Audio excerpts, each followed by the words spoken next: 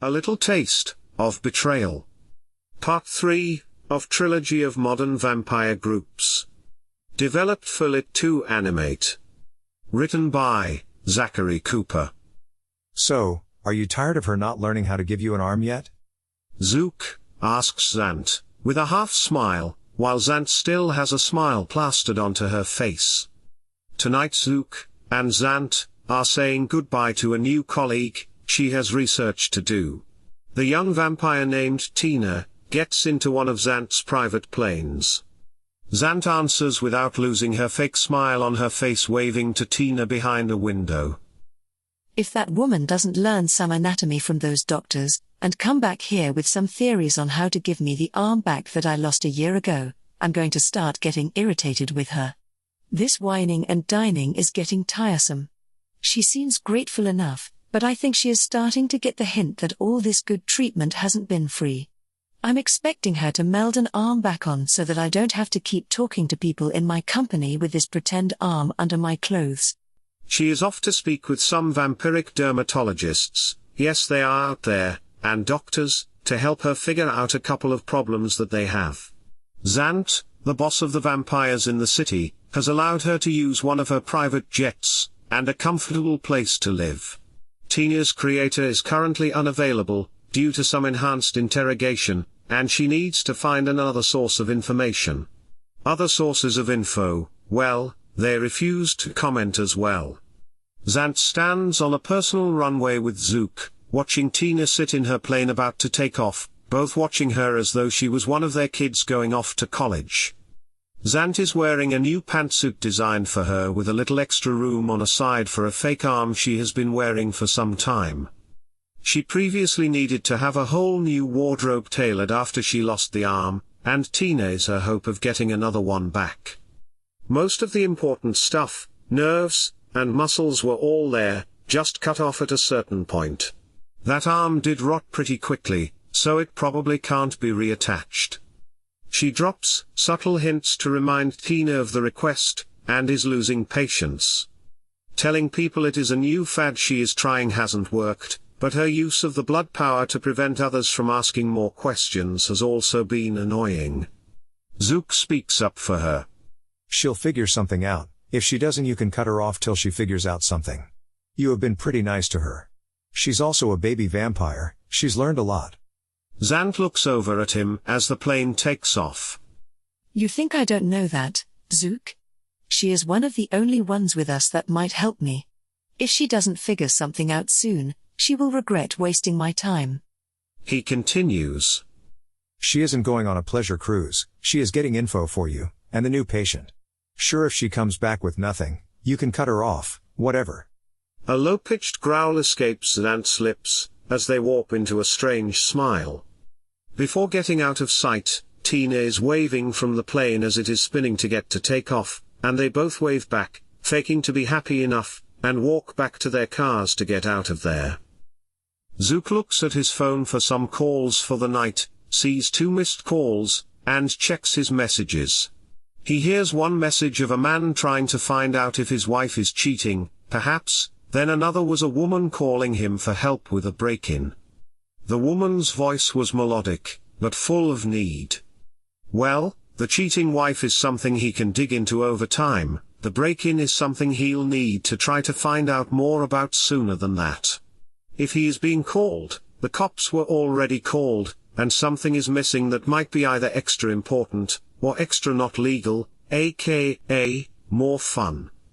He calls that client back saying he would like to meet in his detective office downtown in a couple of hours. Zook is driven towards the city, away from the airport by one of his few employees, Bud. His driver is a blood-fueled human, known as a ghoul, driving him in his custom-made town car. There is not much different about Bud than when he was a regular human, other than he was a bit stronger, and will live longer to help Zook out. His car is a small limo with a couple of liquor bars in the middle rows, and a few custom things to try to prevent someone from doing something around him. Custom-made bear traps are set to punch out from behind the seats at the push of a button, and after some suggestions from someone who had the ability to hide, he set some other tricks in the car. Don't be gross, Of course there is no blood in the bar. It is for clients, not him. Blood doesn't last outside of the body without a fridge anyway. It doesn't fill you as needed and has a terrible aftertaste. Just think what the cops would think if his car was searched already. The blood would be a questionable addition. Bud is up front listening to his audiobook. On decent drives they had a couple they often listened to, unless Zook is sleeping. Bud has his own for trips or waiting on Zook during his special group meetings, and whatnot. They are on the Hitchhiker's Guide to the Galaxy series, again. Bud asks, "Hey boss, I've been wondering, where does the answer come from? Did you ever figure it out?" Zook answers, Through the magic of technology, yeah. I had that question in my mind for a long while, after I read the book. I never would have figured it out, but when it came up in my mind a while ago, I used the internet to look it up. Out of the many options figured out, I like the addition of each letter of the alphabet, to B. T is 20, O is 15, B is 2, and E is 5. It sounds like if he actually came up with that, it could be darn coincidental, but it might have just been a mystery number.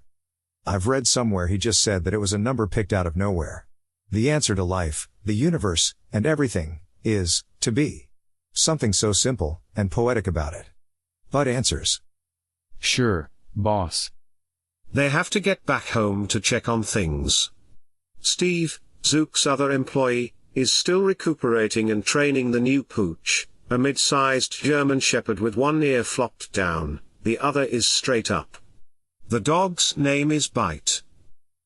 Steve is still trying to build on his ability to speak to Bite, and Bite is still working on understanding English outside the use of the blood power. Bite, and Fluffers, an orange and black striped tabby cat, recently joined the family, are getting along fine as well. They tried to fight a bit at first, but Zook put a stop to that pretty quickly. They left again, and got to Zook's city office shortly before the likely new client is going to come in. He didn't get into the office much, other than to meet up with clients for the first time, then they usually meet in different places.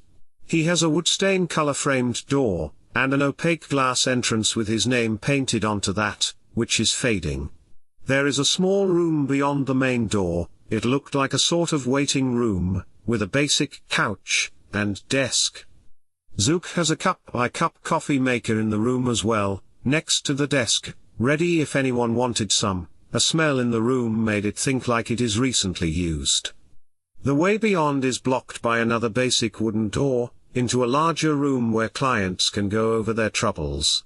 The floor looks like wood, but a quick observation noticed that the floor is covered in a fake vinyl material that gave the impression of wood, but for ease of cleaning. Bud starts by checking the room for electronic surveillance, and any other strange things, while Zook gets prepared to see the client. They need to be more careful than most, they don't have security for the building. Shortly after, a woman comes in and introduces herself as Patricia Moorhead, an accountant for some law firm. Coincidentally, the firm is a few buildings away, and she needs Zook's help. She looks like she hasn't slept in a couple of days, looking distraught and worried. She has blonde hair, her eyes are brown, and there are wrinkle lines on the sides of them, showing she has been crying. She asks him not to say anything about her name. She has heard all the terrible jokes, and he assures her that he is very professional, even though the jokes were rattling through his head. With the soothing voice that she has over the phone, Zook thought that she would be a vision of beauty, with long flowing hair, deep eyes, and great skin, but she is practically the opposite. She doesn't look like she gets much sun, and her hair is not brushed, or probably even washed in the last few days. She is wearing a wrinkled t-shirt, loose slacks over her legs, and she smells like she has been drinking recently, and a decent amount of it. The t-shirt doesn't fit the pants in style. It looks like she is wearing the pants from work, and with a different shirt after a rough day. There is some raw beauty to her though, some character under the exterior of not enough water, shower time, wrinkled shirt and pants. She has a damsel in distress situation going on, and she needs help. Even though first impressions were not great, he isn't a picky guy. He knows external beauty can be temporary, and he didn't need a perfect body to be interested, at least in the back of his mind. She is standing across Zook's desk, looking nervous, her eyes darting around, either inquisitively, or in fear, and is taking her sweet time in getting out what she needs. He asks her to sit down. Bud is going around the room using some device that the client hasn't seen, but there is some beeping and squeaking from it. It is a device to search for bugs around a room. At least every other night they make their way into the office, and they check it for bugs and other tech, like cameras. They didn't keep much here, so hiding anything around the place would be a chore. Look, lady, we are losing the night here. You can spit it out. I've heard everything. She still has the look like he shocked her with a taser from the abrupt request. Patricia asks, You sure that guy has been careful about searching for listening devices? Seriously? I'm a private investigator, and he's one of the best. It is a big thing we do, just spit it out. Okay, fine. I've been cooking the books. Zook raises his hands, and calls out, And the truth shall set you free. Well duh, you are an accountant, so you are embezzling from the law firm. What do you need? From the law firm? Oh crap, no way, you think I want to get myself killed? No, I'm taking from a gang in the city. I've been handling a decent amount of their cash, and fencing their criminal pursuits for a while now. They still don't know, but someone has taken a couple of my important books. I mean, they also took my DVDs, game systems, and games, but all that is insured. No, for some reason they took my extra books, keeping track of some of that extra cash. If the gang hears about it somehow, yeah, they'll probably kill me, but they aren't the law firm, thank God. Those guys are ruthless. Zook raises an eyebrow. Okay, we'll get to the law firm later. He asks for details. Sure, got it. So embezzling from a gang, there are a few of those around the city. Zook fuels his blood power to try to manipulate the victim, making eye contact and speaking clearly, in this case, to help her. Sort of. I need to know more. You can tell me the truth, which gang, how much we are talking about, so we can figure out how angry they'll be if they do find out. Would you be able to give them the money back, and who is your fence? Rattling off questions like they are a set of instructions that he easily expects to be told. Seconds later, out of Pat's mouth. The kooky 50, I don't remember how much, between about 7 and 10,000. Her eyes widen, surprised at her truthful reply. I've spent some of it, but most can be paid back. Sue is my fence, she works for Sammy. Pat covers her mouth, her eyes widen, and she coughs a few times. Now it is Zook's turn to be surprised. Oh, you know your fence works for Sammy? How are you doing this? I wouldn't tell you. Fueling his blood power again. Don't think about it, I just have one of those faces. I'm just getting things moving, you are the one talking. So, a quick description of what I'm looking for, and a quick little contract to note that I'm working for you. It doesn't say why, just proof that you asked for my help, and I plan on helping you. Zook has a default contract to give clients so that he gets paid, and has proof he is doing a job just in case someone comes asking. He pulls a blank one off his stack and hands it over for the client to sign. She looks it over, checks the cost, and signs it. Zook gets up telling her he'll get right on the problem, and will keep in touch. After closing up shop at the office, Zook is back in his car with Bud. Hey Bud, did you find any there today? Yeah, looks like this could be police issued, but you know how easy those can be to come by around here. Do you dig the new client? She looked a little clumsy tonight. Yeah, I like the way she looked, there is just something about her. It is sort of, damsel in distress, meets nerdy. Wait, what is that new animation recently, the red-haired, Viking princess one? Really, boss? If you haven't seen it, neither have I. As a heterosexual, over 40-year-old, American man, it isn't one of my usuals. That woman in the courthouse was pretty sexy though, beautiful body, and a nerdy vibe. She was drunk that night too. She let loose that night, man. She really didn't like her ex-husband. Not one of your usuals? You might think one of my human friends might have more time to have their thumb on pop culture than a guy who sleeps all day. You get that woman's number or email? Nah, it was fun, but I felt like I was getting the hate sex, which was A+. She came with a lot of baggage though. Zook continues from earlier stuff. Hell yeah, she did. So, a possible police-issued bug, huh? Hopefully, that isn't from, well, it could be from a few different cops, but I hope it isn't from him. I haven't been able to find him at the precinct since a few nights ago. I think he suspects me of, well, you know. Anything else, camera or something? No boss, just that. I broke that once I found it, no other surprises. Zook goes over the possibilities in his head. There is a cop who suspected him of being himself. There were some others in the organization that might want to spy on him a bit, but some might be more direct than using tech these days. He didn't put anything past anyone. It could have been that new client, trying to find out more about him. Never mind, he thought to himself, rabbit hole. He tells Bud. Let's work with what we have. Let's see if we can get a hold of Sammy. He might have gotten sloppy if some client knows he handles offense. I'll give him a call to see if we can talk tonight. Sure, he has the local mob boss's phone number in his cell. It isn't something to morally be too proud of, but it is something that should be known if a modern vampire wants to know the right people these days. He picks the coded contact, and dials him up. Hello? Hey big guy, it's Z, you have a bit to chat? The voice brightens. Oh hey man, sure you can come on over. It is getting a bit late tonight though. Might this take a bit? Probably not, be there in about 20 minutes? Oh sure, I'll be here with bells and whistles on. Wait, do you know what the heck that phrase is from? Zook rolls his eyes. Oh my god, I'm not your walking encyclopedia. I'll see you in a bit, look it up yourself. That isn't what the kids do these days, Z. They tell you to Google search it. And that is why kids these days can't remember anything. After those last words, he hangs up. About 20 minutes later they pull up to the golf course, which Sammy runs, and make their way up to the road to the recently repaired clubhouse. It had to be repaired from the last shootout that happened there after Tina was taken a while ago.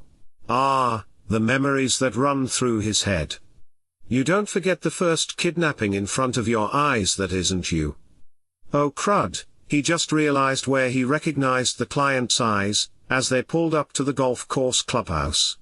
Zook knocks on the door, opening it shortly after is a face he recognizes, and it smiles at him. Oh, hello Tiny. He says to a large man looking down at him, and he looks up without a care in the world. The big man asks as a smile appears on his face. Where is that nice lady friend that came with you last time? Zook spends blood into a blood power to increase his speed, only by the little bit he has been able to build over decades. With a lightning hand, he reaches up to grab Tiny's collar and yanks him down, whispering to him, their faces nose to nose. Hey Tiny, if you see her again, if those naughty thoughts come into your head, you better not let them escape your lips. The big man tries to struggle, but the grip is stronger than it looks. He replies with a smirk. What, you going to come back and beat me up? No, she doesn't need defending from me, it is just a friendly suggestion. She can rearrange that pretty face of yours into a work of art. Zook says this with such conviction, patting Tiny's cheek lightly with the palm of his hand, that Tiny's face blanches a little. Yes sir, the boss is inside. Zook answers in a regular tone and voice. Excellent. Walks past him, opens the door, and is not stopped. Sammy stands up when Zook enters, with his arms wide. Hey Zook, did you get that thing I sent ya? No, I didn't, I never get that thing you sent me.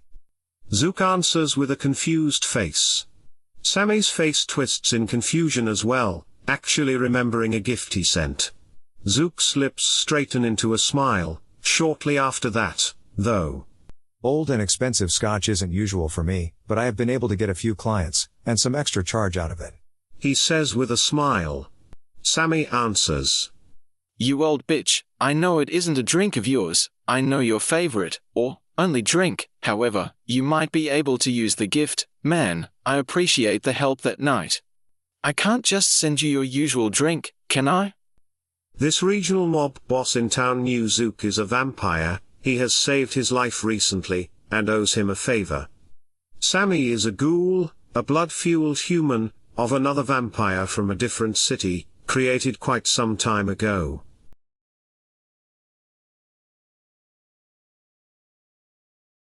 Chapter 2. Hey Sammy, we have a little problem.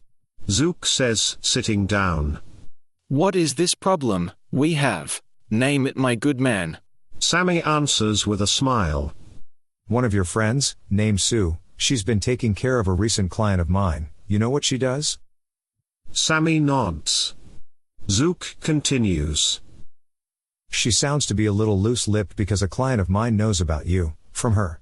I need to talk to her a bit. I need to find out if she has been messing with a client, giving out a little info behind her back and all. Not asking for money back or anything, just need to know if she told anyone, and who she might have told. Sammy's face quirks in serious thought. Sue didn't tell me about anything she is trying, and we'll be talking about how many of her clients know about me, but if you think one of my friends is being naughty behind my back, I don't mind getting her here at all. I can get her here tomorrow night. Do you want me to find out anything from her, or do you want to check with her?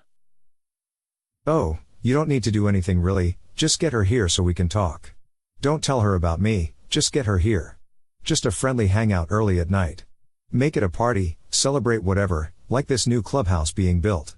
I'll help you with her problem with giving out a bit too much info about you as well. You won't need to worry about that unless you'd rather handle that differently. You are the man. Done. I'll get things going for tomorrow night. Do you need anything else? Zook is surprised that it is such an easy conversation, but it certainly looks like Sammy is in a good mood, or perhaps he is about to find out if others knew about him, with free help from a vampire.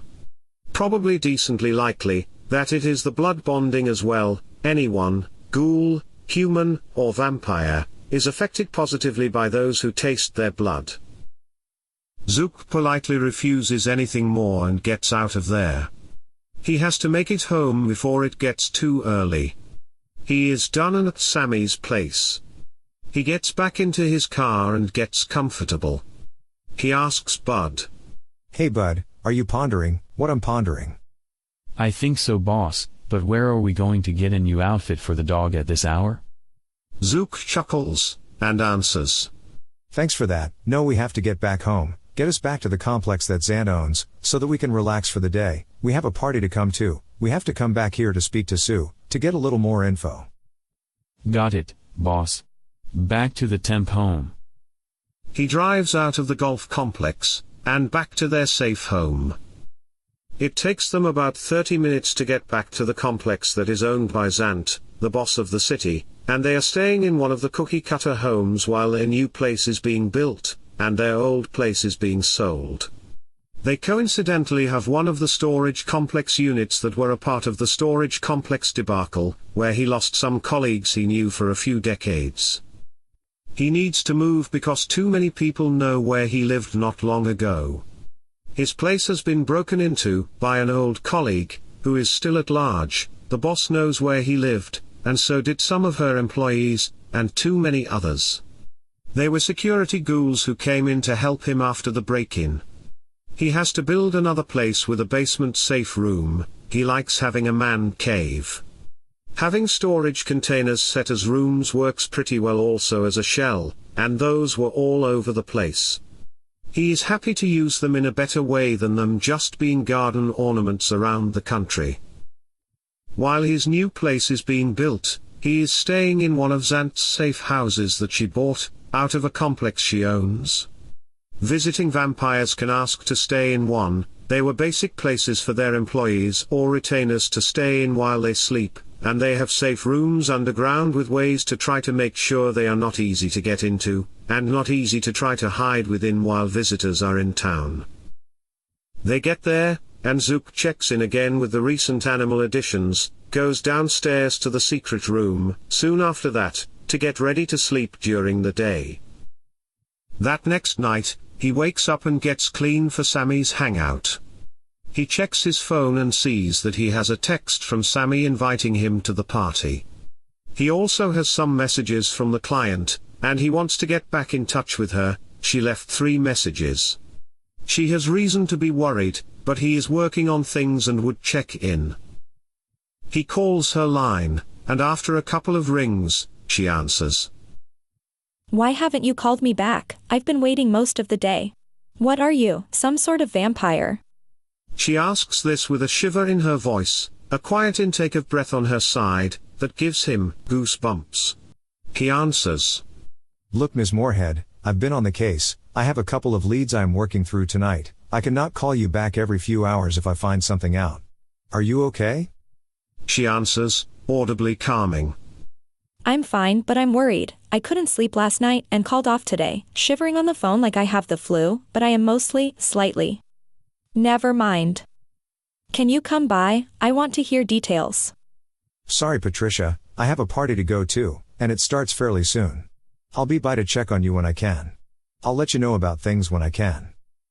He separates his phone from his face, and is about to hang up when he hears. A party? You are going to a party, while I'm shaking in my apartment, nervous?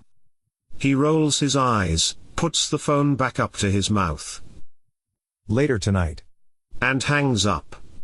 Leaving his tiny, not-so-secret man cave, he emerges to the waiting eyes of the cat and dog, Fluffers and Bite. Bite is hopping on his front feet, first left then right, and Fluffers is purring up against his legs. He turns on his blood power to be able to speak to animals, and first checks on Bite. Hello, Bite, why are you so excited? Do you have to go outside? Bite answers. No, play. Other humans won't play anymore. One boring, other watching noise box. Play? Wait, outside yes, then play? This is all said quickly to Zook, in yips and quiet barks, so that he could understand him. He walks up the stairs, of the hidden compartment room. Okay, Bite, we can go out for a bit, 1 second. He grabs Fluffers and holds her up to his eyes, like an awkward, non-parent would hold a baby, arms up, holding up at the shoulders, legs dangling down, looking into her eyes. Do you need anything, Fluffers? She answers in purrs, and meows. No, my non-human, I'm okay, but this doesn't feel good. Try again. He holds her, trying to cradle her in his arms, like his arms are a hammock. Better? Yes, better but still strange. What are we doing tonight, and when can we get a place where I can run around more, like your underground place? This room is small and boring. Do you mean, this house? He asks, wondering if she means the small house they now lived in. Yes. Non-human, human talk is hard. Can I go out and play with other animal? The other humans here won't let me. Sure. He answers, dropping her to the ground. Bud is sitting watching the TV and Steve is walking around the perimeter, as usual. Steve turns to look, once Zook steps up onto the ground floor, and looks away, like he recognized the added person in his field of view, and has more to cover. Taking the critters outside. He calls out, and the two humans, his employees, look up and acknowledge this. Before getting outside, Zook has them both sit down in front of the door, and talks to them once more before they dart outside. He has to address them separately. Bite, now the cat is coming out also. Do not attack, but you can chase, do not run far, or no treats for you when you come inside. The dog's face nods up and down, with his tongue flopping out. He turns to Fluffers saying the same, and gets a plain, non-committal lick of her paw. Fluffers? He asks, expecting an answer from her. The cat rolls her eyes. Okay, fine, non-human, I'll play nice, and won't run far. Can we go? He opens the door, and they dart outside, checking out what they consider their territory once again. Fluffers is more curious, looking around bushes and jumping on top of things. Bite just sniffs around at almost everything within 100-meter circle. Somehow, his pets brought a smile to his face, a genuine one, not one to pretend he cared about something else. Animals were so much more simple than humans, such an easy life. Other than how he met Fluffers. The little playful dog runs up to him with a ball within minutes, which wasn't theirs, and drops it at his feet. He turns on the blood power once again. Where did you get this ball? His answer back. Ball, yes. Throw it? He can't help but smile. This is a fairly new complex, barely anyone is around, and the dog finds a ball. It is pretty old and messy, but he picks it up and throws it anyway. The dog chases it, and the cat dashes over to his side, chasing the ball with him. It is adorable.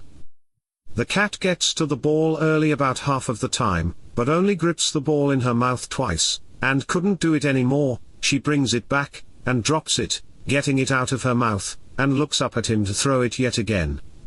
After a couple more times, she stops chasing the ball, and her goal changes to pouncing on Bite after he picks it up. After about 30 minutes of necessary pet playtime, he brings them in for sweet foods, aka treats, and lets Bud know they have to get out to Sammy's place. Bud turns off the TV, and gets moving. They get to the golf course clubhouse. The place is bouncing with thumping music. About a dozen people are walking around and talking to others, drinking, and having a good time. He goes on in, no one stopping him. Sammy sees him while going around, and walks over to him, whispering in his ear. I'm talking to each of them separately, so that they won't suspect anything bad. Talking to one soon, then Sue after him. You can come in when I'm talking with her. Just give me a couple of minutes to have them make sure nothing strange is going on. Zook nods, and goes to the kitchenette, where all the food and drinks are, not meaning to have any of it. After one man, nearly 5 minutes pass, he calls out to find Sue, and a woman walks up to the door and walks in. Zook gives them a few minutes to settle in, and walks over to knock silently. Someone else opens the door, and lets him in, and that someone leaves the room and closes the door. Zook walks into the room, and sits in the empty chair, Sue in another, and Sammy on the other side of the desk. Sue is smiling. Hey there, handsome. What are you doing in here? This is our meeting. Yes, Sue, this is our meeting. Sammy answers her. He doesn't look surprised about the addition of an extra person, making her face show how nervous she is. Sue, this here is Zook. He is a friend of mine. He has some questions he'd like to ask you, and I'd like to know some of those answers as well, so please let him know what he asks about. She squirms for a few seconds, then attempts to get up and leave, but she is asked to sit so nicely by this additional person that she feels comfortable sitting back down. The stranger to her asks, Sue, we have a mutual friend, Patricia. She has been coming to you with some goods that have fallen off of a truck, so to speak, and you have been helping her make a little money from that. That is all fine, it is business, but what isn't business, is we think there has been a little info given to others about this little arrangement, and perhaps a little extra money exchanging hands. Again, this is all expected, but now we have a situation. You see, I've been hired by this person to check on the problem. You will tell me the truth. Have you told anyone else about Patricia Moorhead? He almost loses his concentration on the activation of his blood power, due to a snicker from Sammy. The woman in the room answers, with strain easy to see on her forehead, and blush showing on her cheeks, trying not to answer. Pat? Sure, she has been fencing things with me for a couple of years now. Drugs, a few stolen things here and there. Recently, a few people came to me asking for some info. They intimidated and pushed me around, and there was just something about them. I couldn't stop myself from blurting out info. Sort of like, here. And, now. I've been wondering things about Pat, how she's been getting some merch, and told those few guys where the stuff was coming from. I found out that they are with the Bloody Crushers. I told them to check on her. I thought they were going to kill me. Zook and Sammy lean back a bit, in their chairs. The Bloody Crushers are another gang in the city. Someone with them can also apparently manipulate people's minds. Could be a vampire like him, there are millions of them. He hasn't heard of anyone messing with them in the organization. Zook continues. How did Pat know about Sammy? Still having her enthralled to his deep and calm eyes, she is unable to resist. Sue's cheeks redden, as she attempts to resist her blabbing. Over one of our conversations a while ago, she was worried about some prime product she was getting rid of, and I tried to not give away any info, but she convinced me to talk after massaging her hands to stop them from shaking. There is just something about her. When she looks scared or nervous, she knows how to take the edge off.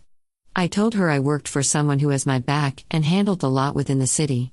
I didn't exactly tell her about Sammy, but it did slip that he owned the golf course here. I thought she was just some harmless accountant girl. Zook, still having her in his thrall, tells her to stay seated, cover her ears, and hum. She would not hear or listen to anything until he uncovered her ears, and she complied with his demand. So, what do you want to do with her? You can either do the nasty thing, or I can help you keep her as an employee. Is she good enough to keep? She is one of the good ones, yeah, and she is easy on the eyes. I would like to keep her on the payroll, but I'll give her a pay cut. I also have a different frontman she could use. To show that decrease, can you make her try to work with him? His name is Walter. That would be appreciated. I don't like the messy part of the job I sometimes need to do. Hey, a woman's life is safe compared to the alternative. Both of them are getting sentimental in their old age. Zook takes Sue's arms away from her ears, and says she can stop humming. She can't help but gaze into his eyes again. This stranger, as basic as he looks, knows how to talk to her. Sammy is able to see Zook manipulate a human's mind so completely, for the first time, and he has to admit, it is a nicer alternative than some. Others would have to try to deal with this sort of problem in other, more unsettling ways. Usually with a lot more force and having to do worse things. He forces her mind into the thought that Sammy is just a middleman, a low man on the totem pole within the city, and she didn't care about him anymore. He wasn't even on her radar. She would never mention his name again unless he authorized her to mention him. Walter, a man she knows, would be her contact. If she thinks it is different, or has any lists of names or numbers, she is incorrect, and needs to update them. She doesn't remember why she would be taking a pay cut, but she'd be okay with it, because it would be more work, so she would get more.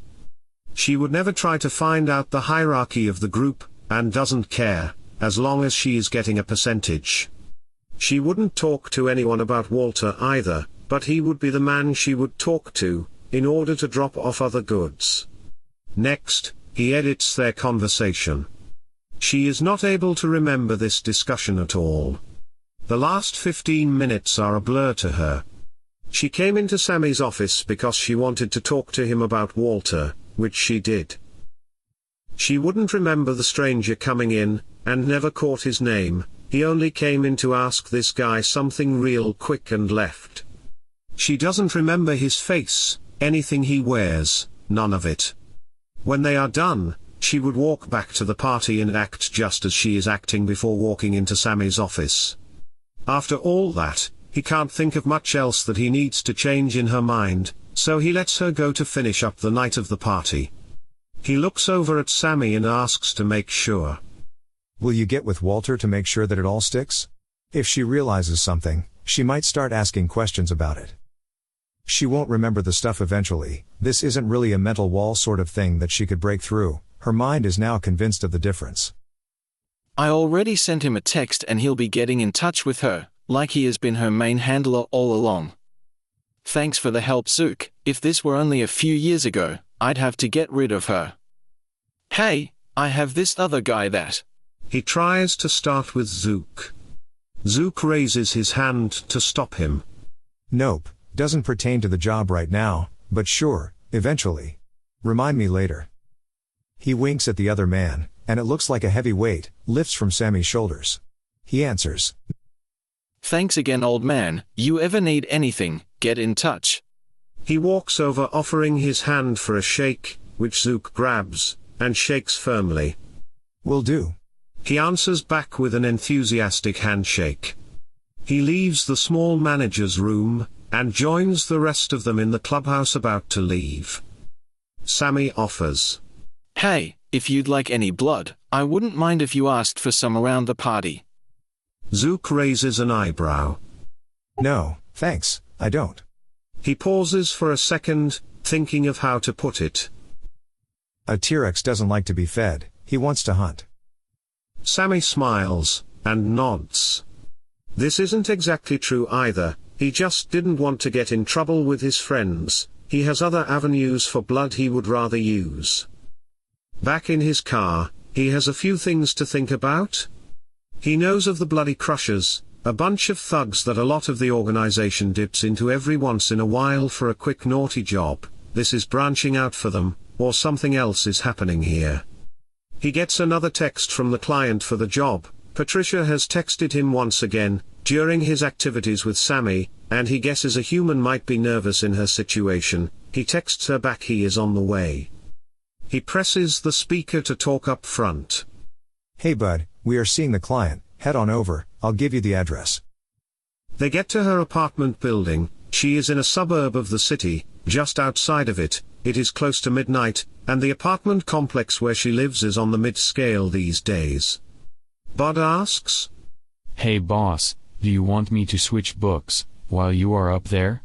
We have listened to Hitchhiker's Guide series a few times. That's fine bud, keep it going, it hopefully won't take long. He walks on up to her place on the second floor, and knocks. The client opens the door with still wet hair, but she is drying it with a towel. She's wearing a t-shirt and sweatpants. She looks better than when she presented herself, at their first meet and greet. The t-shirt is a little bit faded, the sweatpants are grey, but it only adds to her character. Again, he could care less about the woman's body, not that he is able to see hers in her baggy outfit. The personality that shows on her face is as sharp as a tack, and even though she has been drinking, probably a lot, her eyes light up when she sees him. The place is lit up like she doesn't want to see any shadows around any corner, which is probably the case. Her body is outlined in a sort of discolored glow from the doorway. Her hair shines bright from her lighting, giving her a tone he could only describe as living. She stretches open the door to allow him to come in. In the back of his mind, he is glad the whole only could go into a home, when invited in, is a bunch of crap. Rumors centuries ago were faked to add to their mystery, and to help them trick humans. Her eyes cover him from head to toe, darting around his body. She looks alert and very observant for a drunk human. Her face is clean, no longer showing the sweat-covered brow, but pale skin, with thought wrinkles on her forehead. She isn't wearing makeup. It is late, and she is at the door, with wet hair, just after a shower. He likes the look. Most modern women over the past many decades load their faces with chemicals. She can be wearing a beggar's clothes, and he could find the character in her stature. Her grace, however, suffers when she closes the door, and directs him into her apartment. Now that something is happening in her case, now that she has someone to help, it likely has taken a weight off of her shoulders, and she feels much better. She walks over to the couch and sits down, and she bluntly asks if she can hear anything about the case. She looks at him like she wants to know, needs to know, and that she can handle it. His interest peaks to try to ease her mind, but he knows people well. If she finds out the info that is known, it would likely scare her more than help. He says he knows who likely has the books, and he would try to figure things out with them. He uses his ability to look at her aura, a blood power that he learned from someone quite some time ago. Looking at the spiritual aura of someone can tell a vampire, or anyone else that can see it, many things. Unless that aura is manipulated by another, it will tell someone's mood, if turmoil is going on in their head, and if they have a magical or paranormal secret life. If he is looking at the aura of a vampire, human, werewolf, or wizard, he could tell, but from what he could tell, she is just a plain scared, and very drunk human. He also catches some attraction, the kind where it would be directed towards another, and he is the only one in the room. Could be because he is helping her, or it could be from other things. To the mundane, such as Patricia, He looks like a creep, scrutinizing her body, from head to toe, and her face blushes under that gaze. He hears her speak, breaking him out of the use of his ability. Quietly she asks, "Please don't stare at me." Zook looks away, not exactly forgetting his manners, but feeling shame for being so forward with the use of his ability. He apologizes. I'm sorry, you just remind me of someone, and... Never mind, I'm sorry. I have figured some things out, and will do what I can to help you. Give me maybe another couple of nights, this isn't so simple of a job. I'll let you know when I can. Call out sick if you want, if you have sick time, just let me figure things out. I'm usually very professional, but you get something else in my head. Can you stay with me for a bit tonight? I feel better with someone here. If Zook could blush, he certainly would, but his face is stoic, trying to be stoic after such a blunt question. As interested as he might be in her, all that physical stuff is long gone, and it is tough to feed on clients while on the job. There can be attachments, and things sometimes get messy. He answers back, with difficulty. Sorry, wish I could, but I have so many things to get done. My place might be safer, but it wouldn't work out well. I'm actually staying at a friend's place. Get a hotel room and stay there. You probably should avoid the mini bar. You'd be drinking too, if you were in so much trouble. He smiles back at the irony of her statement. Blood certainly does help when he is in trouble. He can fuel his body, and blood powers to help him. He isn't so big on the fighting though. There are plenty of others that did that sort of stuff. He is more into dealing with people. When he really needs to, he can knock someone cold by fueling his strength, but it would take a bit for that. He sits next to her on the couch trying to comfort her. Patricia, you need to grab a couple of bags and get a hotel room. I'll get in contact tomorrow and let you know what I can find. Finding it difficult not to grab her and kiss her neck, taking some of her blood, one of the most intimate things he does to anyone these days. He usually isn't this intimate even with those he fed from, and she just wants comfort. She whispers, God, I'm such an idiot. Seconds later, he realizes where her ear is, against his chest, right where his heart should be beating. Chapter 3. He pulls away, feigning the desire to get off of the couch, and out of the place. You are a client, and we are getting a little too close. Just get some things and get a room, we'll chat later. He walks himself out of the apartment, as she is staying seated pouring herself more wine from the coffee table. He wonders, quietly to himself, if humans even use them for coffee anymore. He gets back downstairs to get to his car. Bud just made it to the restaurant at the end of the universe, still in the Hitchhiker's Guide series, and is waiting. He opens his door and gets in. Bud sees him getting in from the side view mirror, and starts to pull out to get back to the city. He opens his door and gets in. Bud sees him getting in from the side view mirror, and pulls out to get back to the city. Zook lets Bud know. Man, that woman does something to me. He says, between parts of the story. Don't they all? Where to, boss? Calls Bud. He answers back. I need to see the Bloody Crushers, but I don't know where they hunker down, but I know someone who might.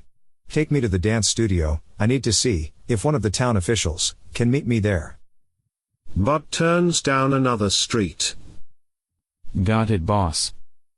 Is the simple reply. Zook texts Paul, asking for an assist. He's one of the fastest and best fighters within the city. He wonders if he might help with his situation, but sort of doubts it, not without a major favor. Paul is a protector and right-hand man to the boss, and unless it is directly vampiric business, it isn't his problem. He certainly made a difference during the fight with the Fang some time ago, but if he got into helping everyone with their problems, he might not be around for the important stuff. Maybe for a few thousand in hazard pay, but he hates owing people favors. He certainly likes collecting them though, might save his ass, one day. Paul texts him back, saying he is at the dance studio with Zant. They are discussing city business. He returns the text, asking if it is one of those family secret meetings, or if he could come by. The reply says he can come by. It wasn't one of those types of meetings, so they make it there after some more riding. Making it there after a bit, he sees the usual guards outside, which he waves to on his way through. They allow him in, knowing him and having checked him recently.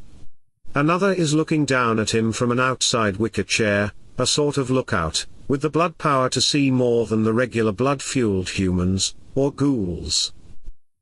He walks through the initial room of benches, for those who might wait on dance students to the left and right of a short hallway. Next is the small room, a waist-high counter to Zook standing in front of it, the usual chair where no one sat at this time. It usually is empty, unless they were having an expectantly large gathering, or it is raining, then there usually is someone watching. It looks like tonight they didn't expect anything suspicious. He pushes open the swinging door to the main studio hall, and sees a couple of groups there, chatting at their usual tables, set up in their usual places, possibly plotting his demise, or whatever they might be doing. He didn't think he is really on anyone's radar. Paul steps towards him, away from Zant, and asks, "Is this city important, or just business related?" Business related. I need to find the bloody crushers in the city. They probably stole from a client of mine. I want to see if I can get a couple of things back. Paul answers, I do not know much about them. I know that Mick works with them on some stuff. See if he can let you know. You might want to find out some stuff from him anyways. If you start some trouble, he might get upset if some guys can't walk and talk anymore. Zook nods in thanks, and walks over to Petey, who is over in one area with other misfits, that he often speaks to, when his blood family members aren't around for the night. Petey? He raises his voice, and nods his head upwards as he is walking up to the often difficult to work with man. Petey looks up, sees Zook, and nods back, then waves at him about 50 feet away. As soon as Zook gets about 15 feet out, without warning, a deep growl is heard from Petey, and he pounces on Zook with his teeth dropped from his mouth, biting Zook's arm with his deep sharpened fangs. Zook screeches like a surprised dog, and falls back to the ground, with Petey on top of him, and punches him in the face. Petey, get a hold of yourself. He shouts, punching him in the face again. Paul twists his body in a circle checking to see if someone is trying to surprise him again, but doesn't see anyone, and takes a few quick steps toward the scuffle. Petey drinks some of Zook's blood, taking the rich nectar of the other vampire into his body. Zook twists his body, slamming Petey's skull into the dance studio's hardwood floor. Petey licks Zook's arm to heal the wound, then licks his teeth and lips in surprise. His eyes widen. Holy moly, is this your blood? He asks him. Are you freaking kidding me? Asks Zook, checking his coat. Damn it, now there are 2 holes punctured into the arm, since I couldn't dodge you, and your teeth punched right through it. Crap, I just lost it, Zook. I'm not even thirsty. I don't even know where that came from. Here, take some of mine. Petey extends his arm, trying to bring it up, in apology. Oh sheesh, hell no, I won't drink any of your messed up blood, but you owe me for that, you damn weasel. Petey has a couple of blood family members around, and they stand up, not appreciating the comment. Petey calls out. Wait. All my fault, I'm sorry. He looks back at those who are around. He wants to get ahead of this before it starts something nasty. No, he has a right to be angry. Sorry, that was a bit too far, but it is our blood, man. Make this up to me then, tell me where I can find Mick, I need to check with him about the bloody crushers. I'm sorry, guy, I can't tell you about the bloody crushers, but Mick might be able to help. He is actually going to be coming by, in a bit. He answers, not realizing that is sort of what Zook is asking. Zook rolls his eyes, and nods. Gee, thanks Petey, can you text him, to see if he can come earlier? He checks his arm again. The damage is gone from Petey's teeth, after he instinctively licked them after pulling his teeth out. He wipes it down by moving his jacket around, but that feels gross.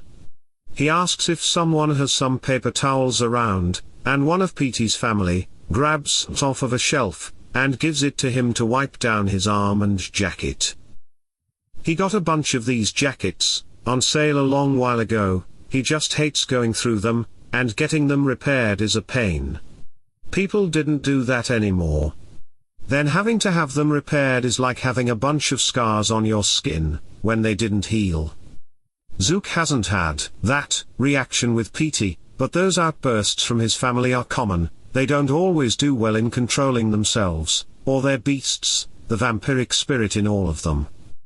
Petey did send out the message, and only a bit early, Mick does show up.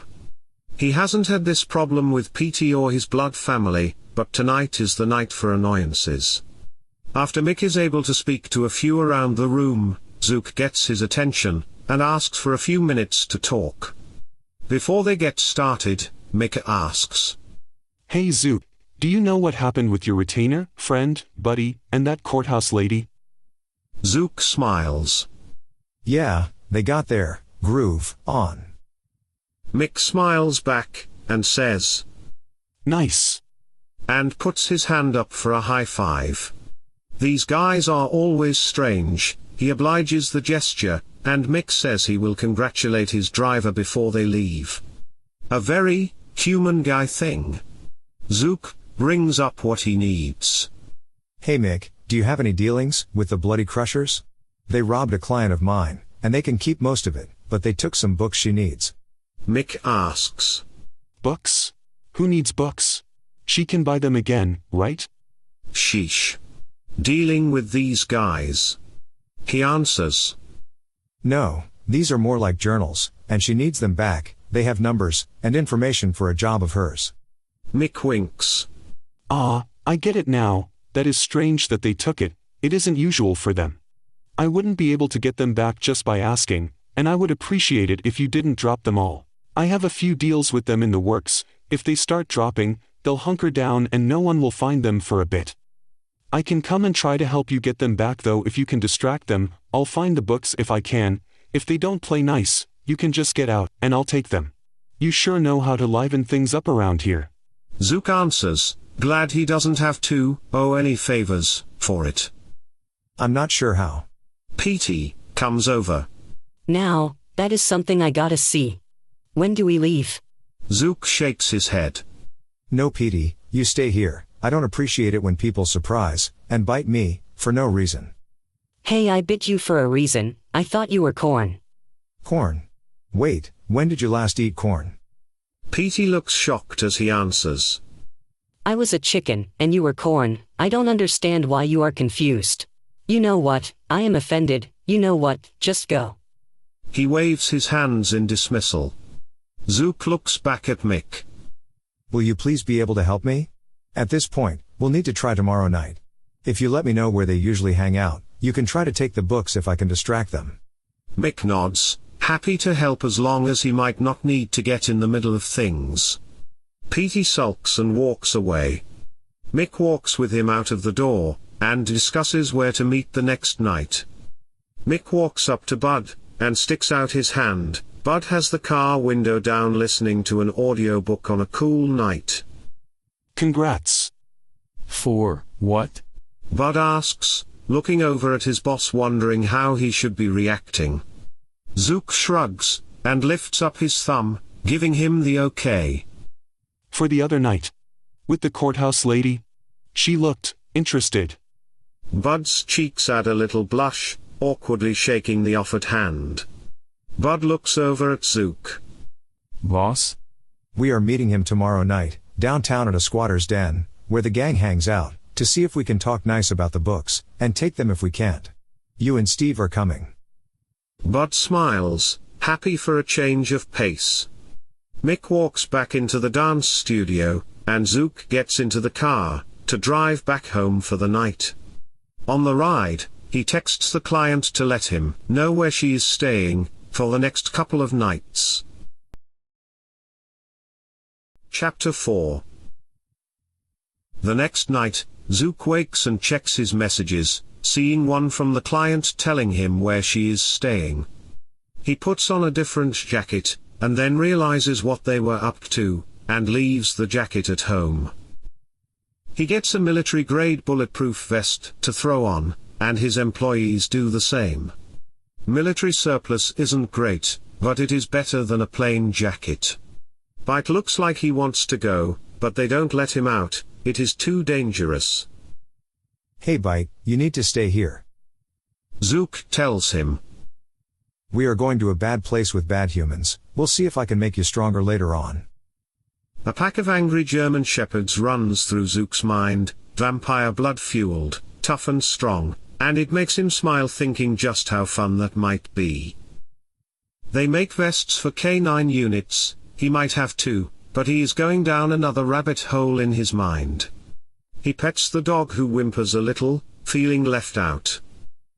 Steve comes back in to pet him too, calling him a good boy. That makes him wag his tail a couple of times, but then it stops, as they leave. They drive to the meeting place for the night's festivities, and Mick is already there. Mick suggests, "You knock, give me room to walk in. And try to play it nice, otherwise, I'll get the books if we have to run. Ask for Tim." They all nod.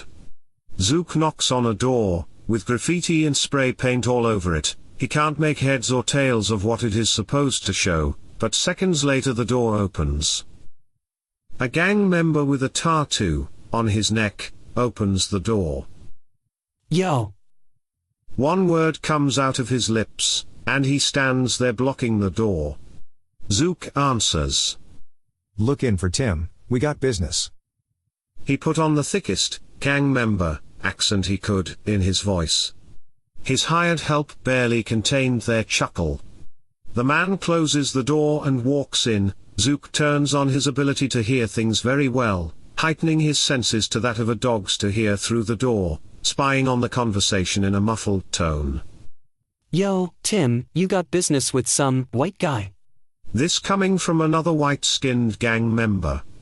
He asked for you, and he has some gear with friends. He gets an answer from another. No gun, and no friends, but I have dealings all over, sure we can talk. The man walks back. Zook turns off the extra perception that gets really loud using it during regular conversation. The guy answers the door. No homies, and you gotta leave your piece. He activates his ability to see the aura of those with which he deals, and from what he can tell he's dealing with a human. He turns on his charm, that is to say, his blood power to manipulate the human.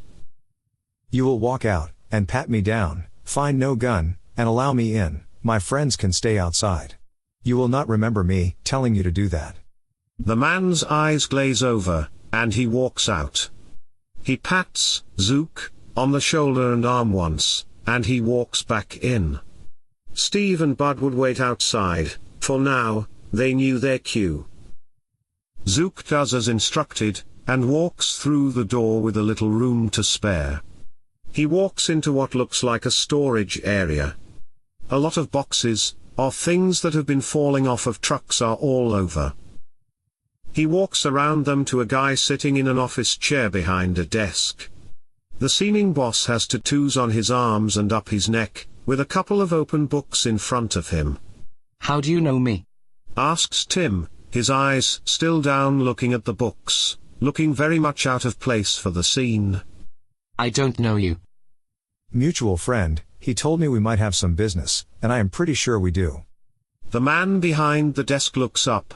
Zook continues. Those aren't your books, they belong to a client of mine, and I think you should give them back. The other stuff you can keep. The man sits back in the chair, with one hand still on the book. So, you were with the bitch who we took these from. I can tell it is another gang's money book, but I can't tell what it all means, tell me. Zook looks around, he sees 5 men, but the biggest thing to check is probably the boss, so he checks his auras passively as he can, answering quickly to spend some time. That bitch is a client of mine, and that isn't a nice thing to say. She would appreciate them back. Give them back and we won't have trouble. He can tell the boss is a ghoul, which partially worries him. Tell me who it is for, and I'll tell you if I can give it back. He answers, keeping one hand on it, but pulling a gun. The rest of them pull guns, which he does have to admit is a little intimidating. Zook puts his hands out in front of him. Look, guys, we don't need to start anything here. He walks back to where there were some boxes that he can jump behind, which makes them hesitate. You don't really want to destroy some of your merch you have around here, do you? Look. I'll give you a couple hundred for the books, you don't even know who they are for, you can make some cash, and we can all leave here without anything crazy. Tim answers. 5 large, and you can walk out of here, alive, with the books. Zook shakes his head. Not a chance, I'll give you one more. A deafening shot echoes in the large warehouse. Zook jolts back with a quarter-sized hole through his shoulder, and bullets fly. All of them are terrible shots, but soon, bullets stop with yelling behind them. Don't put holes in shit we can sell, you fools. Walk up there, and get him. Zook pulls out his handgun, stands up, and shoots out, winging the boss in the arm, and dropping back down. The door bursts open as Steve and Bud come in, guns drawn. The doorman flops to the ground holding up his hands, with 2 guns pointed at him, with an easy line of sight, by 2 guys who know what they are doing. According to some gestures from those 2, the doorman drops his gun, and slides it toward them. The gun is picked up by Steve. Bud pats him down, and Steve takes out a zip tie, to get this man's hands behind his back, to hold them like handcuffs. They quickly take up flanking positions to Zook, and wait behind some other boxes. More shots ring out from above them. Zook looks around the box with a vantage point, and sees Mick, actually seeing him, which is not part of the plan, looking astonished. Zook looks on an above catwalk to see someone with a gun pointed in Mick's direction, his blood-powered camouflage broken, and a bullet disrupting his power. Mick is standing right behind the desk about to grab the books, and 3 men put guns on him. The hell, how'd you get back here? One of the other gunmen says, as a couple of bullets dig into Mick, and he darts behind another box, not able to get the books. Kill these mother. Bullets fly towards the gang boss, 2 hitting his chest, and while he spins, another hits his arm, and he hits the ground. These come from Steve and Bud, as they drop back down behind boxes. Thonk. Thonk. Almost simultaneous bonks. From somewhere, 2 gunmen flop to the ground from the gang. There are 2 that are hiding in the area against them, somehow. Seconds later, there is another bonk a ways behind another set of boxes, as another body flops to the ground. That sound is obvious, they've heard it a few times recently. A call screeches out. The hell, how did they grab the books? Zook, Steve, and Bud stand with guns drawn toward the gang members. There are only a few left. Tim lifts his eyes over the desk, and finds an empty space where the books used to be. You should have made the deal, big guy. We'll show ourselves out. Tim falls back behind the desk again, and calls out. You sons of bitches are dead, you hear me? Dead. He screams out, but it isn't very convincing. He is not doing well. The volume of the cursing is not loud in the large place, probably weakened from the gunshots. They walk back, and turn the doorman over so that he can see the intruders. Zook uses his influence to make the man forget them, how they look, and whatever car they have, along with any other car for the night. He can't remember them. They walk to the door, which is open and it has many bullet holes, almost loose from its hinges.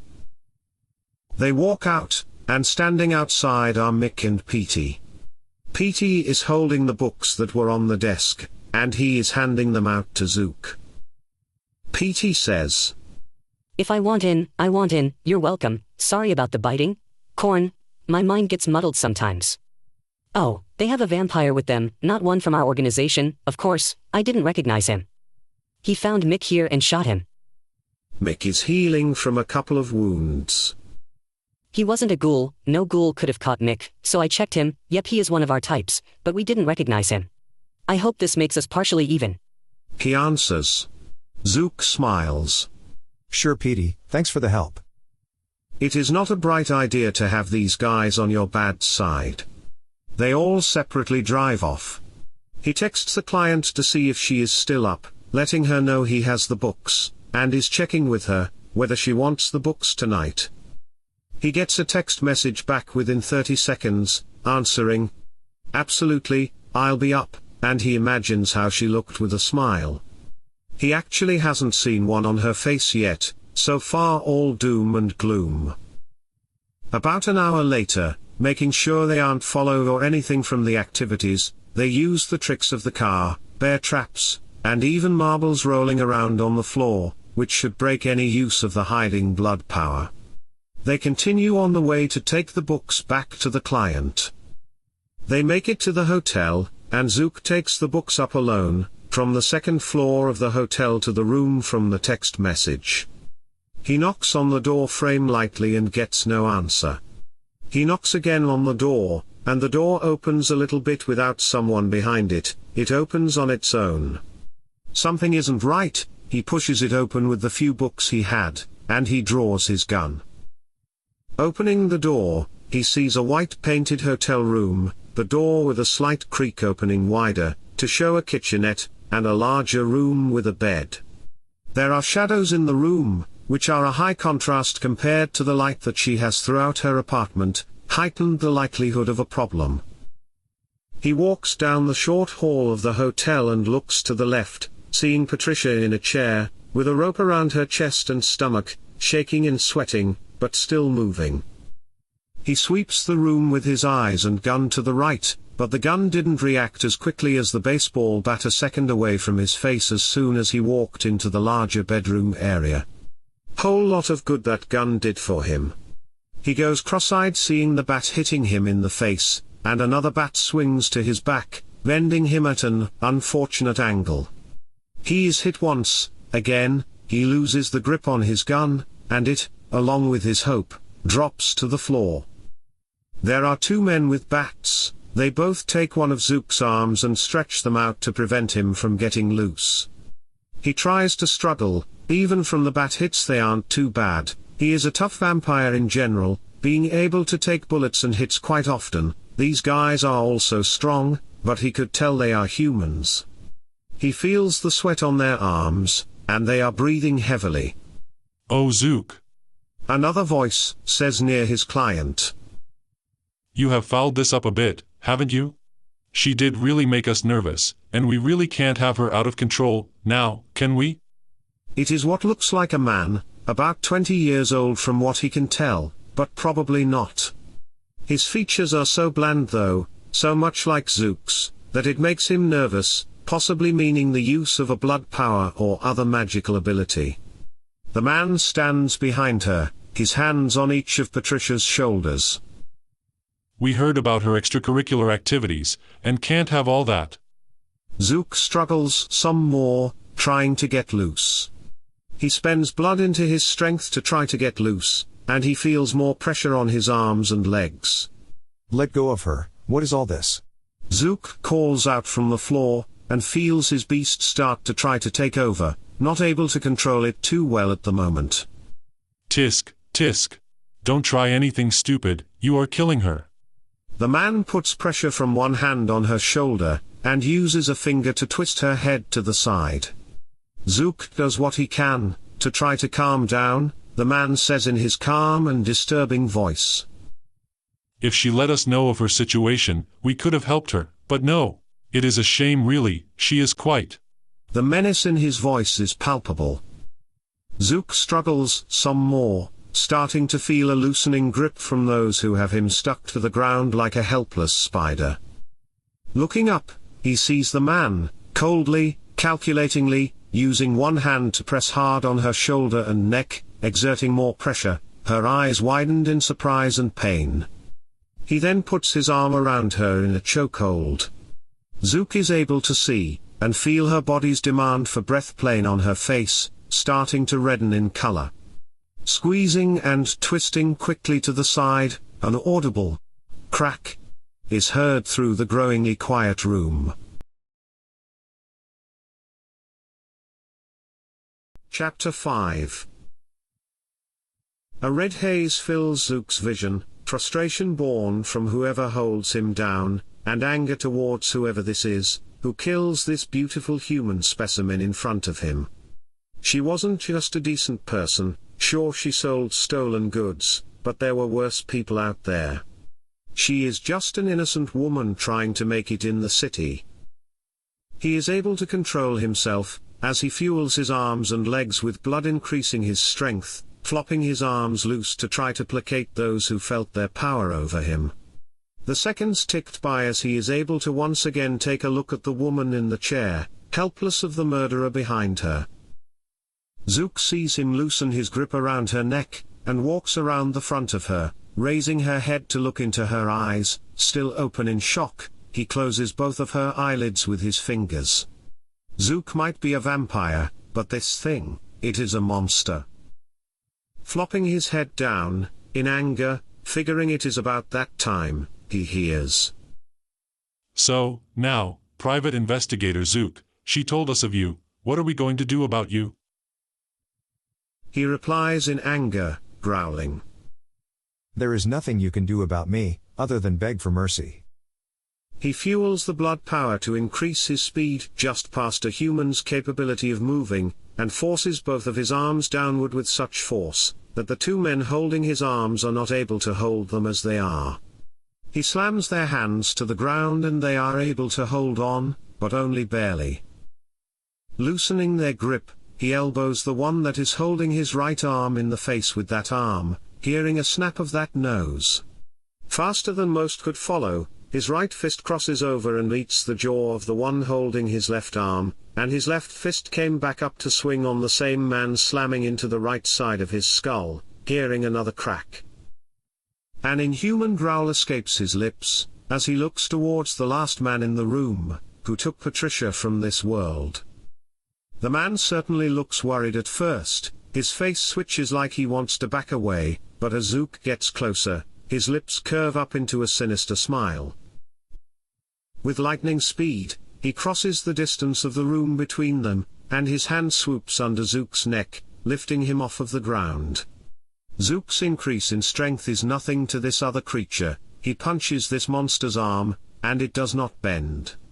The enemy's canine fangs extend, showing that he is a vampire. The creature looks over at the muscle on the floor. Lifting Zook slightly with its other shoulder, he executes a non-committal shrug. The monster smiles. Ha! Beg for mercy, that is a pretty good one, Zook. So you are one like us, what faction are you in? Zook is unable to speak, a requirement for the use of his mind manipulation. Locking eyes with his enemy, he can't get a word out to force him down, or release him. Trying to breathe, his air is caught in his throat, unable to help him. He doesn't need to breathe, but he does in order to try his luck at his own power.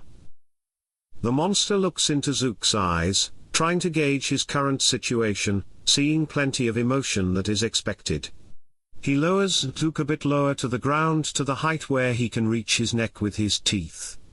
Reaching with his other hand, he scratches with non-sharp fingernails at his neck, and smells. Scratch and sniff, the smell of anger and fear mixed, it is sort of intoxicating, no? He opens his mouth to take a bite. No. Another voice calls calmly, coming from over near the balcony window, a woman's voice. Both of them turn their heads to see a woman in the room, unseen before till now. She is wearing black jeans, a shirt, and all pretty basic for a night out. The man who has Zook nearly a foot off of the ground protests. Come on, just a little, I want to see how he asks with his eyes pleading to her, something a subservient thing would do. The woman replies. I don't remember permitting any of this. She says this with conviction, and the finality, in the conversation. With a flick of his wrist, Zook flies without effort to the other side of the room, landing on his butt, sliding sideways and smashing into both of the men still on the ground from his attack. You are no fun, cries the monster in sarcasm. Both the monster and the woman walk out of the open balcony door of the second-floor hotel, and jump off, not to be seen further. Zook looks at both of the men on the ground, one not moving, the other groaning on the ground, barely twitching. He runs over to the balcony and looks out, looking around the small courtyard of the hotel. He doesn't see anyone else walking, and no one else is watching. Son of a... he says softly, walking over to the two men on the ground, one still fidgeting. Reaching down to the man who is still breathing, he turns him to lift him slightly off of the ground and slams his fist into the man's face, once, twice, and again. Then stops himself, realizing he probably should leave him alive if he is still as such. He looks over at the other man on the ground, and feels for a pulse, but feels nothing. He stands and staggers to Patricia, her head lying forward from her shoulders. In his mind he doesn't need to feel for her pulse, she is dead. Or, is she? Close. 2.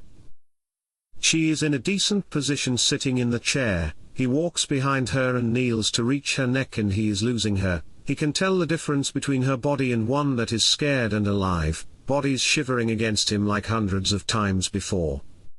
He tilts her neck gently with one arm, and hesitates for, possibly too long, looking at her face, imagining her desire in this case. Does she want this life?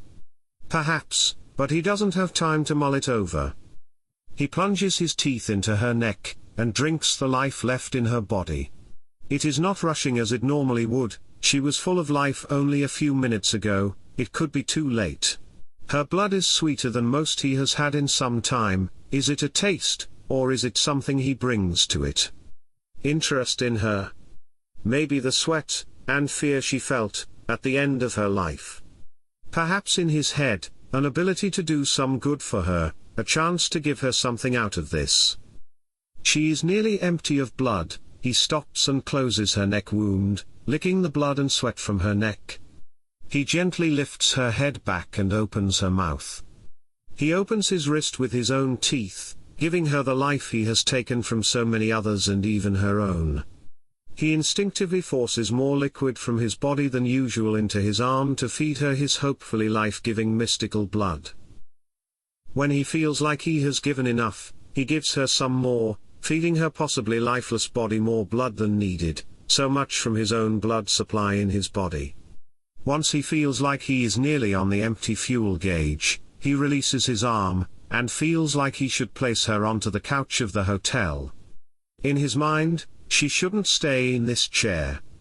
He loosens her bonds, and carries her over to the couch. He has created other vampires before. The blood must be mostly drained and replaced.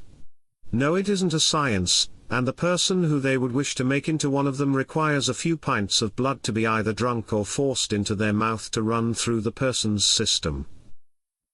In this case, he did not think of it like a plague, as some might think of it, but more like a vaccine, to help this semi-innocent woman have an existence again, whatever that existence might be. She might hate him for it, she might not. If she hates it and becomes a huge problem, he would have to deal with her. From what he can tell, as an accountant, she has to have an analytical mind, over a spiritual one. Religious and sometimes spiritual people have a hard time with the change in existence, and he sort of doubts that she is either. In his experience, it would take some time for the transformed child to wake. It did take some time after her death for him to force the change for her. By the time he could attempt saving her, she was dead for maybe a minute, but there isn't really a science to this sort of thing. In this case, not only did he want to talk to her again, he did feel pretty bad about her situation. He is partially responsible for this. He told her to take the day off because she was having a difficult time coping. He probably could have gotten her some protection with him at his place, but she would have asked too many questions of him being out for the day. He could have figured something out. He pulls out his phone and calls down to Bud, telling him to get up there calmly, he needs help. He wants to take them both, to remove evidence, but especially the one who is still alive. He steals some blood from the dead man on the ground. Being dead for a bit, it is agonizingly slow to wait for the blood to gush out for him, but he gets enough. He gets a light pulse from the other, enough to feel that he is still breathing for now, and with some help, will be later on, for some enhanced interrogation. He walks over to Patricia looking like she is sleeping on the couch, a little drop of his blood trickling down her cheek. He turns her head, and brushes the blood back through her lips with a finger, her cheek a little cold to the touch. Bud and Steve come up to the hotel room, guns drawn, both with heavy hearts looking at the rest of the room. Then their eyes are drawn to the woman lying on the couch, their employer still sitting down next to the body he just newly revived, looking and feeling defeated. Zook brushes the hair on Patricia's head with his fingers, recuperating from the ordeal, and gives out directions. He tells Bud to watch for guests and not to let anyone in, and Steve to start clearing things a bit. The 3 bodies need to be carried to his car. The trunk was big enough for one of them, but not the 2 big guys, so one would need to ride up in the car with them. Taking the hotel card, he walks with them, taking the bodies one by one to his car. As they walk down the floor to the elevator, one guest does leave their room, but Zook stops her, manipulating her mind, telling her that their drunk friend is just about to get married the next day, and needs to get him home after a party. A little flimsy considering the woman sees the guy's messed up face, but that is the benefit of forcing a mind to think of something a little strange. Instead, they change direction and decide on the stairs, which would certainly make more sense. One would need to move the car closer. As they walk, Zook tells his friends that the client was killed by another vampire, like him, and he set things in motion to save her. He gets incredulous looks for that note. He glares back at them. I don't remember asking for your opinion. And they didn't say a word, going back to their directed task. The next body, and then Patricia, are taken down to the parking lot without someone leaving their room at a coincidental time early in the morning. Luckily, there isn't much damage in the room for it to be noticeable. There are some blood stains around on the floor in different areas. On their way back, they bring some watered-down ammonia bottles and peroxide so that the blood cannot be checked in general. Steve and Bud go back up to clean while Zook watches everyone in the car. The cleanup is done shortly after that, and Patricia's bag and toiletries are taken from the room. Other things are taken from the room also, such as the mystery rope and bats used to bash Zook's face. Once all is done, Zook has Patricia in the back of his town car with him, along with the still-alive attacker. He tries to sit her how she would be comfortable, but she won't stay seated back normally. Her head slides down the back a few times and rests on the armrest. It looks like she is drunk. They take all of the precautions, including parking far from where they are staying until daybreak a couple of hours later. It is entirely possible that those 2 were waiting, watching, or following in another car. They drive to a far parking lot, waiting until the sun comes up and protecting the back area of the car using plastic guards like you would use to close the windows of an airplane to cover the windows completely. They also use the custom-created bear traps behind each of the unused seats, and the marbles to prevent others from hiding in the leg room to make sure. Zook messages Reed, one of his known contacts within the city that can put a party together in no time. These parties of Reed's were good for guys like him to get some blood. He invites people to his party that like to be fed on by other vampires. Those people get paid, and only come when they have not been fed on for some time. He asks if Reed could set up a party for tomorrow night. There are 2 bulletproof compartments under the back seats in which to hide. Zook takes Patricia, and hides her with some help under one of them, and he takes the other. Before closing it, hoping against hope, He tries to see if her aura is active. He would be able to tell if she is faking and scared, but he gets nothing from her. He feels his phone vibrate in his pocket, but it is not easy to reach in this tiny compartment. It has only been a few hours, but he is hoping to see her wake up before sunrise, but as he is starting to drift off into the deep sleep that is his daytime pass-out, he doesn't hear any noises coming from the other side of the back compartment. The next night, Zook wakes in his tiny compartment in the back seat of his town car. He punches in the 4-digit code in the back to unlock it, and slides out. He turns on his heightened senses to listen for any activity up front. He is not hearing anything. Checking his phone, he doesn't have anything important, but he sends a message to Zant, that he needs to let her know something, asking for a discussion. She messages back saying that she can discuss things tonight. He messages back saying he needs to get something done, and asks if they can meet in the usual place around midnight. She replies back with a thumbs up emoji. He also has a message from Reed, telling him that he could have one ready for tonight, and that message is from late afternoon. He texts back, asking if the party is going on, and gets a message back that it will be in full swing at about 10. He checks the plastic guards in front of the windows and they are secured around them, with no light coming through. He couldn't be awake at this point anyway if the sun is still up, but it is something to check. The other guy who he nearly killed isn't in the car either. Still no noise from the inside of the other back seat row. He presses in the code and releases the hatch to the other compartment. Patricia's body rolls out of the hatch. Her body is still cold, but he checks for her aura, and still is not able to pick up anything. It is still just the first night, but during a day of rest, a newly embraced vampire would often wake, but there is a small chance she is still stuck in a limbo, her spirit not yet able to reach back. He will give her some more time. He definitely needs to get some blood in him though, most of his is in her, and if she wakes, she would need more, along with one of those awkward explanations. He usually dreads having the talk with new vampires, especially if they would be considered his children, but in this case, he wonders if it matters. It is sort of like people without children, who don't know what it would be like to have them, and wonder if they would be happy to have them, or feel like their life would forever change and not for the better. Then, a parent tells him, it would be different, because it is his. He texts Bud, telling him to come on out and help him.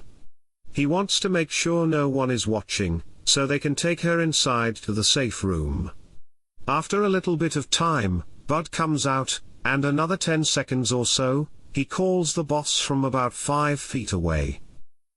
Boss, there is a cheap car waiting down the street. Steve noticed it early afternoon, and it hasn't moved. There is one man in it, and he's been drinking coffee, and on occasion looks over here. He isn't facing this direction, but we should be cautious about this. There is no garage like our other place. Nothing to worry about there, we don't have a thing to hide. Come on in, let's head off. Once Bud gets in, Zook whispers through the intercom. It might be someone trying to find out more, could be a number of people. I need to go to Reed's place, I'm mostly tapped out and can't spend extra blood now. Don't try to lose them too quickly, but once we identify who this might be if we can, you can do what you can to lose them. Zook slides Patricia back under the seat so that she will be secured in there, and buckles in. Bud pulls out of the driveway and leaves the complex slowly, and coincidentally, the car starts up and slowly follows them. He gets a short way down the road and tries to catch a glimpse of who is in the car. Trying to use the blood power to increase his senses, his eyes are nearly blinded by the lights when he tries to figure out who is driving the car behind them. This is on the straight roads though, on a few turns he might be able to catch them. He changes tactics a bit, trying to catch his aura. From what he could tell, it is full-fledged human, mega cautious, and mega scared. They are making their way in the direction of Reed's place, a few turns and Zook watches back. zooming in to try to see him around a corner while the lights are away. He catches the face of someone he did not want to see, a police officer who is asking too many questions. Okay, I see him, go for it. A subtle hint to try to lose him. It does not take them too long, Bud turns right multiple times, going in a circle, then turns left, and takes the next right to start the process again, and it looks like the other man takes the hint, and stops following them. He turns right once more, then left, they don't see the tailing car again. Zook states. Hey Bud, before we get to Reed's place, look for a tracker or bug on the car. Anywhere you might put one, or that he might have put one. Use any tech we have to check for signals and such. We have to try to prevent him from following us to Reed's place. Got it, boss. Is the only deep-voiced reply. He pulls them over at a fast food place and checks around for bugs. Zook is able to find a bug between some of the glass jars on the bar, and Bud finds a tracker inside the bumper. Zook lets Bud know. It is a cop, and I'll have to deal with him directly. This could get messy if I don't catch him in the near future. Get me to Reed's place, I need to fuel up, and then we have to go to the dance studio. Bud takes him to Reed's place, a guy who not only loves to throw parties, but also gets paid pretty well to get people together, who through one circumstance or another, have become interested in being bitten. The kiss, a natural ability for almost all vampires, has a euphoric effect on most humans, and it is likely the reason vampires have lasted these centuries. If people were screaming from being bitten by vampires all the time, they wouldn't have made it long. He goes to a packed house, with Reed greeting him at the door. Zook, what up man? I have a prime party set for you here, hope you like the entertainment. Zook smiles, and walks on in.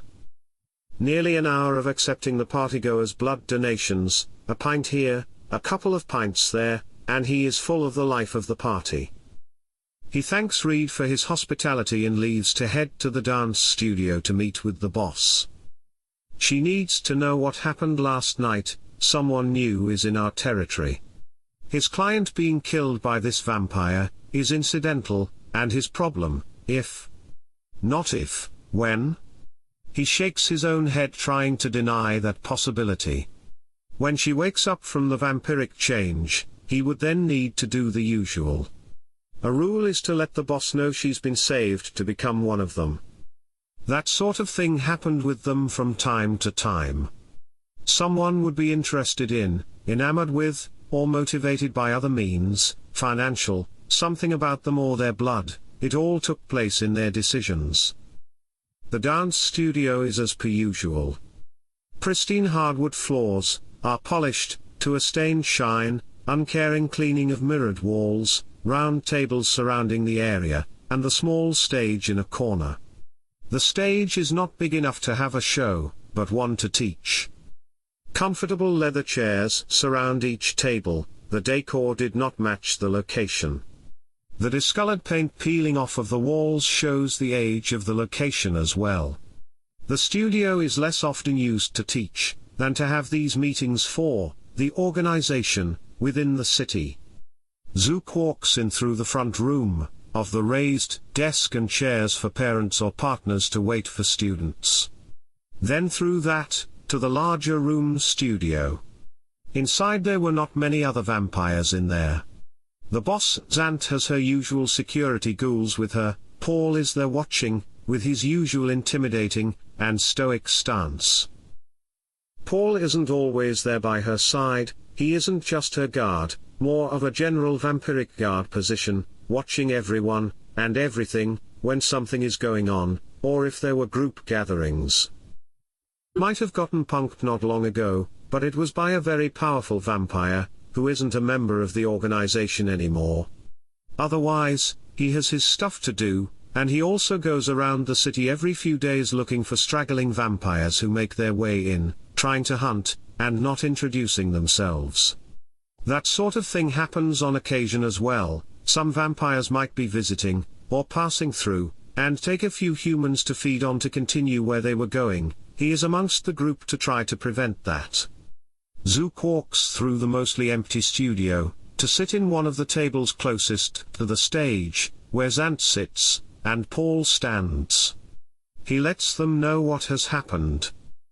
He lets them know there is a woman, his last client, was killed by one of the attackers, and he'll let them know if she survives. That suggestion makes them know what he did. He next tells them of the vampire that held him off of the floor, and threatened him, but was ordered, or possibly directed to not do so, by a woman he also didn't recognize. He wasn't able to get a good look at her and didn't think of checking her aura, but if she could order a vampiric killer around, she likely is one as well. He describes this attacker, and let them know he would investigate the situation as well. They both nod. Zant and Paul look at each other, and ask each other if they think he'd like to know.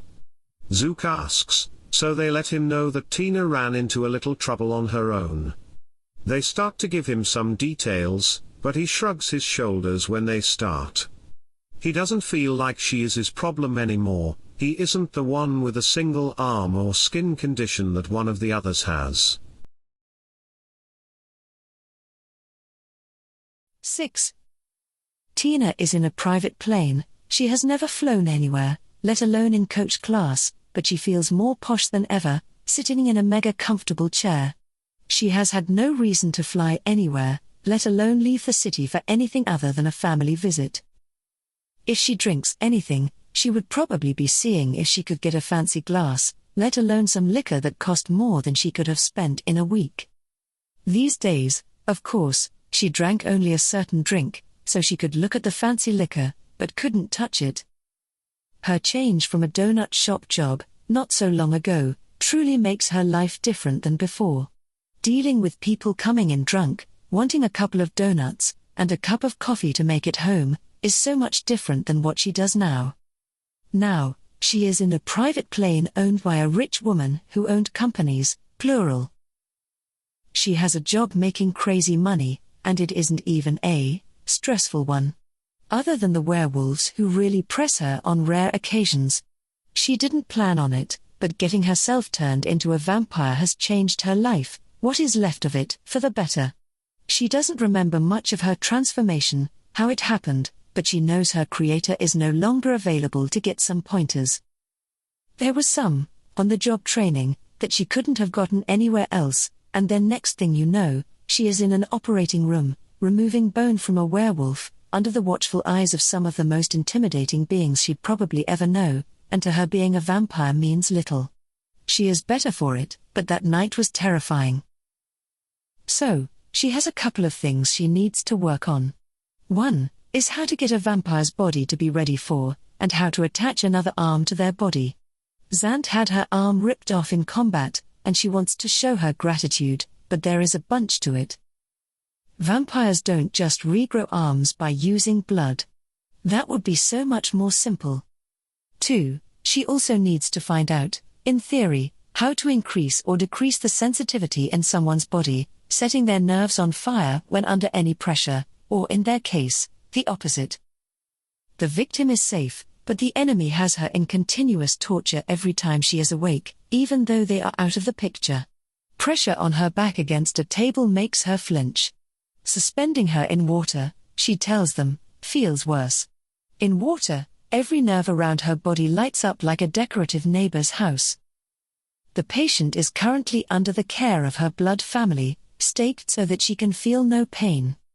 The blood power that is used to manipulate someone's body is within Tina, one of the more rare blood powers among the organization. An inheritance from her creator, it is among a nasty set of vampiric powers that a certain organization has, that does not play well with others. A couple of hours into the flight, and she swoons in the luxury and comfort that the plane itself represents. She only wishes that she could drink the liquor, not that she has had too many different ones, she just wants to try one, even get a little tipsy, or in general, drunk. The pilot calls from the cockpit that she should buckle up, and they will be landing soon. She does just that, and thinks to herself, man, this is the way to travel. They land at a VIP airstrip, and a car service is there to pick her up, as she expects. She turns on her cell phone, and it has little to no signal. She gets out of the plane, the car and driver are there waiting on the landing, smiling at her, and opening her door. Another security guy is in the back seat as well. He has plain clothes on, with his eyes out of the other window. She gets into the back seat of the car. The driver takes off, and starts heading to the highway out of the airport. She hears a text tone, and pulls out her phone. It is one from Zant. Frank is ready to pick you up from the plane, he should be there when you land. She texts back. He just picked me up, we'll be on the way to the university soon to speak to the professor. She hits send. Another reply nearly a minute after that. What do you mean? He is still waiting on the landing, his message says there is no plane yet. Another text from Tina. What are you meaning? I'm in a car right now, and am being driven. She is just about to hit send, when the security guy at the back of the car with her, draws attention to himself by clearing his throat. She looks over to him and sees a gun pointed at the phone. She hears him say, "Don't hit that, or I'll..." She twists quickly, to put her body between the gun and the phone, but the gun goes off, hitting the phone, and part of her palm, putting a bullet clean through. She feels a sharp pain at her back. This guy just stabbed her shoulder. Looking at her phone, it is mostly destroyed, but she still sees a cracked screen, and the send button for the text. She presses it as quickly as she can, and feels another sharp pain at her back, then feels nothing. She isn't able to move her arms, legs, or the rest of her body. She has felt this before, she has been staked, a feeling to which she sadly remembers. She sees the inside of the car door for some time, then her body is shifted in the car, and she sees the lower part of the door, unable to scream, move, or cry, which she wanted to do any of those things, or all at once. Some time passes, she isn't sure how much, but her eyes are open. Keeping a few kidnap movies in mind, she thinks of the time from the airport, and tried to count, but lost count after 230. It is quite a bit away from the airport, and her last known location. After some more time, she gets tired of counting over 200 again, and her eyes are closed. She hears nothing, sees nothing, and feels nothing. The most vulnerable a vampire can be. After quite some time, she is able to start moving again, but she doesn't dare, she is worried something is already happening. After a couple of seconds, she gets the feeling back into her body, she feels a cloth over her eyes. She is also feeling drowsy, low on blood, and feels punctures around her body. She hears some instructions, from a woman. Don't try to break free. Very strong vampires have tried. We'll stake you again if you get close. Don't try to bargain. We don't want your money. We will let you exist if you let us take your blood. You will be fed and allowed to move around on the table. But don't pull out the needles, or we will stake you again. This is just a better process if we let you move. It would take us forever to collect your blood if you stay staked. It would also take us a long time if we killed you, so don't make us. Yes, we know you are a vampire. Don't freak out about that. Just let us do this, and you can exist for now. Tina asks, "Are you going to let me talk?" She gets the answer. If you don't make us gag you. Tina asks, "You say you'll let me live, how can I believe you? You've taken me here. Who are you, and you people?" She answers callously. Don't believe me, I don't care. We are ghouls, and we need your blood to survive, to kill all of you bastards that we can. Your kind cheats to get human blood, so we'll cheat to get yours. Now just to let you know, legs, shoulder, then throat. Tina gasps. "Ha? What?" Get another callous answer. Where we will be pulling your blood. Legs will be the most comfortable for you because you'll lean like this, head upwards and legs downwards, but shoulder or neck will puncture an artery and lean you backwards.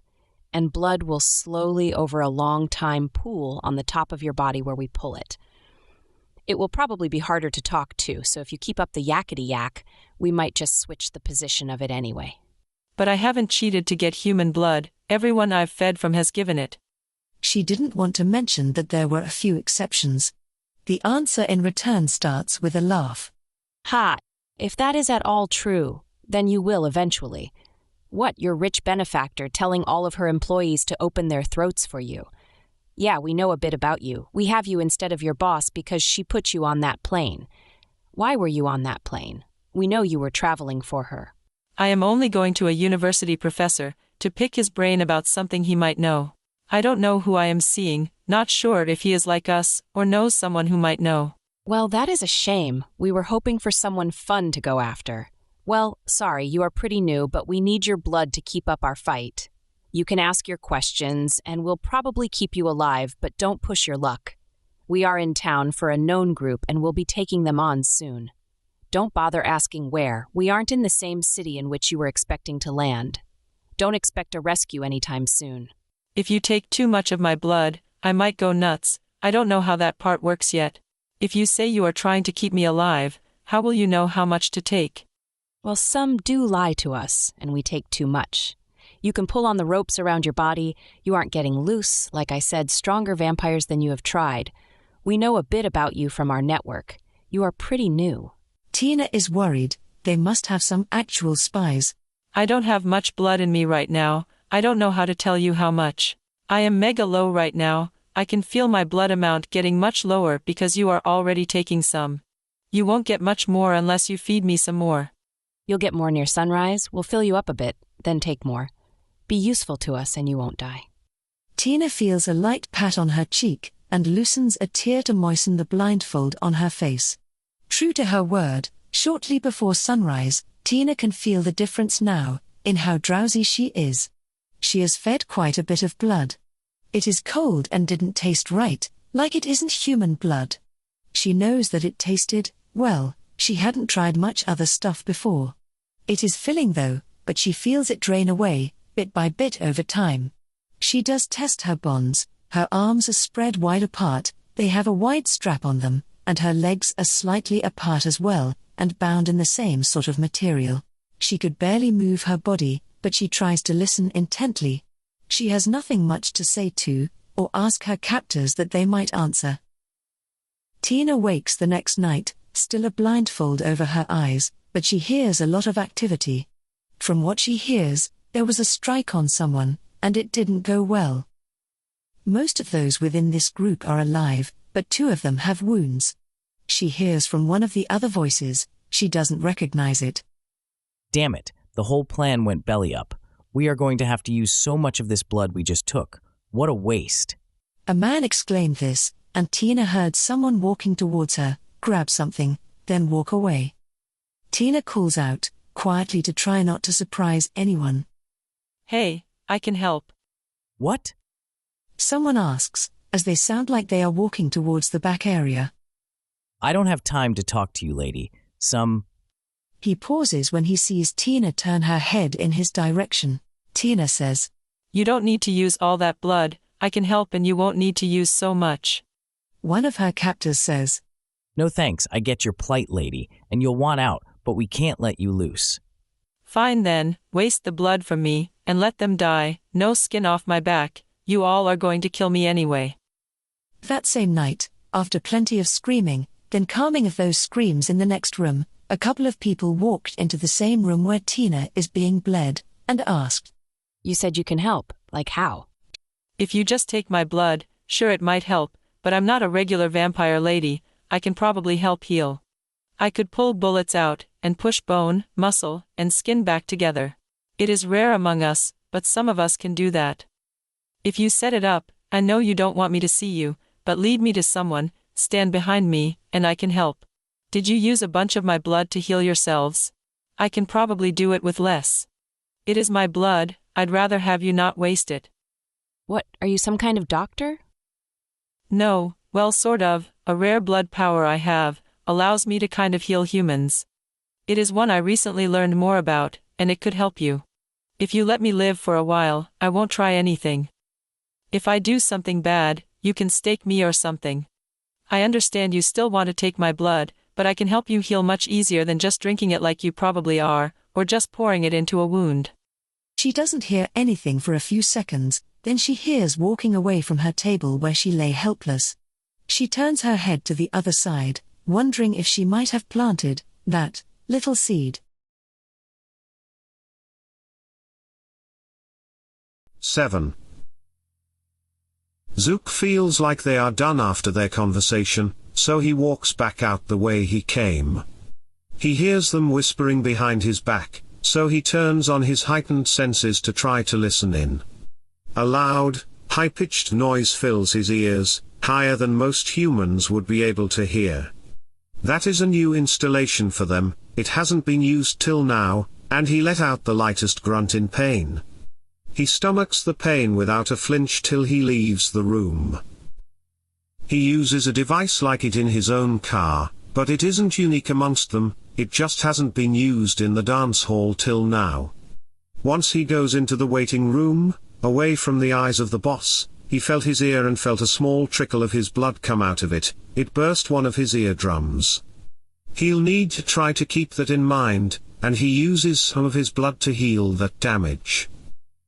He goes back into his car, and Bud drives them to the place they are borrowing from Zant, before the end of the night. He looks around searching for anything, or anyone. He is tired of not having a drive-in garage like his old place, and will be glad when his place is designed and built. It will be a while though. He looks around for the officer who he knows wants some questions answered, but doesn't see him. They call Steve out to be a, sort of, wall, blocking the view, and Bud walks Patricia off of one of his shoulders as a just-in-case, and when they go inside, he carries her down into the secret basement room to sleep in the secure room with Zook for the day.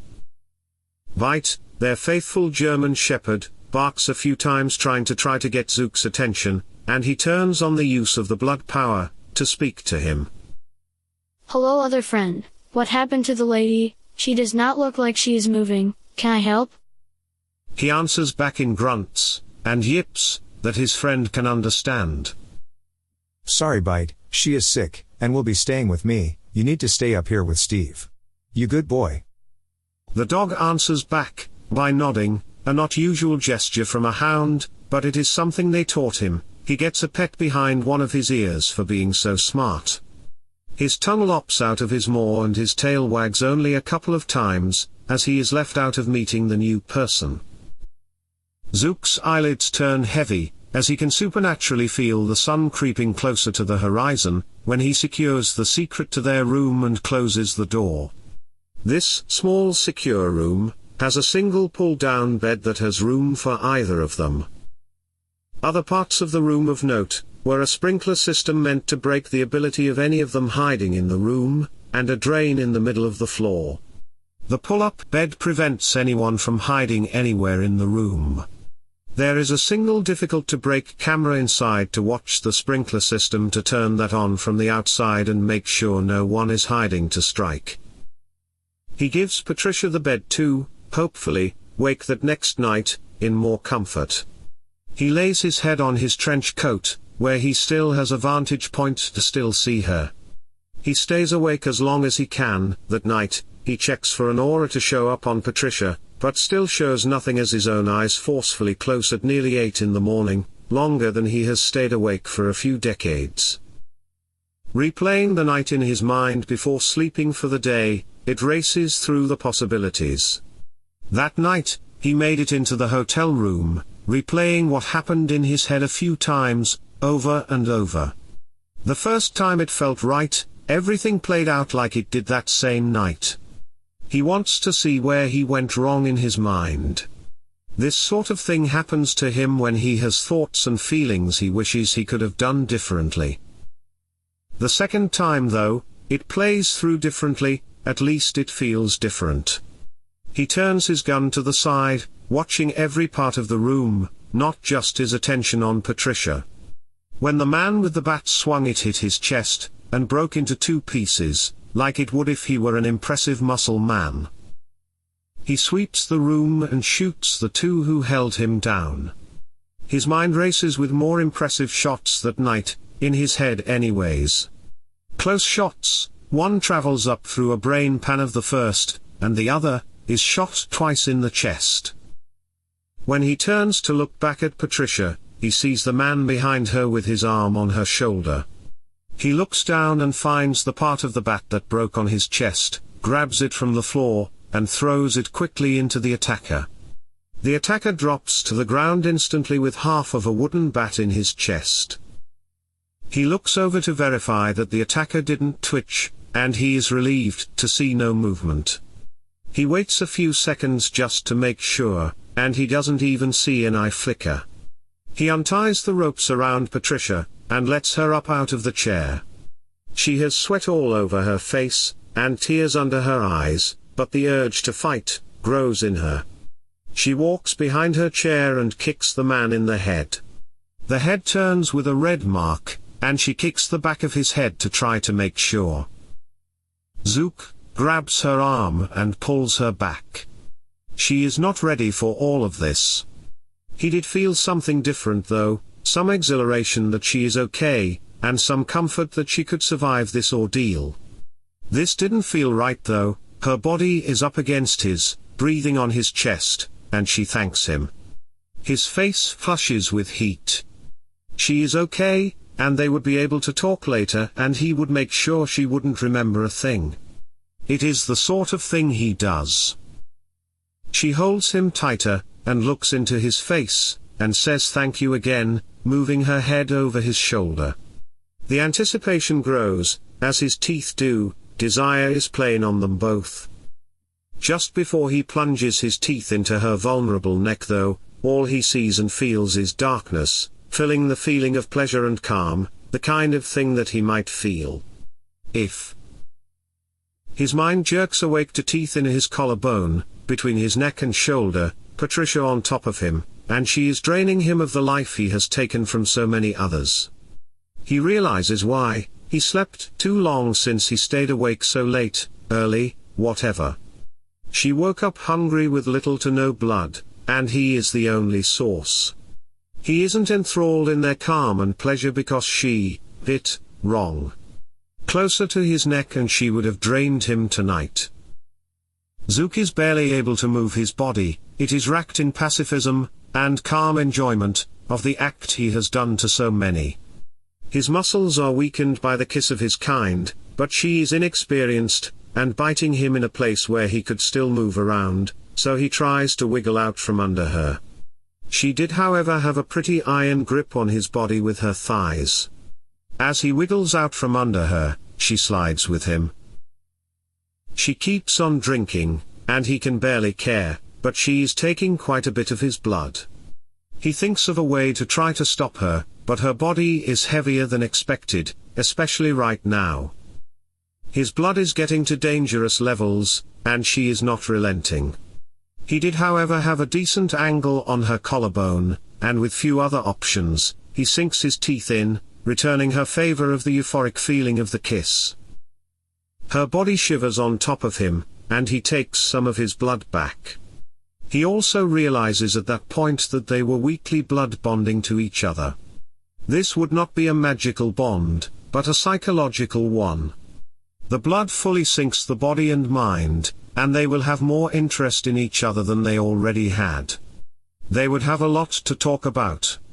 He hopes that he is right about her. The desire he saw in her when she wasn't in danger could have just been in the moment.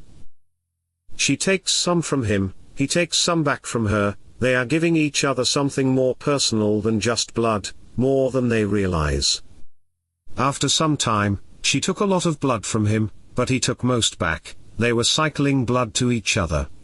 She pulls back, finally feeling the regular effects of the kiss, and he hears her moaning above his shoulder, realizing she has control of herself again.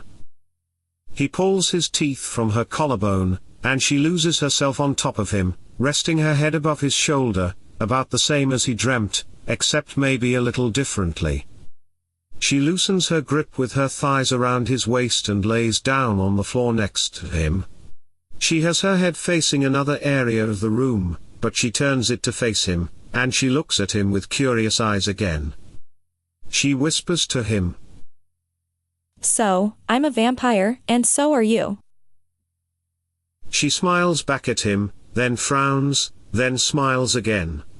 She moves her hands to cover his cheek, feeling his face with a new feeling. She has nothing to describe, just new. Zook answers back in a whisper. Well, Hello to you as well, accountant, Patricia Moorhead, who has become a vampire. I'm glad you made it, you scared me. She slowly moves her hand up his face into his hair. It is awkwardly matted down from the floor, feeling the new sensation. He slowly moves his hand, pushing some of her hair that dropped down over her face as well. She asks quietly since they are so close. What do you mean, I scared you? You've been out of it longer than usual, I wasn't sure if it is going to work. Patricia covers her mouth with one hand, and gasps. Crap, I bit you. I'm so sorry, I'm not sure how. She apologizes for something she had little control over. He raises a hand and says, You have nothing to apologize for, you woke up with no blood, I'm just glad I woke up when I did, you would have had some problems trying to leave this room. She looks around, finally looking at more of the room. Where are we? This is a friend's place, she is letting me use it, for now, I had to move out of my old place. This is a small underground safe room, there is an electric door to leave, and I have a couple of bodyguards upstairs. They'll probably want to meet you. I'd rather just lay here and talk, I'm not sure if I'm ready to meet the world yet. No ma'am, you are coming upstairs off of this cold floor, and out of this gloom. We will sit in a chair, we can talk like civilized people. We just need to get you some clothes, you sort of died in that shirt and pants. Are you a cat, or dog, person? He asks this as though it is not the strangest thing in the world to ask, not really about his pets, but about her clothes. Patricia crosses her arms in front of herself, shivers a little, and looks back at him. She sits on the pull-down bed, and looks around letting some more sink in. She asks, Do you have any other clothes I can put on sooner? Zook realizes her point. He walks over to get one of his shirts on the coat rack, and gives it to her, one of his button-down shirts. He keeps one down here just in case. What they just recently shared is the most intimate thing Zook has shared with a woman in quite some time. She asks him to turn around for a bit so she can change. He obliges her this request, and waits until she says she is done, before he opens the door upstairs. Galloping small feet make it to the stairway where the secret entrance is, the little-known way to get down. He listens intently to try to see if anything is happening up there out of the ordinary, and hears nothing. He calls upstairs. Anyone up there? He hears Steve. Yes, boss, I'm here. Bud is out for a bit. Everything is fine up here, you good? Yeah, I'm good, and so is Patricia, we need another pair of pants. Bud went out to get a few extra pairs just in case, we just thought of it, probably back soon. Good, I'll be up in a little while with her, call down when Bud comes back. He gets no expected reply, other than Bite barking upstairs, and stopping soon after, with a call from Steve. He closes the door and turns back to see Patricia on the bed, looking up at the plain grey concrete ceiling, looking like she is deep in thought. A woman wearing one of his button-down shirts, it is partially buttoned up, and he can imagine unbuttoning the rest to feel her body against his again. Hey, he is a man, he couldn't help it. She says with additional shivers. That man. He killed me, didn't he? She asks the question bluntly, without a shake in her voice, which surprised him a bit. He answers. We will find him, and kick his ass. Did you know him? She shakes her head. Zook expects the many questions out of her, that most newly created vampires ask, how it works, the meaning of life, how old he was, all the usuals. With her circumstance though, she has another question. Does drinking blood like that always feel the same? Zook smiles. Not only is she curious, calculating, and awkward, sort of like him, she melds some questions and gets right to the point. She's taking things well, and doesn't ask about her eternal soul, or any other rhetorical question. She has something to ask that has a point. He answers. No, the taste and sensation of the blood changes from anyone we drink. When things work out, as you feed, your mouth will not taste the blood, but your mind will give that blood something different. It is hard to explain. Fills your body, Sure, but as you drink, you'll start to understand. My blood will give you an entirely different sensation than that of a human. Eventually, that sensation will overpower others that you've lived with. I'm not sure how to put it like you are saying. When I drink from you, it feels so natural, and when I had control again, it is like an experience happened that needed to happen. Like messing around with someone new, then being done with each other. For a time. Her head turns to the side and looks at him again. He smiles down at her. She gasps again, finally seeing something else. Your shoulder? He hardly feels the pain, but her teeth marks are still in his shoulder, punctures and all with blood dripping down. She feels her shoulder where his bite is, and the holes are closed. His shirt has some blood on it, pooled into the holes and discoloring his shirt a dark red. She just punched right through, tearing the shirt with her teeth. He answers her. Don't worry, you'll get used to it, but you need to lick the wound when you are done. It is a mystical salve that closes it. I can't close this without a lot more blood use. She walks over to him and uses her 2 hands to border the puncture bites. She moves her hands to his top button and undoes that one slowly, then the next one, a couple more, to pull the shirt over his shoulder. She asks in an innocent tone. A hiccup in her breath. What, I need to lick the wound closed? When she is able to pull the shirt over his shoulder, she puts her hands on his collarbone bordering the wounds and holds on. With the most strange action she has ever done, she holds his shoulder still, and licks his wounds, tasting a small drop of his blood from each puncture. She watches the wounds slowly heal, the skin reaching to fit back together. She pulls the shirt back down over the shoulder, and doesn't button it back up.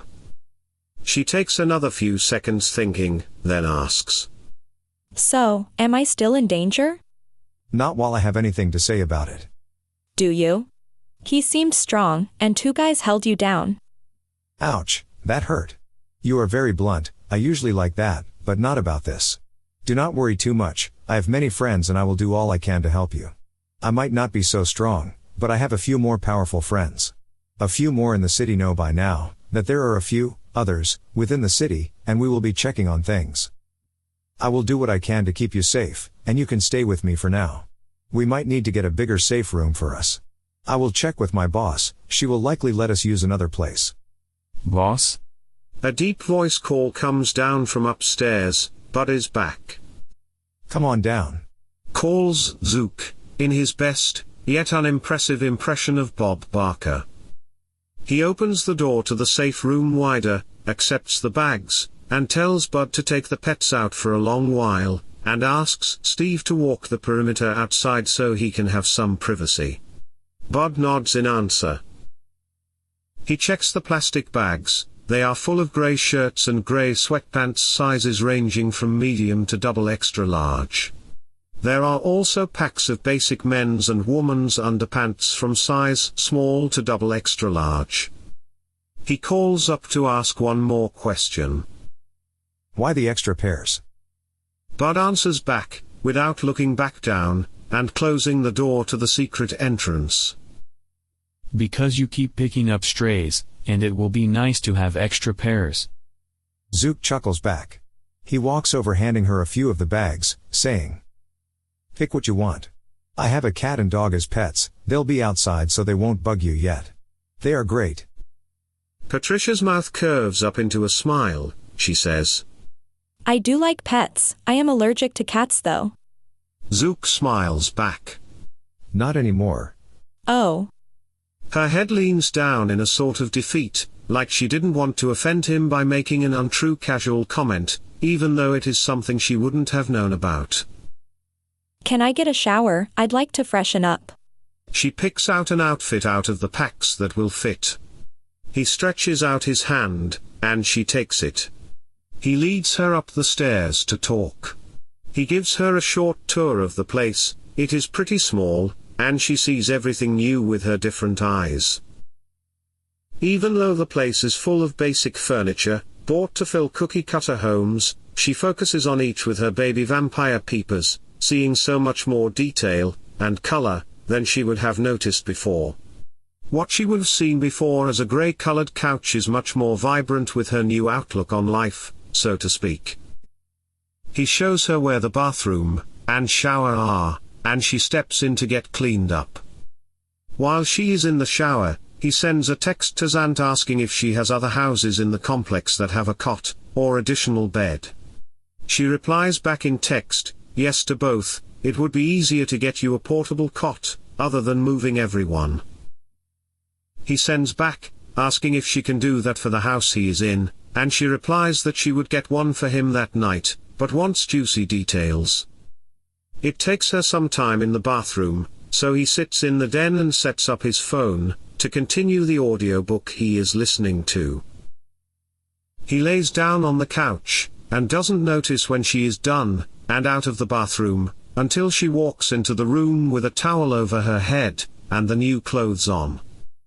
They sit in the den for a couple of hours, her asking the usual questions that she wants to know, and him waiting to see what sort of things she would want to know. He fills in a couple of gaps along the way. She wants to know what out of rumors, books, or movies are fake, the usual bit. He also tells her she could run on a gym treadmill for hours and won't break a sweat, if she wants to waste her time on that. Her body wouldn't change from working out, and calories mean nothing anymore. Well, that's a plus. He nods his head, but adds a caveat. It does help sometimes if you are at the gym, and jog for 30 minutes, checking out the people to hunt. It can put others at ease instead of walking around a gym, looking for a neck to bite. After some time, they get a knock on the door. Zook walks up to the door and checks. It is the others wanting back in. He calls out, I want to talk to the little ones, let Fluffers in first, then bite. After a couple of seconds, he opens the door and the cat waltzes in like she owns the place. He speaks to her. Hello Fluffers, a new lady is here, be nice to her and you'll get some tasty treats. He gets an answer back. Is she a non-human, like you? He tells her yes. He let the cat go say hi, and she did so in the best kitty way possible. She rubs up against Pat's legs, then jumps onto the couch expecting a petting. Patricia smiles brightly, and obliges. Bite walks into the house next, and tells him the same thing, a new person and she is very nice, and he better be nice. Bite also says he will be good, but negotiates for meat instead of sweet treats, which is accepted. He trots slowly over to Patricia. Unlike most dogs who would really like to meet a new person, he is well behaved. In this case, though, he stops about 10 feet away from her and sniffs. He growls at her for a couple of seconds, a light growl, not an angry one. Steve calls out, Hey! A sharp call that the dog knows well, and he flinches by moving his head downward. Zook lets Steve handle Bite, wondering what the deal is. Steve kneels down and practices the blood power Zook knows all too well, and he has been teaching Steve. It works out, but it is more of a learning curve for him as a blood-fueled human. Bite turns his head to look at Steve, and they make quick noises, but not loud at each other, yips, and other gestures that they each can understand. Steve tells them, It is nothing, he'll be nice. The German Shepherd walks over, and puts his head under her hand, and she slowly pets him, for a short time, then he walks off. These were unusual actions for him. He most often likes new people, but he would talk to him about it later. They talk more through the night. The cot is delivered and they bring it down the steps to the safe room. It is at about the same height as the pull-down bed. Zook falls asleep that day holding Patricia's hand, and with both of them smiling. 8. The next night, they talk about how things will be different for her. This tiny safe room is their own little world. It is just a 10 by 10 box which barely fits all they need. They discuss the things she needs to know about the hunt itself, distractions of the hunt, the blood during the hunt, the consequences of the hunt. Much is discussed. Her mind has no issues with biting someone's neck for blood, and that it is the only thing she'll need anymore, as long as she can stand it. They also discuss possibilities of finding some that like being fed upon, having some people to protect, and help as needed. He does tell her that animal blood works, but it isn't the same, and it is much harder to chase down, except for deals with butchers, but those are hard to compete with others like them. She thinks for nearly 20 seconds before asking a question, or making a statement, wanting to impress him. She noticed that he smiled when she thought more than asked specific questions. In Zook's mind, Patricia has a calm, analytical mind. She thinks of many different scenarios, and many options that can and often do happen. Getting caught and thrown in jail, caught and killed, questions she asks calmly, a tone as though she expects this sort of thing to happen, and she wants to plan for each contingency. This is a very different conversation than with Tina not so long ago. Most of the basic rules are discussed after they woke up without teeth in their shoulders. The basic rules are, don't get caught while feeding, humans can't know of us, don't create many new vampires, and do not leave a broken or empty body to be found. Most of the rumors, garlic, can't cross running water, no reflection, and can't walk into a human's home without permission, they were all fake, set in rumor long ago to try to help us blend in. The staking thing came out a long while ago. It is a paralyzing effect, but it certainly is an easy way to stop one of us, those are very dangerous. The sun and fire are bad, he tells her she will not tan, she will crisp enough to smoke other meat in a barbecue. Patricia easily understands the consequences of each, and they barely need to be explained. The rest of the world doesn't exist, and barely matters that first night. They spend much time talking. She asks him about many things of his past, that he is not comfortable talking about, and he asks more about her life. She didn't think of any of it as even remotely interesting compared to his life, yet he still wanted to hear about it. He latches onto each detail, listens to each day of what she considers her boring life. In her life, she woke up each morning and made her morning toast with real butter and whatever else to add, sometimes some eggs on the weekend. The most interesting parts of her life were when she is being out of the ordinary for a regular accountant, the stuff with the kooky 50.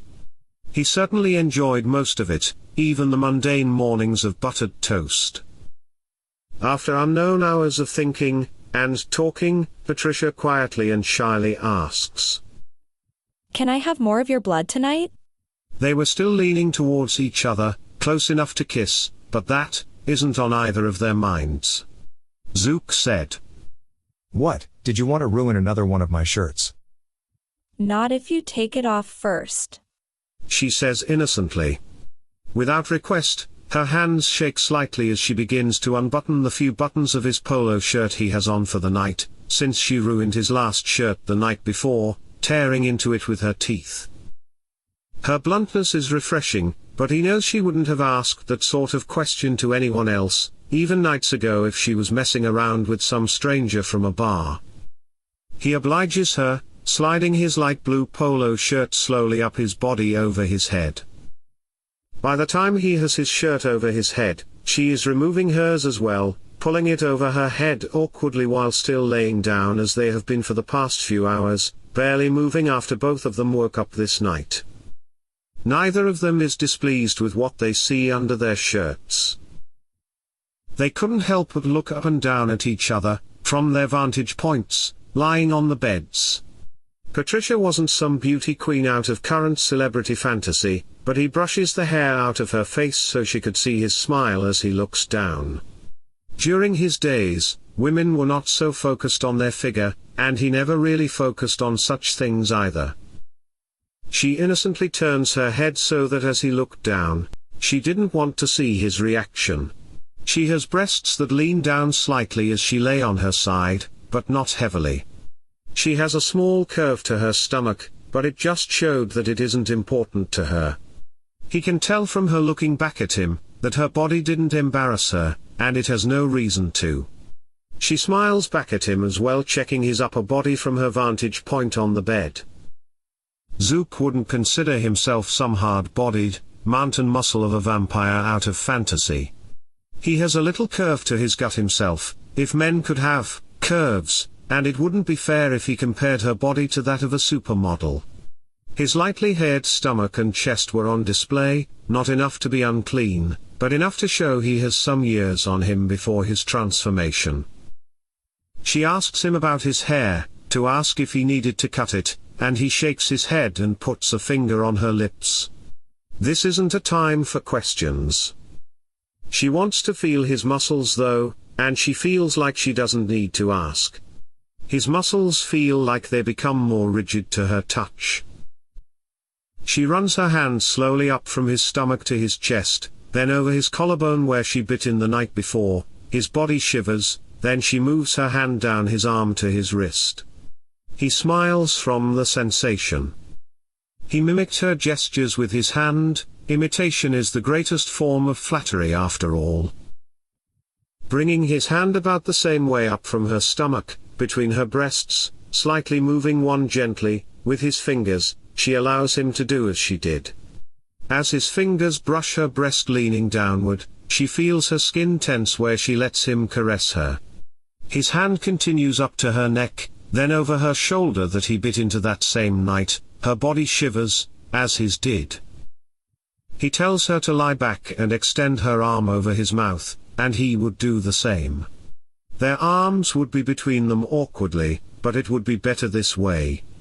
This would not be a usual way to feed on others, but a mutual blood drinking like this is a way for them both to be comfortable and experience the whole feeling of the mutual blood taste.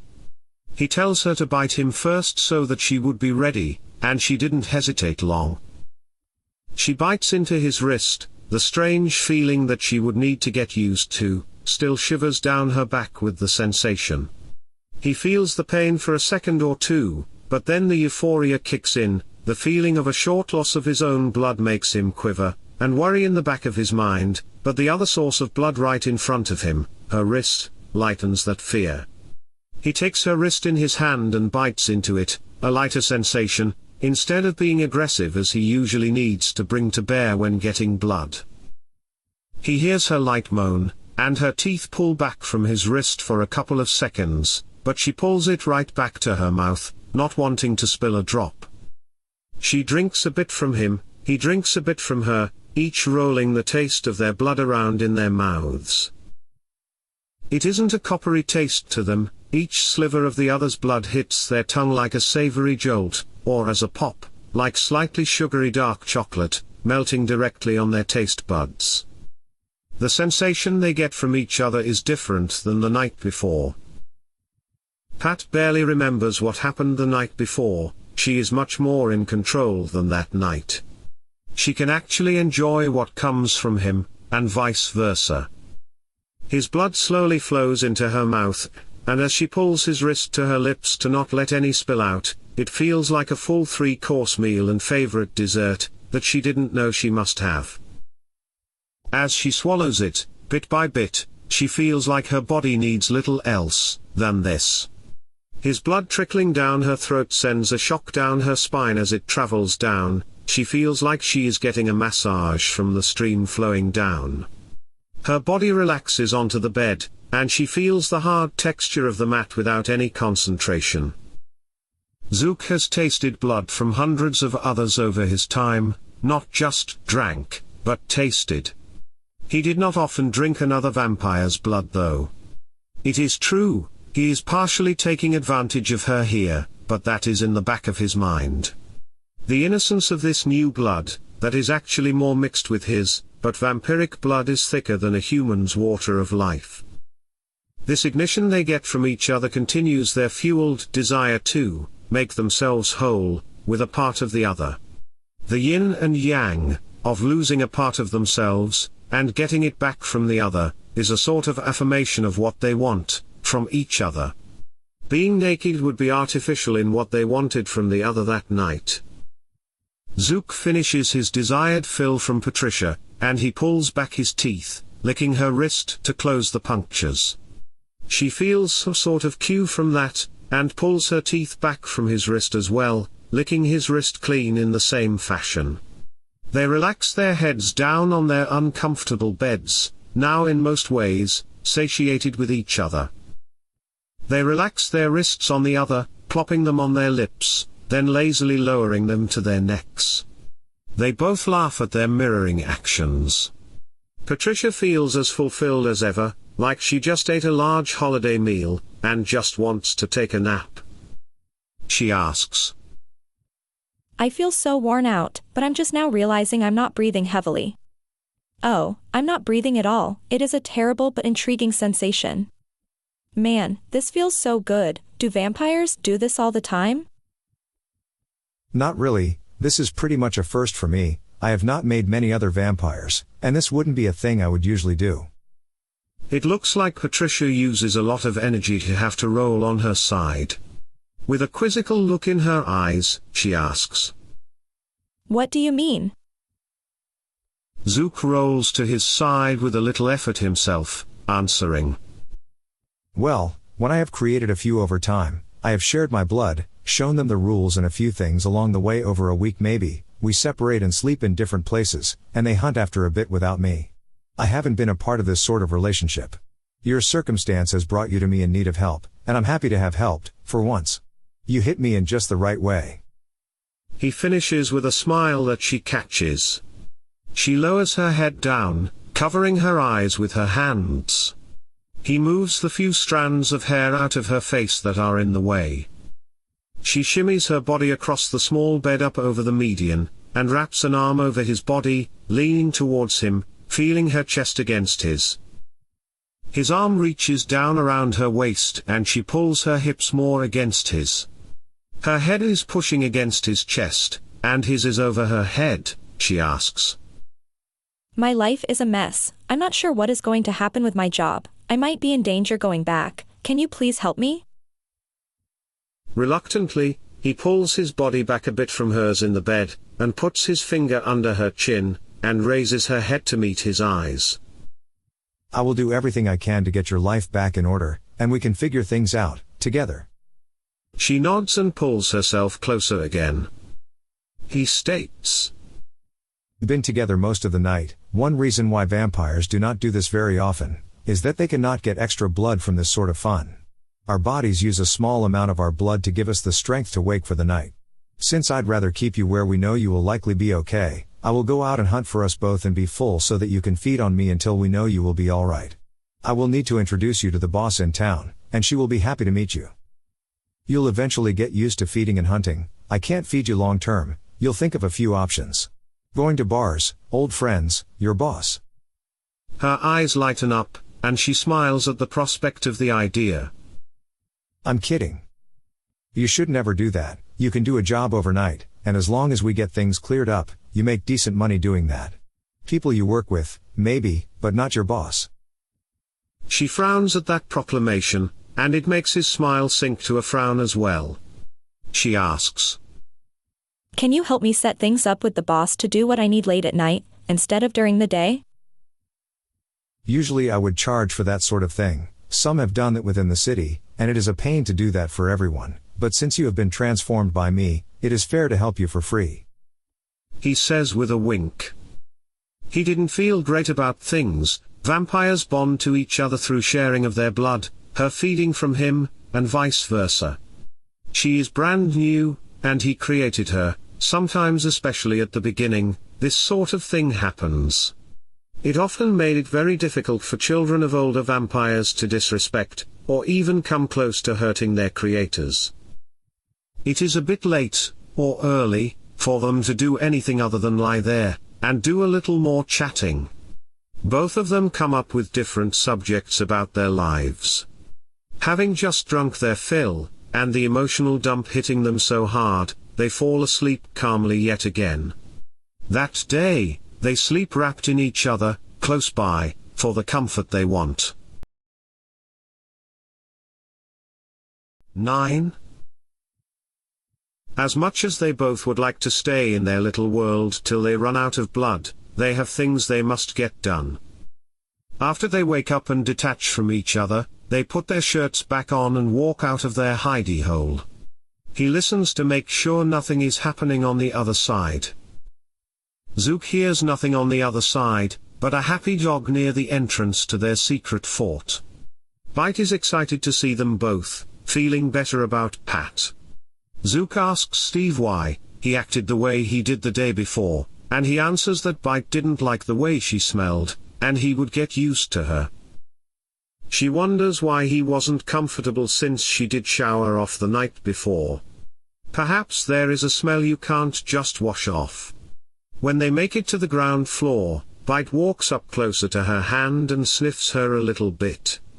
His head perks up a little bit more, not so uncomfortable close to her, and he rakes his head against her open hand. Patricia has to call into work, and try to play things off. Perhaps she has been too sick to call in recently. She is lucky that the law firm isn't busy enough to be needed daily. She is also lucky that her boss is a man, and quantifying the time off as women's issues, instead of what it is, would work better. She could deal with that soon tonight. Zook wants to keep Patricia in a safe place until they can figure out the attacker, and while she gets used to being her new self. He also needs to get Detective Cooper off of his back. He hasn't given the cops a treat in a little while. He figures it is about that time. He should check in with the legal hacker at the precinct as well. He calls him the Fonz, because he looks so much like him, other than he is a little thicker around the middle, like most computer hackers might be. His name is Gables. He tells Bud to get ready to get going. Steve is going to stay in the house with Patricia and the pets to make sure nothing happens. Zook tells Patricia to call in, still needing some time off, and they would deal with the issue soon. He lets Patricia know that she would be needing to meet with their boss within a few days. She is eccentric, but will likely be understanding of her situation. Once he gets into the job mindset, he realizes something he never went over with her. They both sit down in the living room of the small house, and discuss something else. He needs to know whether she has seen the attacking vampire before. She tells him that she didn't remember seeing him before, but he tells her he can help her remember. They have spent the night before discussing many things, looking into each other's eyes or taking comfort in the other's existence. He jumps right into the deep end of the swimming pool, getting right to the point, and not soothing her in the least. He begins by asking her mind directly if she remembers seeing this man ever before. Minds aren't books, they are onions, and she feels his expertise in peeling her layers of protection and free will from her protected center. All of the social normality of filtering her thoughts through her mind then out of her mouth slips away. Her mind races back without her direction, which it has never been before. This night is different. When he looks into her eyes and talks to her, she feels like he is seeing her not just topless as he did the night before, but naked. Her mind is an open tapestry to him, and she is much more nervous than she was in their secret bunker. She is much more shy speaking to him than having her shirt off, laying next to him accepting the gift of his blood. She tries to close her eyes, racing back to the night of her attack, but she isn't able to under this one's gaze. The face of her attacker is etched into her brain, no matter her desire to erase it. Important things like her first kiss, the first time she is naked with a man, both of them being awkward with the other's body, a clumsy knee placement stopping the encounter cold no matter their desire, not for him, but her. These things are etched into the forefront of anyone's mind, and the changes that this man made to her life are also in that forefront. The man in that room is not something she will forget. Each sharp edge of his face, the curve of his ears, is remembered as a computer file, facial recognition safe in the bad folder. That file is checked through the rest of the database that is her brain. Her head darts this way more than that way, trying to place this face that she doubts she has seen ever before. He finds one file, a single match she remembers. It is one from such a long while ago, she didn't remember which day, a Friday night in the law firm office. She has been there late at night, a couple of weeks before taxes are due. The firm has deferred payment yet again, looking for more tax loopholes to exploit. She has just been told by management that she needs to earn her salary, and find every tax benefit they can use to not pay the state, city, and federal tax this year, like every other year. She has seen that face walking past the door of the accounting department, through the window. It is a late night, very few people stay late at the firm, not even the janitor is walking down the halls this late at night, but someone else is, which draws her attention to the window. That face walks by, doesn't nod, say hello, or walk in, but that is the only time she sees it. It has something to do with the firm. Whoever this is, he might figure out if she calls in saying everything is okay. In this case, it would be a better strategy to keep the firm guessing instead of letting her situation be known. They can work around that when the time comes, letting management know, and giving her sick time. The initial transformation of one's body into a vampire takes a lot of effort. What scares Patricia more, is that she answers his questions truthfully without her thought filter. Her mind works as though it wants to please him as much as her body wants to. She barely knows this man other than she owes him almost everything. She hired him as a private investigator, bringing him into this mess, and he has come through with the needed books. Not only that, his blood tastes like chocolate mousse, something she loves. She has never felt so intimate with another man. She told him almost anything the night before, anything about her life, and he soaked it up like a sponge, greedy to learn about the mundane and paramount alike. The sharing of their blood is also more potent than any other time she has had, naked naughty times, with another. Yes, not having a shirt or bra on gets her interested in slipping her sweatpants off as well, but she takes her cues from her maker. As he offers his blood, something they both need, it is stronger than an affirmation of an urge of their once human body, but fulfilling the need of eating, drinking, getting in a sturdy workout, and getting a deep tissue massage, all at the same time and giving that same sensation to another. This urge of giving, and accepting blood, is like Christmas, and they both made something they both enjoy, over buying something they already had. She is glad he didn't ask her anything of the night before, because even with their display then, she is still very modest about what happened between them. She didn't know if it was as precious to him. This leaves her mind though, she would have more time to discuss her interest later. He gets up, and gathers things to leave with his driver. She thinks, I'm with a man who has a driver, this is something new.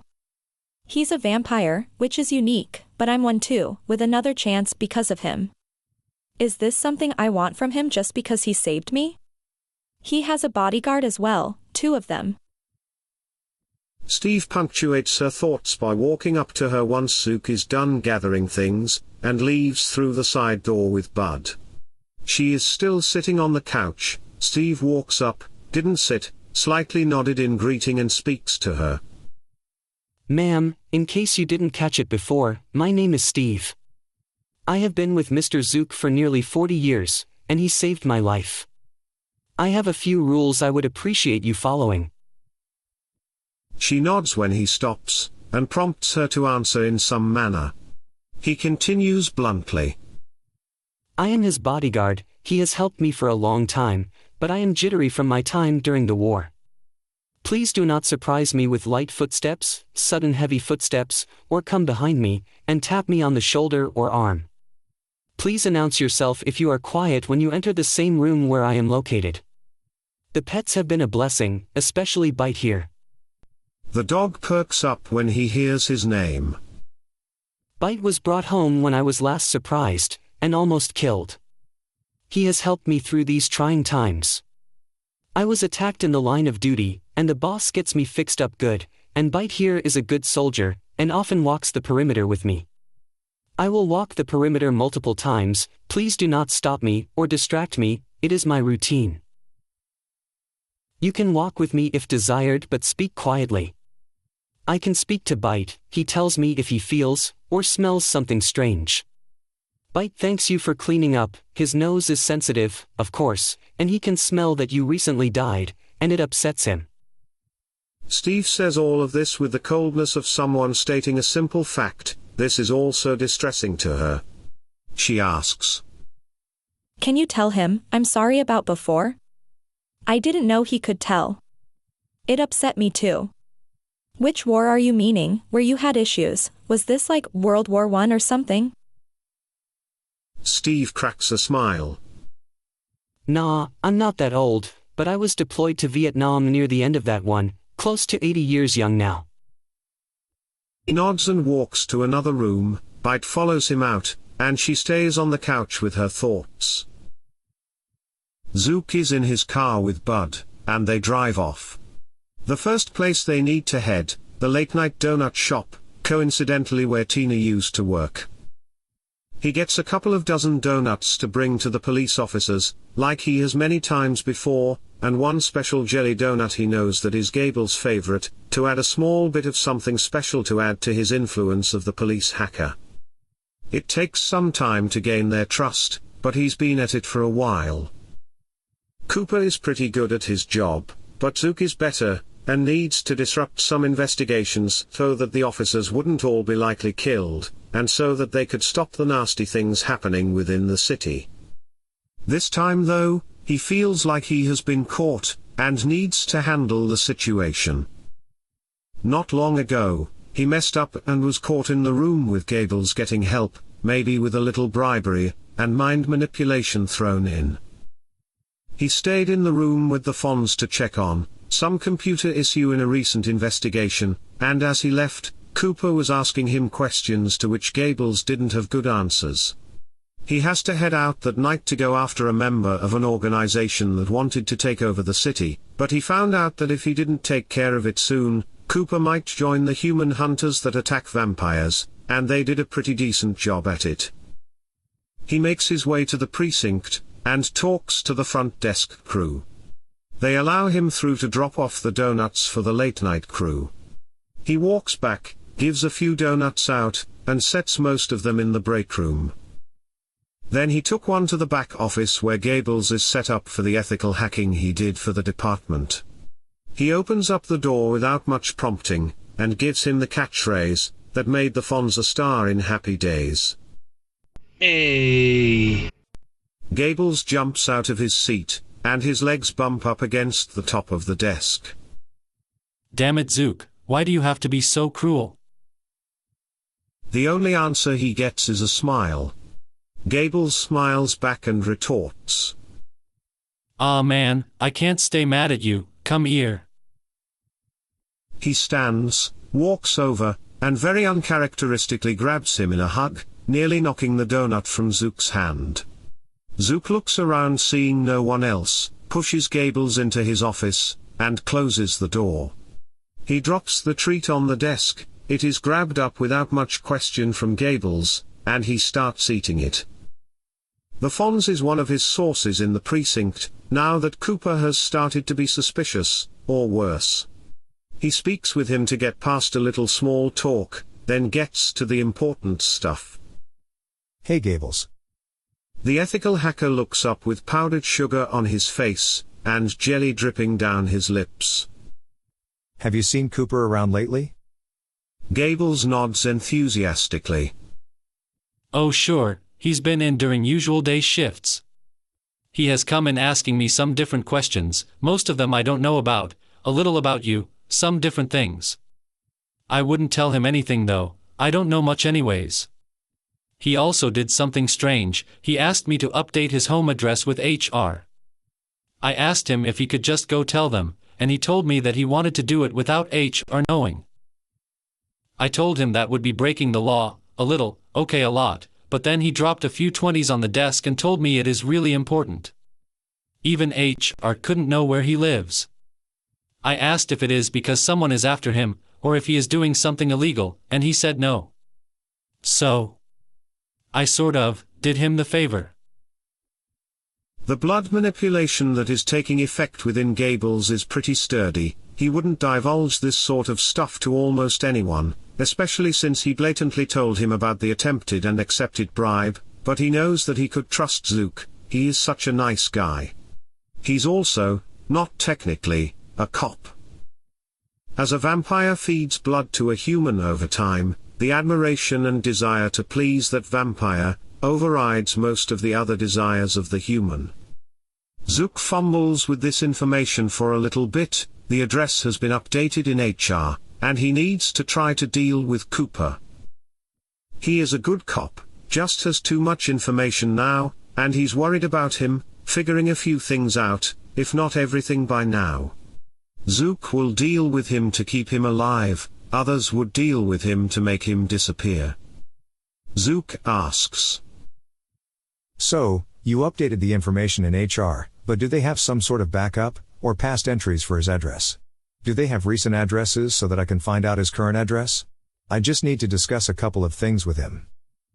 Well, why don't you just come during the day, with his new shift? Well, it is complicated. Did you update his address too, and did you take a screenshot or something of what the address used to be?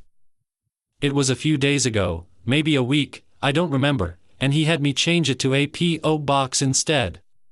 He had me get rid of old addresses also. Sorry, I just can't remember it, not something I keep in my head. Who cares anyway? Perhaps not, but Zook knows that our minds keep everything, in some way in there, he just has to find it. With the power of his blood, he has the Fonz think back to that day. The sun is shining, they have lunch brought in from the burger place down the road, and that is a happy memory.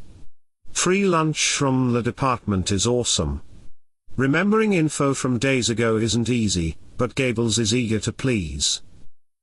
He remembers the food more than anything, the place knows just how to make it, a small bit of fat for moisture, they make their pickles fresh, fry the fries twice for crispiness, and not too much salt. He remembers that Cooper even brings it back to him, because he is on a project. Cooper closes the door behind him, and asks him if he knows a way to update the records. He says, Sure, since I'm in the network, and the security isn't so great, I can probably do it. That isn't my problem, I don't do security, I do hacking. Those jerks in that department are useless. As long as it isn't something too illegal, perhaps for a little incentive. He next realizes, and says it out loud. Sheesh. Am I some terrible, corrupt guy taking bribes, and stuff? Zook bites his lip, so that he wouldn't answer him truthfully. Cooper asked me that day, to update his HR records. Post office boxes aren't allowed to be used as regular addresses for them, but I know the ways to update it so they are accepted. He wanted his old addresses to be different also, not even known by HR. I tell him that I could and would do it after we ate some lunch. Man, those were good burgers. He continues from that day. The lunch didn't disappoint, the burger is cooked just right to a medium rare, remember it all on my tongue, thinking back to that day. The pickles are crisp and have a briny bite, the tomato is just right, and the fries crunch just right in his mouth, leaving salt on the roof of his mouth to mix with the burger. It is so unhealthy, but I also don't care. With it sticking in his head, and since he hadn't had it since, he knows what he was having for lunch that next day, maybe even breakfast. Anyway, getting back to the task at hand, I go into the records with the detective addresses and find the needed files. After updating Cooper's record from the address to the P.O. box, it is so difficult to picture them before changing them, it isn't something that I care about. Just as the numbers are on the tip of his mind, the door to his enclosed office creaks open, and another person is walking in. This disrupts the discussion, and Gables comes out of his daze trying to remember that day. The other person walking in is a detective, neither of them know his name. He sees Zook talking to Gables in there, and says, Hey, sorry to disrupt. That guy who brings the donuts came in again. Did you get one? Gables points down to the donut, red jelly dripping down the donut, onto the napkin. Thanks for letting me know. I don't always find out in my little corner of the world. I got one. The other man closes the door without another word, not interested in meeting Zook. It is just as well. Zook is a little irritated at the disruption. Gables said it is okay, the only things he could remember were the number, and the first letter of the address, which he writes down and gives to Zook. Zook says thanks, puts the paper in his pocket, and walks out. The numbers, and first letter, would be good enough to find almost any address in the area. After a quick search, he finds an apartment building, and directs his bodyguard, and driver, to get there that next day to keep watch. If Cooper works most of the day, Zook is asleep, and they wouldn't be able to use that. They'd have to figure something out. 10. Tina is left to stew in her thoughts for the rest of that night, after she suggests that she can help more than just being a blood bag. She still has some blood in her, and they didn't come back to bleed her out as well, so she feels like she has them thinking. She wakes up the next night turning her head slightly, feeling the presence of another over her, not breathing heavily, but just there. When she moves enough to show that she is awake, she hears a woman's whisper. I didn't want to surprise you. I have some blood you can have. Tina's head jerks a bit at being startled, but not much. She feels a plastic tube on the side of her lips and she turns her head to where it can go into her mouth. She sucks in and tastes it. It is cold and takes some time to drink, but it is blood. Once the blood bag is done, she smiles and speaks. How nice, you served me breakfast in bed. One of her captors has a light tone in her voice in answer. Very funny. The tube is taken away. The voice is a little further away than after she first heard it. So you say you can help. What do you mean? You know we have different blood powers. It is how we can do neato, magical stuff. A quick answer back from the other woman. Yep, and it is also how your kind can kill people and steal blood. Look, I didn't ask for this, and I've only been at this for a couple of years. Some woman kidnapped me, and made me like this, so can I please continue? Not getting an answer for a few seconds, she continues. So, from my creator, I can use some of the blood I have, to do things to bodies. It can be used for nasty things, but it can also be used to help. I can meld bones back together, knit muscle back together, and form skin to what it used to be. It takes a little of my own blood, and some practice that I've had, but it could even be better than a doctor. The surgery can be much quicker, and the healing time would be much less. I could pull bullets out of someone's shoulder, pull scar tissue out of hips, or pull a bullet out of muscle or bone. I can close bullet wounds, meld muscle and skin back together, and all with my bare hands. No words, or hums, in reply, she continues. Look, I'm not in a world of fantasy here. I know I can do this and you'll kill me, but I could be so much handier to you than just a blood bottle. You know the eyes are key, even though I can't do any of that mind stuff. If you keep the other person blindfolded and watch me, I won't try anything.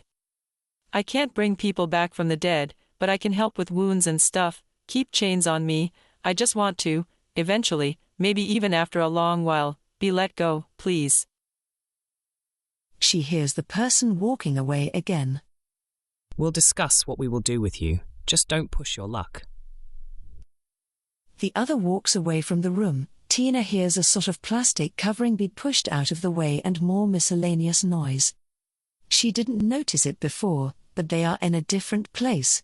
The place smells different. The room is larger than she remembers from the night before. She realizes they must be moving her.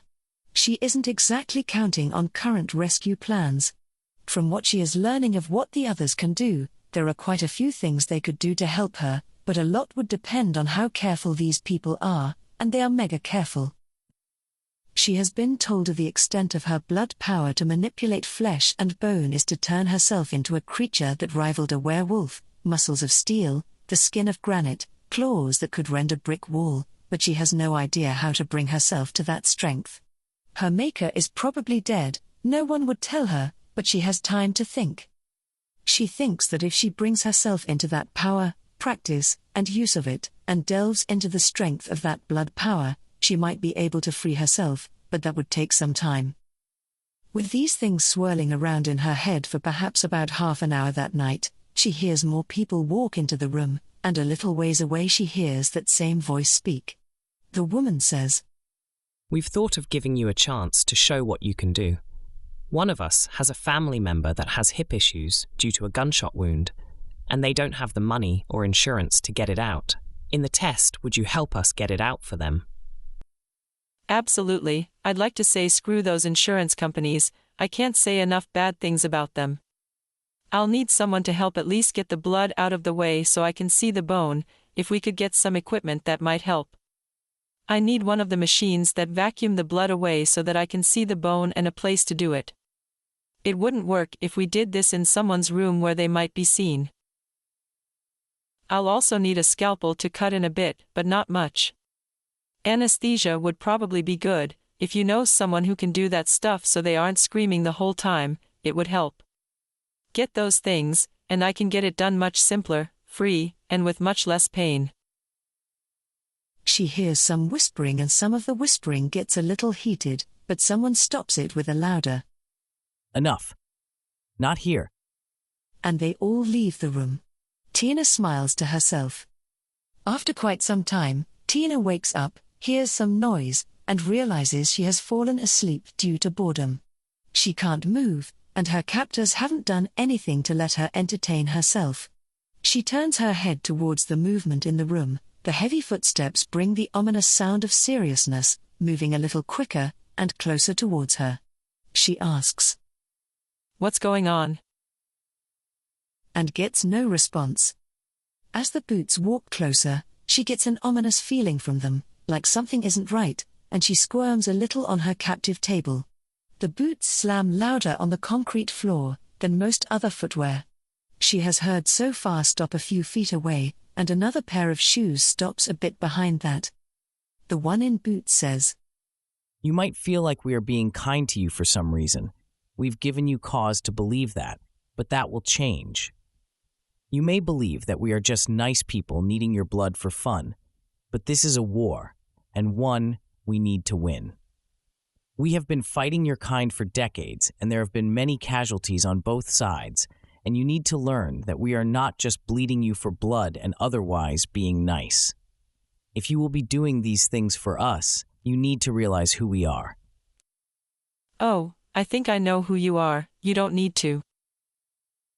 A piece of cloth is shoved into her mouth and wraps around her head in a sort of makeshift bull gag, enough to stop her from talking. She figures screaming wouldn't do her much good, so she keeps quiet. She shakes her head trying to say, "You don't have to, you don't have to." Her mumbles through the cloth fall on deaf ears. She feels a sharp pain on her left hand. The sting is new, something jars in her mind though, but she isn't sure what it is from. Pain, she remembers pain, more than this, more than ever. This pain is sharp, but not long-lasting to the pain from before. Her brain opens up to more pain. It is something she remembers. It isn't a puncture through the hand, but she feels something is missing. She is able to wiggle her fingers, most of them, one of them is missing. She can't help but scream loudly in a sharp pitch, but the gag prevents much noise. When she is done screaming, it is for about 10 seconds or so. She is able to control pain as a vampire, but feels like they want something from her, so she didn't try to heal this. She feels a towel wrap around her hand. "So, this is a start, and we have some more to do. Vampires like yourself often think we will let you go after a week or so. After that week, they become defiant and try to get loose. One even has, but he regretted it. We have hunted beings like you and know how to make things hurt." The last word is punctuated, with a cut to her midsection near her ribs. The sharp, whatever it is, feels like it is pulled away, but she feels more pain. Did it feel like some lingering pain? Acid? She'd never felt acid on her skin before, has she? Pain is a sensation that draws someone's mind to something that has happened before, and something more is opening up. She has felt pain before, lots of pain, over a long period, but she couldn't remember when, or what, or whom. Remembering, she knows that Zook is good at helping people with that.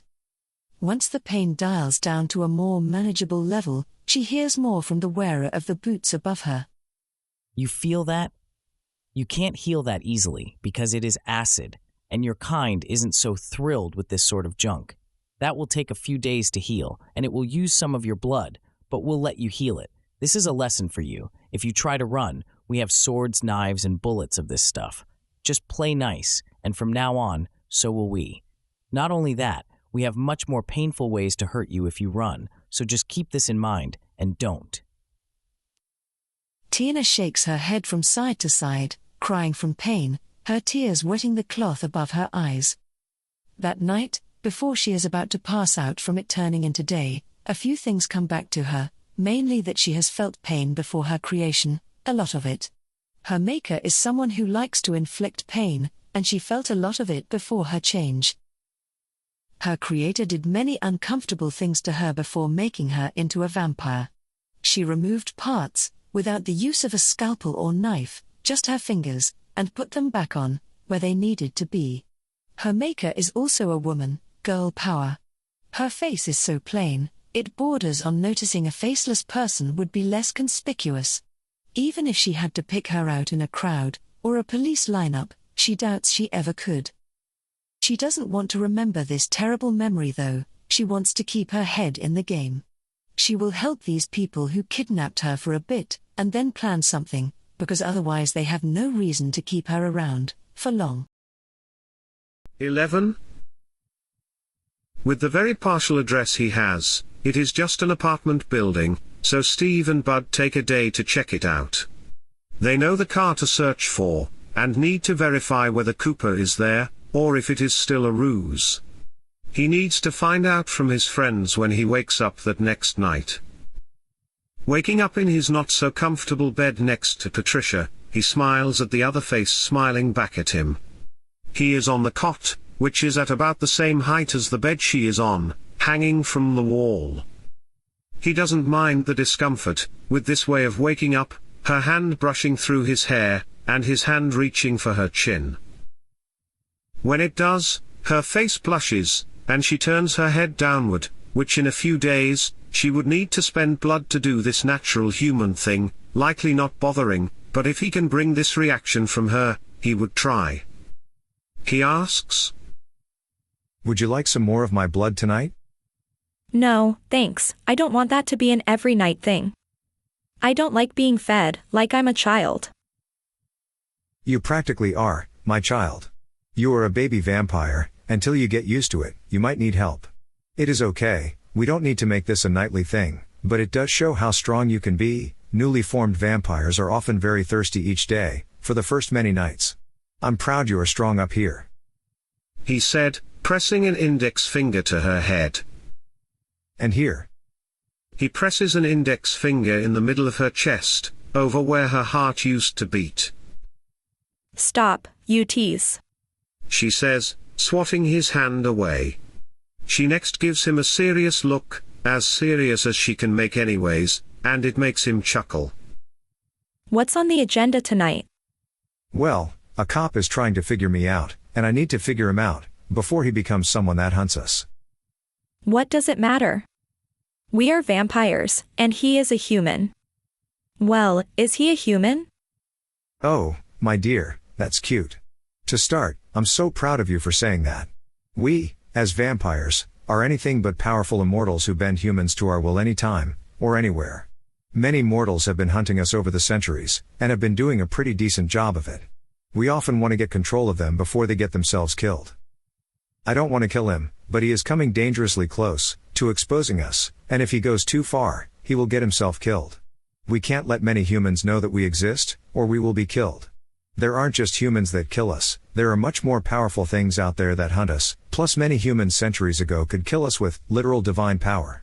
It has been lost to most of them in the church's corruption and disillusionment of their faith over a long while, but some still hold old holy power and destroy us in practiced fashion." Was it vampires who brought the corruption to the church? He thinks about it, for about 10 seconds or so, and answers, bringing a smile to his face. Good question. It is the sort of thing that has been happening over centuries, but it is something one of us, or collectively many of us would try to do. Especially to consider those of us a long while ago that were still self-righteous about doing church stuff, as vampires. Priests that get turned into vampires, and tell other vampires to repent, are just, the worst. Anyway, not important, right now I'm dealing with a detective, and need to try to help him forget that I am, what we are, so that he can go back to his job. Well, have fun with all of that jazz. I will be playing with the pets, and trying not to think someone killed me, just a few nights ago. I should probably get a move on with the job too. If I set something up, your guys would be able to get somewhere to pick up the data and notes I need, right? A lot of the info will be through the network applications and stuff, but I'll need some other data out of hard copies, and they probably shouldn't courier it here. Sure, whatever you can think up, I'll have someone to a place that can be sent to as a courier. There is a dance studio we'll be going to. During the day there can be someone there to pick up documents and we will be able to get them late at night, or just have them brought to us in safety. They both make sure they have clothes on, and walk up the steps to the waiting Happy Mutt at the top of the steps, just beyond the secret entrance to the hidey hole. Bite jumps up and flails his paws up toward Zook's chest as soon as he gets to the ground floor. Zook catches him by an arm perch so he doesn't flop to the floor. He says, "Hello to you too, Bite," and pets him on the head. He doesn't bother to use the blood power to say hi to the dog right now, he has some projects for the night. Zook continues to walk through, and Bite follows close behind him. Fluffers walks up behind them and looks at the new lady of the house. Patricia looks down, squats down, and runs her hand through the cat's fur. The cat cannot help but walk around the non-human's hand, as she would put it, massage her back, and scratch behind her ears, purring her way to a hopeful sweet snack. Bud and Steve are back, and are in the living room, which is the direction where everyone is walking. Bud is on the couch, Steve is looking out of the window. Zook calls out as he enters the room. "Anything to report?" "Yes, sir," calls out Steve, at his usual stand at attention pose. Bud is still sitting on the couch, expecting everything to flow out of Steve, which as usual, it does. Steve reports.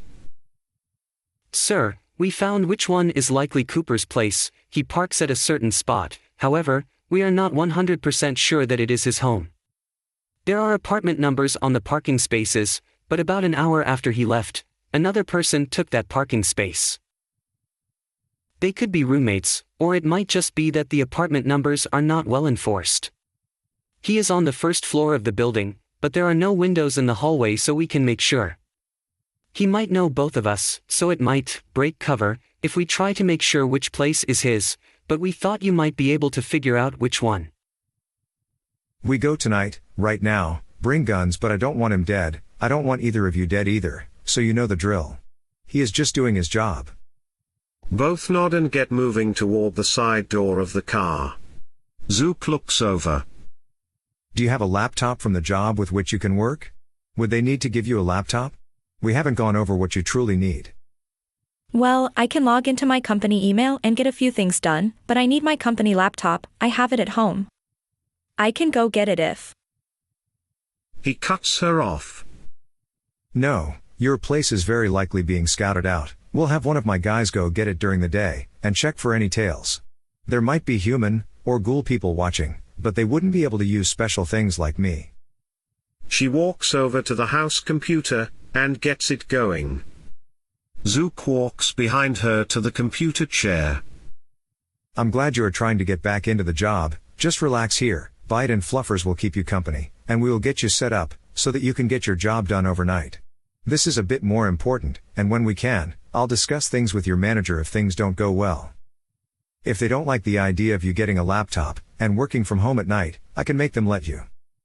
He smiles, and she smiles back at him, through the reflection of the computer screen, with her smile bright as she looks at him. Patricia sees the password screen. "Password?" She asks, and he gives her the password. She enters it, and it gets into a regular screen. Ew. Windows? Give me a Mac any day. Hey now, don't you talk bad about my machine. Windows is better, and the hardware can be replaced. Macs need specific hardware, and just get more expensive. I'm not sure if we are as cool, if you are a Mac woman. She smiles, he smiles, and turns away to prepare for the night. Patricia's smile fades, as she gets into the mindset of the job, or is it something else? Off to work they go. Steve, Bud, and Zook get into his custom car, and get moving. It would make things awkward if they would have their car bugged, which is why they usually kept it in their garage, but in this borrowed place, they didn't have one. They check it for bugs and don't find one. They aren't tailed, but Zook keeps watching behind them during the trip. Very few humans could hide from his gaze. Some skilled supernatural creatures or highly skilled human spies might be able to, but not some normally trained police detectives. He keeps watch behind them during the trip, and does not see anyone trying to follow them. It doesn't take them long to get into the apartment complex, and to the building. Cooper's car is gone from the parking lot, but in its place is another car. They take note of the apartment, and walk into the building. No one is in the hallway. It is only about 8 at night, so most would be home already. Zook isn't sure, but he takes a gander at the different doors of the place. The place where Cooper's car is parked is a plain door, just like the rest of them in the hall. He can also hear TV sets on in most places using his special ears. Zook walks up the hall once, then back the other way looking at the doors.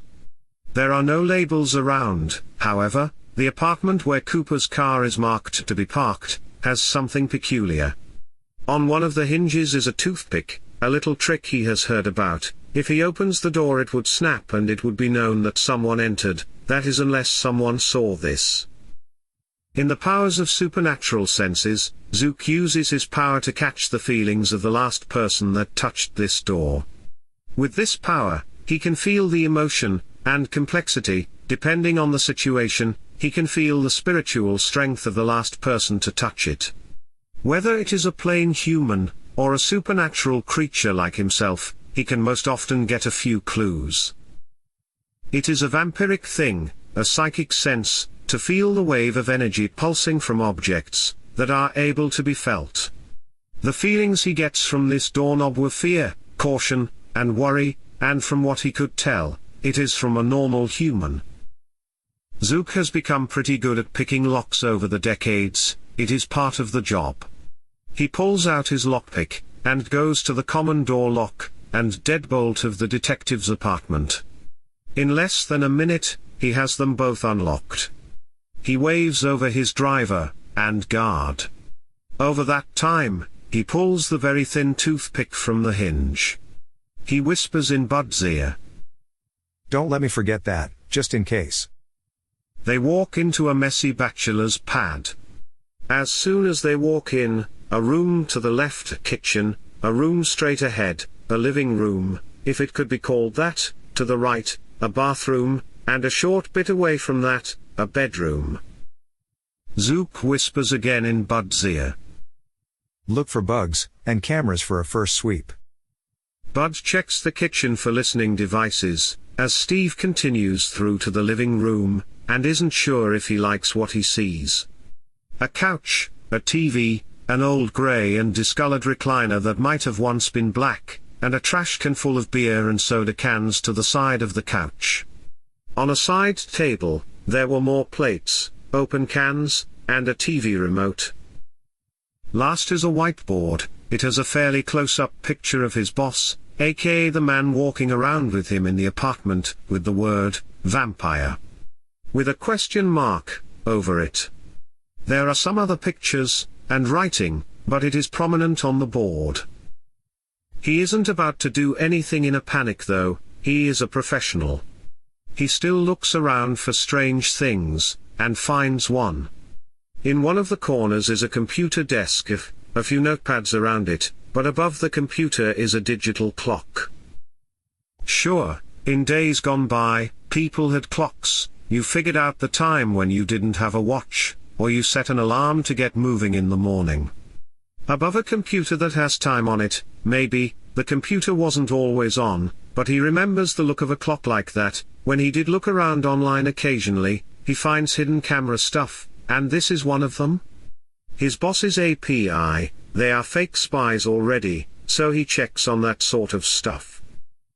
They might be on already from a motion sensor, so he walks back to the hallway and snaps his fingers to get Bud's attention. Bud looks over. Steve has a hand out. He puts a finger to his lips and brings out his cell. In a roundabout way of charades, he tells him to turn his phone on silent and starts texting. Steve to Bud? Yo. There is a hidden camera in the living room, and bad stuff in there. There are probably more. Bud to Steve. Yep, one in the kitchen. It has a motion sensor, and it's out, hopefully in time. I'm pretty sure that one doesn't pick up sound, but most of them do. I have some sturdy sticky notes. Do you want some to cover them? We can get rid of ones that pick up sound after checking with the boss. Steve doesn't reply, he just nods. Without a word, and as quietly as they can, they sneak around the apartment. The clock camera is a bit tricky. They are able to reach it from a sort of open area between the kitchen and the living room. The kitchen isn't closed off from the living room.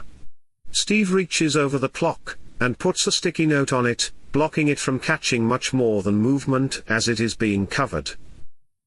They also find a light bulb camera in the living room using the bug detector, and cover that up as well. There is one fire alarm in the kitchen, one in the bedroom, one in the hall, and an extra one in the bedroom is unexpected, so that is checked. It has a camera on it as well which they cover. The bedroom doesn't have much in it, a fairly small bed, and nightstand. The bed is unmade, and a smaller TV than in the living room. The small closet is a slide-open door, which is open, and they quickly check it, and nothing but the usual clothes. A few old clothes are also tossed around the room. The two go back to the door and Steve sends a text to the boss. Hey, so we looked through, and found some interesting things. Come in, phone on silent, quiet on closing the door. The door opens and Zook walks in. Steve explains by text. There are bugs and cameras, mostly cameras around the place. We covered most of them but didn't destroy them. Wanted your suggestion. Zook texts back. Good, don't destroy them, we'll uncover them when we leave. Hopefully, they didn't pick up much. Zook checks the kitchen without surprise. The living room has some interest in it. The whiteboard has him as a main focus, and it didn't thrill him. He walks closer to see more of the board. There are a couple of notepads, and other pictures around the place. Zook directs his guards by text, to check the pages, and pictures, to see if there were other prominent things. On the board is the picture of him, a dry erase marker of vampire in red, circled a couple of times. Also listed. During the day. Easy with criminals. Evidence. Blood. Real friends. A picture of the dance studio possibly zoomed in, but a close picture of a couple of times, where there are some guards around during their meetings. There is more marker of. Dance studio needs guards. There is a picture of Steve walking around their borrowed home. There is a picture with Bud and Steve walking Patricia into the borrowed home with a red marker, dead. Over the picture. Yep, he is at the cliff looking over. It would just take a little tip for him to dive into either the conspiracy theories or hunting them, which he has to stop. He is one of the decent ones just trying to do his job. Around the place, there are a few different piles of pictures and notepads. Dates and times listed of nothing, or sections of times when things are happening. From the labeling on the listing, it shows times of his society's meetings, and lists of the regular training for the dance studio. He certainly checks out the place often, but never gets close. There are pictures of multiple angles of the studio, including the back of it.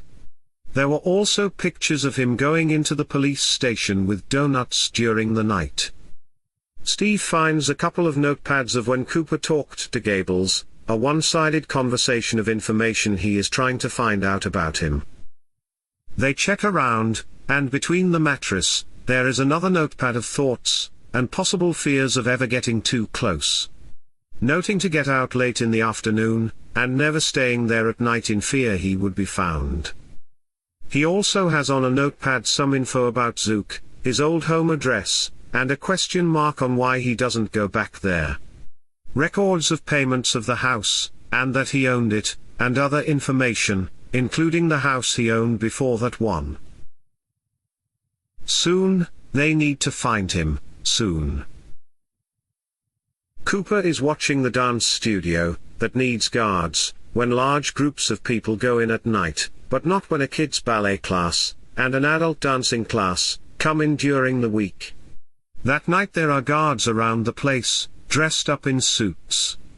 He wondered why they would be dressed up in suits if they were supposed to be a little less conspicuous, but perhaps they needed to look professional for their masters. He is figuring things out. He is so close to some sort of proof, but getting close to them would be a mistake, he knows. It has never been known, and he has no clue who to speak to, or who he could trust. It could be just that this guy is personable, and he is one of the few guys who brings in donuts to real cops, and just that the job takes him out at night instead of during the day, but it makes so much more sense that he is just a bad guy. He'd never been able to get into the home, but he could find out who owns the home through records. It is some big company owned by another company trying to get into real estate, which looks fishy. This is just some small home though. He found out where Zook lived and checked that out as well. That is owned by a trust that has purchased it some time ago, still no names he might be able to work with. He tries the directional microphone again, and there is still this screeching in the background. He can't hear a thing when he tries to get anyone while they are talking. The app on his phone buzzes a couple of times, and he feels them, but doesn't check them yet. He has to watch and see. People are pulling up, mostly fancy-dressed people, and he wants to see if he could get some more pictures. He has to catch something on camera about these men and women, who could be vampires. There is no activity of anyone going in, or leaving for perhaps 20 minutes or so he checks the app from his home camera. Oh no, the motion detection caught some movement, but what he can see is mostly shadow, and then the cameras are covered with something. How long ago was this? An hour? He thinks of the many things there. They must have found him somehow. He checks the different cameras of the app. They did catch a couple of people walking around, but not for more than 5 seconds, and the cameras were seen and covered with something. He supposes if this is a vampire, they could be good at detecting cameras or motion sensors. He then realizes what he has around the place. Pictures of where he is, right now, outside the studio watching, and waiting. So he packs up the gear, and walks out from under the tree where he is hiding. You know. A surprise, and familiar voice, one he has heard many times before, in about the same casual tone.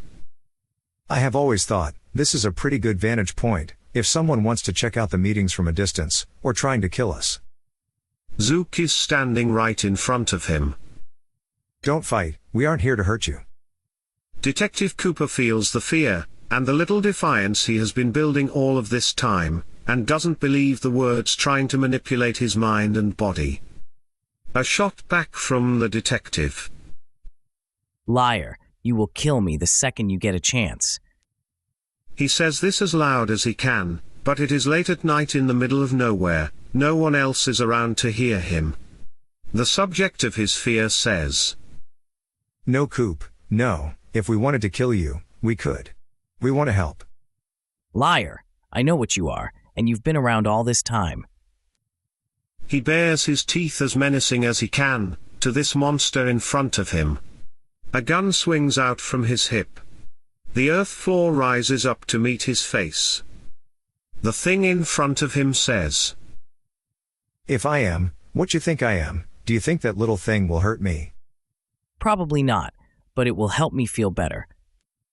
The gun swings around from the detective laying on the floor, and a hand grabs it from the side. He is shaking with fear, and fixated so much, two come in from the side, and surprise him as well. The gun is aimed high, and he doesn't even have the strength to pull the trigger. The detective shakes uncontrollably, realizing any control is out of his hands. Please don't kill me. I know what you are, and what you can do. His old friend Zook breathes in a heavy sigh. "Oh buddy, sorry, but you have no idea what I can do. I think it is about time you take a nap, you look tired." Detective Cooper wakes up with a bit of a headache in the morning. He stirs a bit on his couch. Over the past few days he hadn't been able to leave his bed, then he made it to the couch, and couldn't get around from there. Man, he has been feeling terrible this week from the flu. It hit him pretty hard. He is at his place, soda cans and beers all over, his TV still on Comedy Central, and the almost new whiteboard with a couple of his new cases on it. He is hoping it would get his mind away from the sick feeling in his stomach. His phone is charging, he picks it up and looks at it, a few missed calls from his new insufferable partner on the day shift, one from the boss after he has called in those days, and one from his insufferable ex-wife wondering where the alimony payment was, as usual. He is feeling a bit better though. Compared to the last few days, he could get up, walk to the fridge, and grab a ginger ale. His stomach is in no mood for a beer this early. He also grabs a piece of meaty pizza, which fills his empty stomach. The phone is ringing again. It is the partner. He answers it. Hey Cooper, you awake? You've been out for a bit. Are you ready to come back, all rested up? You get some rest like you mentioned you might need? He mumbles out an answer. Yeah, I'll be able to make it in. Feeling a little bit more like myself? Any new cases? He gets the answer back. Of course there are. The inconsiderate criminals didn't stop because you were on the toilet. Get a move on and get in. He slowly grabs new day clothes that don't smell bad and aren't too wrinkled, and jumps in the shower. On the way to work, he'd give Zook a call, thanking him for coming to check in on him the day before. He has brought him that pizza, and a couple of quarts of soup around lunch to check in after hearing he could barely get out of bed. He is a decent guy.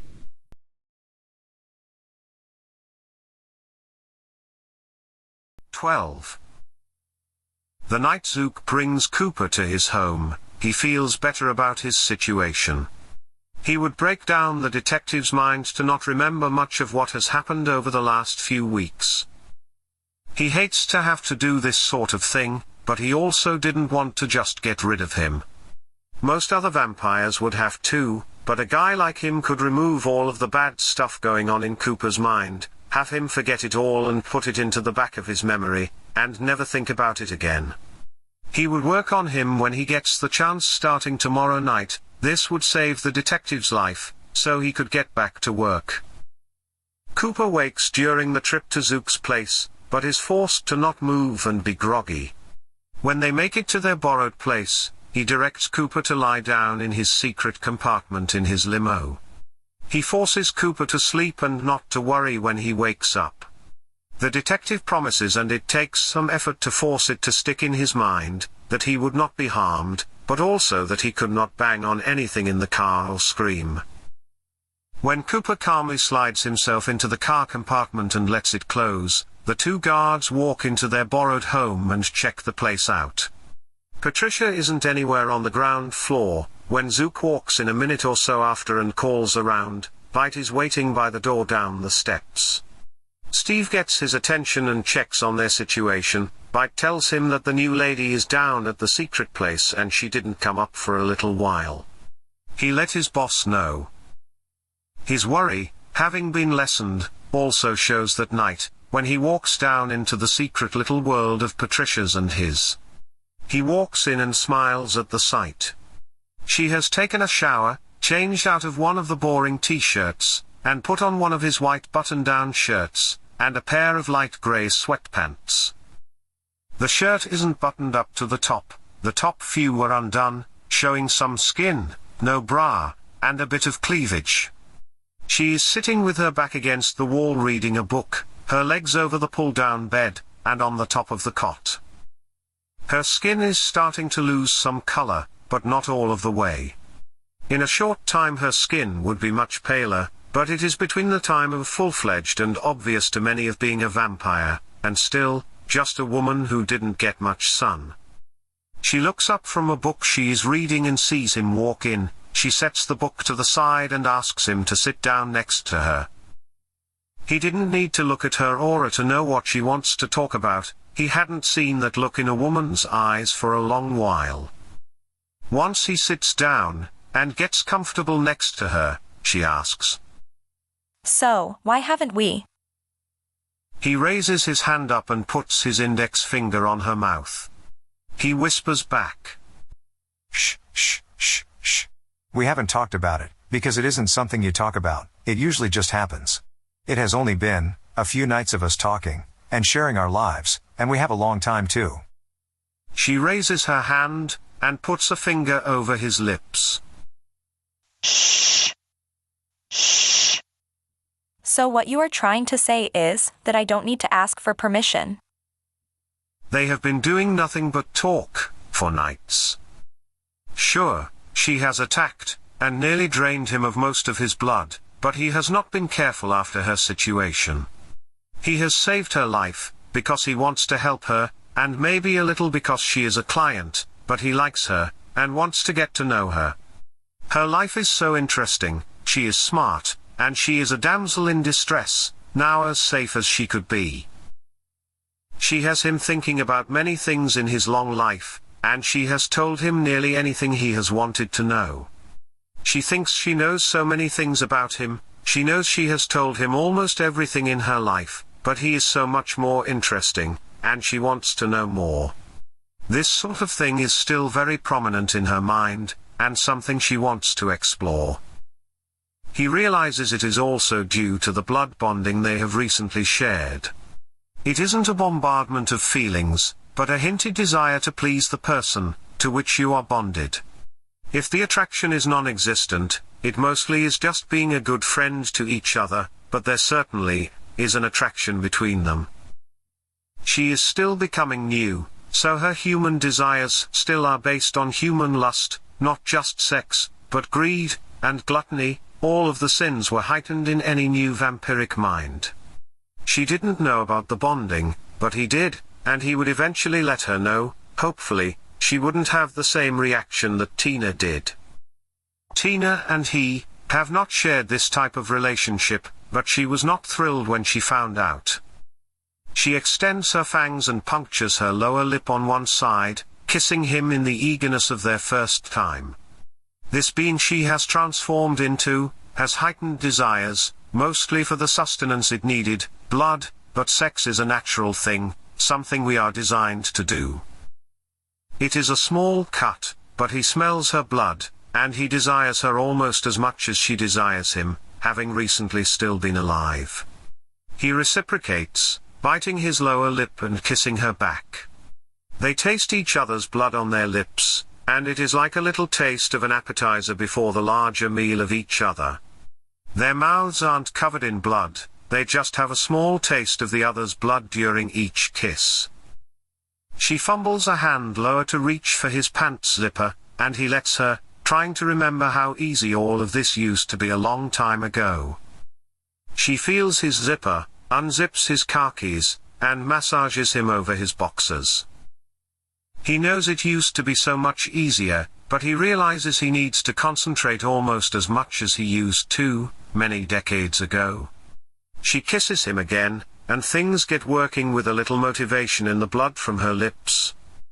As she massages him over his boxers, he lightly cups a breast over her shirt, and in the back of his mind, there is the reaction of a fulfilling cheer from her light moan in her desire to please him as well. She stretches a leg and gets on top of him. He takes the initiative in unbuttoning her shirt to feel the warmth of her skin against his. She takes the cue from the man she is with, unbuttoning his shirt as well. With the achievement complete of unbuttoning the other's shirt with their hands shaking, his arms search around her back under the shirt, and her arms wrap around his shoulders, pressing their chests against each other. His fingers press into her back, just searching all over, and running a couple of fingers up and down her spine. Her body moves against his, in her desire to show him that they want the same thing. His body is cool to the touch, but not ice cold. It is a bit of a shock that she didn't expect, but not one from which she pulls away. Her much warmer body is something he wants against him a bit more often. Their lives are in the other person's hands, they are a threat to each other, and the possibility of them losing control of the other person is intoxicating, but they don't fear each other. His fangs extended about to bite her tender neck. This is something he has done a few dozen times before to victims in this same predicament, and it takes more effort than he would like to admit, not to sink his teeth in, yet she is no victim. He closes his eyes, in an effort not to follow the demon's desire within. His human side would have something it needed this night. When he opens his eyes, he sees her eyes closed, but her mouth opens, her extended fangs, also trying not to swing down to his just as fragile neck. He brushes a few of her hairs out of her face, and her eyes open. He says, "You are so strong." Smiling at her, she blushes back, in a wordless thank you. They slow down to enjoy themselves, and keep the hunger within at bay. They switch between kissing each other, and feeling the other's body against theirs, for longer than they might realize before they finish removing their clothing, and get down to it. The sun is going to rise sooner rather than later, and this would be an awkward thing to have to work on the next night. She is thankful. Those stretches she did for a couple of hours after the shower to prepare are paying off. She is glad once they were done, and naked in each other's arms, no pulled muscles. She wonders if vampires get pulled muscles. She wanted to ask him this, but didn't exactly want to kill the mood. She would ask him, or someone else, later. "Good evening, my dear." Zook wakes up next to Patricia. He brushes her cheek, and she smiles back, waking up and brightening their little room for him. It has been decades since sex has been much of an interest. He hadn't created any others for quite some time, and it certainly is worth staying up late that morning before. She whispers, "Hi," and blushes, topless in front of him. They both threw on underwear, but left the rest off before passing out. Their bodies are up against each other, legs wrapped around each other, but he is still cool to the touch, and she is warm. He feels her body get warmer, as she wakes up. They both hear a clunk behind them, and Patricia grabs her shirt and sweatpants, to cover what she can. She turns her body towards the wall, and wraps the shirt over her back, seconds before the door to their basement opens, and they hear, Boss, we have to deal with, oh, shh. Bud is walking through the door, and didn't see much of her, but sees him with boxers, and no pants. Oh damn it, sorry boss, Within seconds, Zook is off of the bed, and has Bud's face against the wall away from them, his cheek bruising up against the rough and cold concrete. Eyes. His boss calls out. Bud closes his eyes. You realize that this is a mistake. His boss, and master, growls these words in a deep tone. He squeaks out. Yep, sorry boss, His face flattens harder against the wall. You also understand that I understand something important has happened, I will make my way upstairs shortly, but you will keep your eyes closed, and get your ass back upstairs, before I get furious with this disruption of my evening. Bud lets out an inaudible Yesh. due to his face being against the wall, and the demand for nothing more. Before you close the door on the way out, you will also apologize to Patricia for your interruption tonight. This is most unprofessional of you. There is more than one person down here. The last few words were growled as well, with his face being pressed harder, ground into the concrete, feeling it grind. Bud feels the pressure lessen from his face. He turns his head with his eyes closed towards the door. Sorry, ma'am, this sort of thing won't happen again. He takes the steps up towards the door, and steps through, closing it behind him. She notes. You didn't have to hurt him, he is just trying to tell you something is going on. I'm a grown woman, I can handle myself. It is the principle of the thing. He hasn't done that sort of thing before. Sure, he has come in shortly after I have woken for the night, but with the added company there is the added required professionalness. Come on, let's get dressed. It probably has something to do with the cop I have locked in my car. Her eyes widen. The cop you have, what? He answers, rolling his eyes. It is fine, he can't get out. He gets fully dressed, and waits for her to get dressed up. He doesn't answer subsequent requests for information, and as soon as they are both dressed, he opens the door, and they make it up the steps. Once they are on the ground floor, Bud is still waiting, holding an ice pack to his face in the living room. Zook asks. Assume the car is on fire? Otherwise, you wouldn't have barged into my room. Bud lowers his gaze, trying not to meet his master's eyes. Sorry again, boss. He trails off for a second, looking over at Pat, not knowing if he should discuss such things in front of the guest. Zook sticks out an arm, rotating it towards him, making the sign for him to continue. The cop in the car, he has been banging and rattling the inside of the car, for a few hours now. Whatever you did, it didn't last all this time. It lasted most of the day, but eventually, Steve saw a couple of people walking by with their dog or something, and some people were slowing down at our place, looking at the car. He went outside, and heard a clunk from under the car, in the compartment where you usually stay for safety. Well, that compartment is designed to protect me from a hail of bullets or fire, but not if I am locked in it calling for help. I'll get in there, it's fine.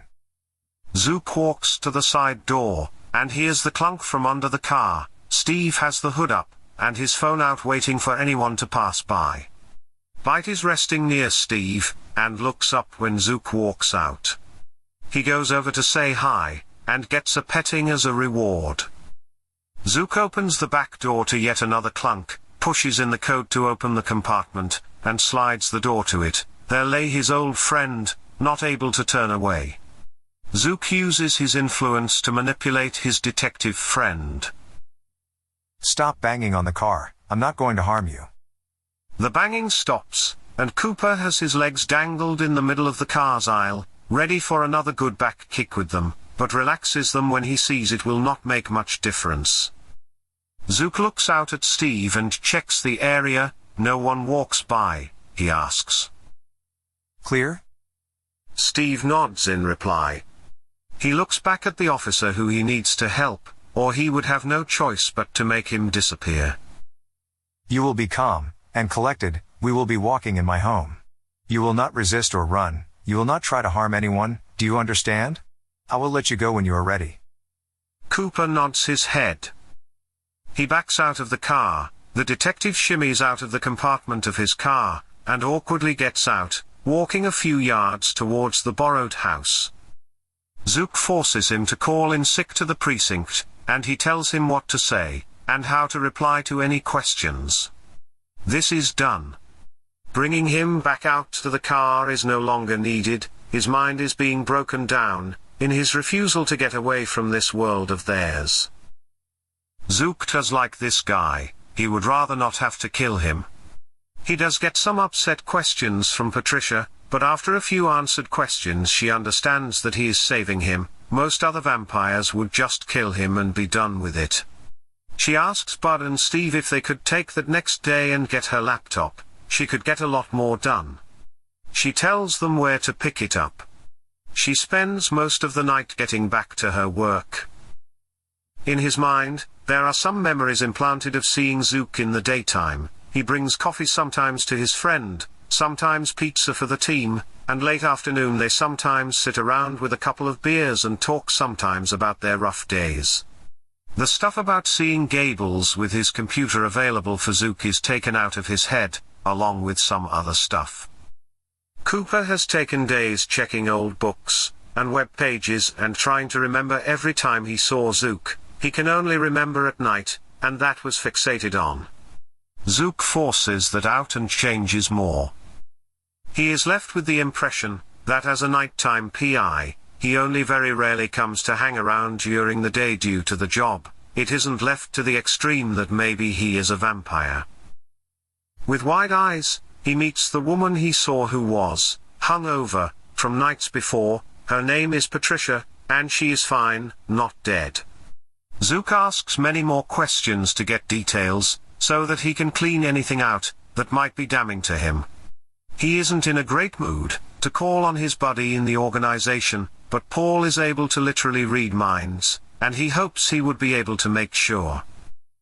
He spends a few days doing some cleaning of the recent past, Cooper spending hours on the computer doing what the kids call research, and the blood power isn't exactly a quick process, and down to a science. It takes some time to break down and build up a human's mind if it has seen and knows too much. He calls Paul and asks if he could make it over to the place he is borrowing from Zant for a little project. He said sure, he could get there the next night for a basic favor. One of the most important currencies between the long-lived. That next night, he watches through the detective's mind for Zook to help him clear out important information that the human shouldn't know. They also check to make sure there is no extra evidence that the human left for himself somewhere. Paul suggests that they should just finish him. He could have drawn attention to them, and Zook said he would handle it if that is the case. For now, leave him alone. It wasn't a request. Paul said that it is on his ass if there is trouble. A couple of good days of sleep gets Cooper to better shape, and he is left in his apartment, partially cleaned up, and with no more fear of the vampiric world coming up to bite him in the ass, figuratively and literally.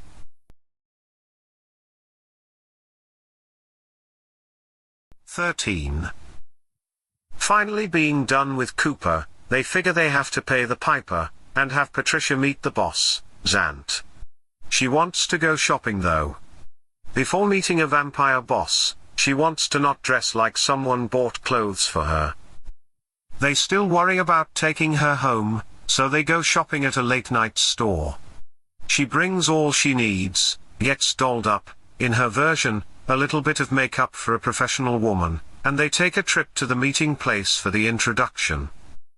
Zook goes over some ground rules. They have discussed the general rules all vampires of their organization need to follow, but there were a few extra things. He adds in. There is a lot of money in the room where you will be meeting new colleagues. They feel that it makes them important because it does, so give them this respect. They will not talk down to you, but you need to not presume things. The only person you need to discuss anything with is the boss, and I will point her out. If someone makes you feel uncomfortable, or demands anything from you, let me know. We aren't some old-fashioned group. She'll probably just ask to shake your hand, or maybe not. Do not lie to them, they won't ask you anything too personal. Zant is there waiting with a few more who were there to see what is going on for the night. They sometimes have scheduled hangouts, but every other night or so, they just get together to see what is going on for the night. This introduction wasn't exactly scheduled, but a few people are around. A few general things are asked about around the usual time when many who would be there for the night showed up. A statement goes out asking if anyone needs assistance with major issues, or if anyone needs any help with anything else within the city. There is no new business in that regard. Then there is the call to meet anyone new within the city. Zook raises from his chair along the perimeter as usual, and takes her hand to help Patricia stand. This unknown woman, to the rest of them, is wearing a light pink button blouse, black dress pants, and low-heeled shoes. Her hair is up in a bun, and her makeup is very light. A smile brightens Zant's face. The outfit looks a lot like something she might wear, if she didn't have her own fashion brand, and damn near unlimited resources. She is wearing a pantsuit as well, but she has an over jacket, and is missing that single arm. Zook states. Hello Zant, this is Patricia. I brought her into our organization in necessity. Zant's smile on her face shows the empathy deserved. Oh, my dear, I heard about what happened to you. I'm so sorry. We will get a hold of the piece of shit that did that to you. She pauses for a few seconds for a dramatic pause, taking a short look around the room, then continues. You formed her into one of us, Zook. It has been a while. That must have been a difficult decision for you. He replies quickly. No ma'am, it wasn't. I had only a few seconds to choose, and it wasn't much of a decision. It is the right thing for me to do. I'm glad I did as well. She looks up at him curiously. His face remains stoic looking at the boss, but after a few seconds he steals a quick glance back at Patricia, and a smile grows on his lips. Zant stands. What is your name, my dear?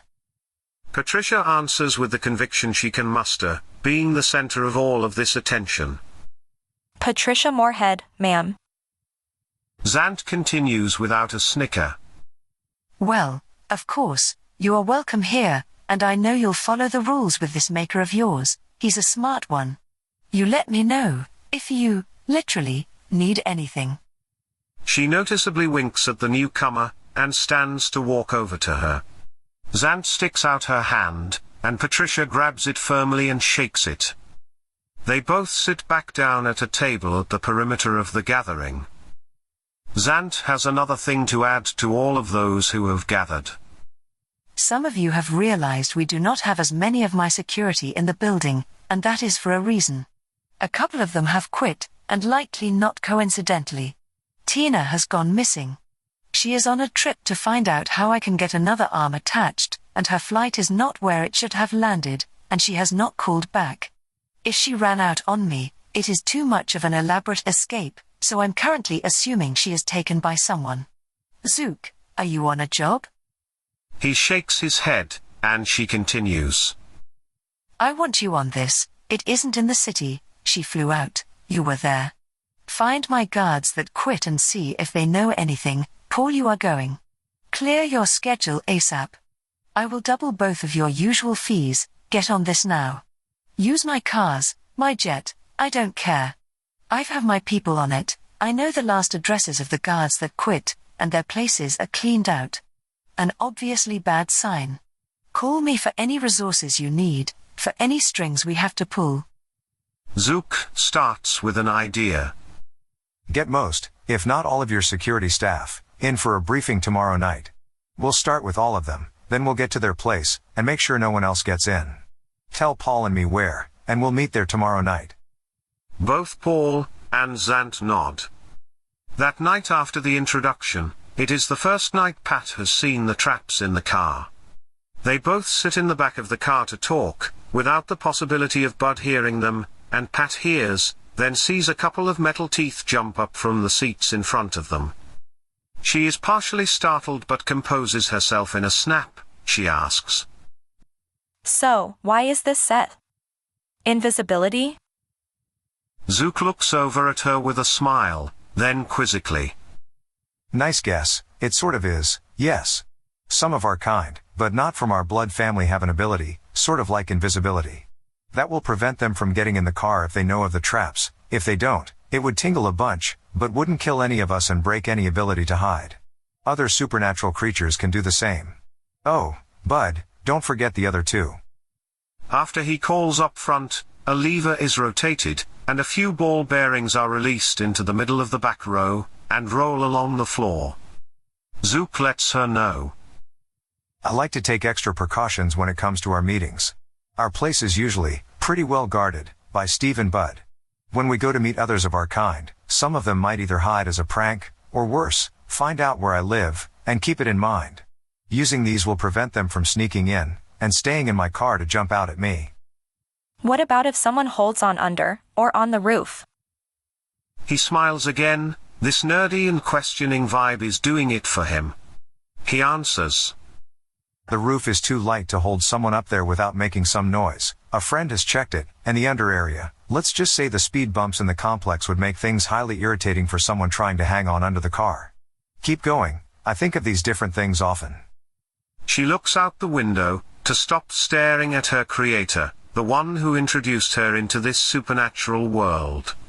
They talk a bit more, and when they are almost back to their borrowed abode, she says. Well, I need to catch up with work, and don't have much time till sunrise. They got my laptop while you were playing bad cop, bad cop. He also brings up. I have some stuff to do, in order to get things together if we might be getting around a bit, so do what you need to do. Have you been able to check to see if they will care, if you work almost all remotely? Not yet. It isn't something so easily brought up, after supposedly just asking off for a bit, but I will get to it soon. Did you perhaps want to come with me on this investigation? This happened before we met, so it probably doesn't have anything to do with you, but otherwise, I can leave Steve at the place with you, till I can find this lost woman. You can get some more work done. I would rather stick around. I have not been able to get some stuff done, and don't want to lose the job.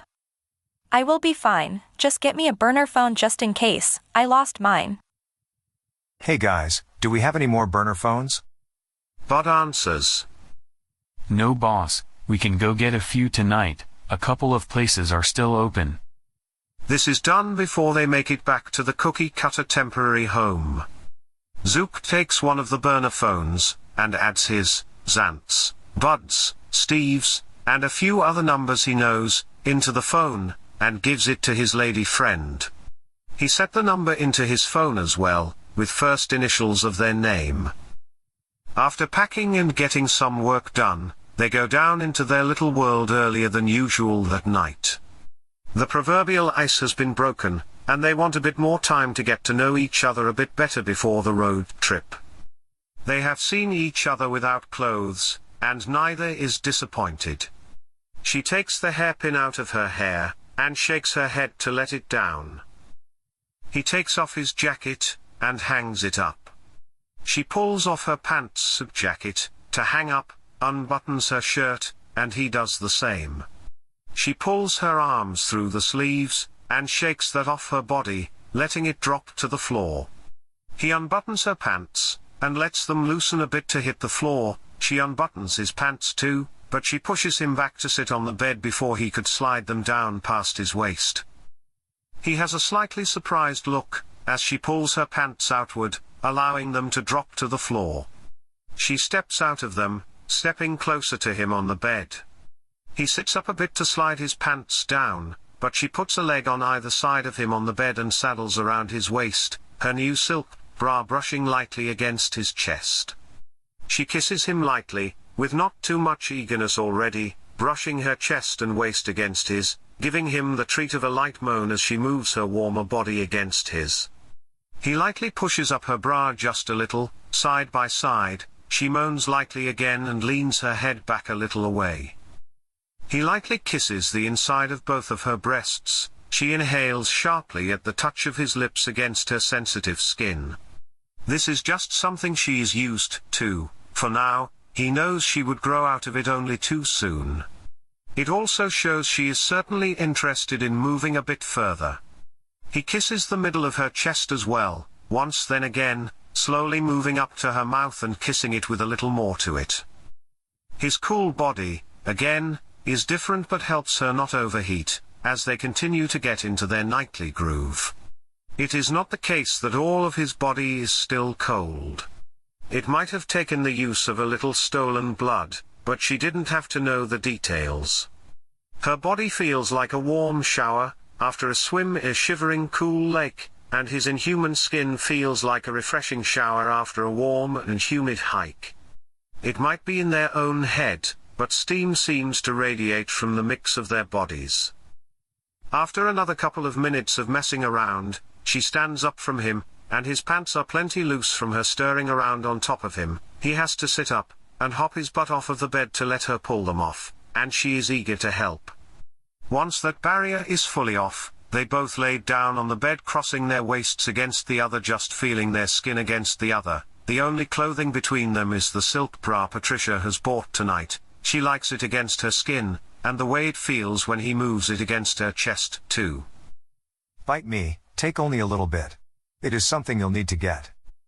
He stops there as she doesn't hesitate at all, comparing this to the first time. She bites into his vulnerable neck, and takes a few pints of his blood. Tonight to her it tasted like a dessert wine, red of course, with a slight taste of chocolate. Or, to put it another way, spiked cold chocolate. His blood isn't warm, it takes an Amazonian's effort to pull away and stop the bleeding, but she pulls away. Caressing her back, he bites back, taking those pints back, slowly extending his teeth into her neck, and letting the blood rush into his mouth, but not letting it get too far.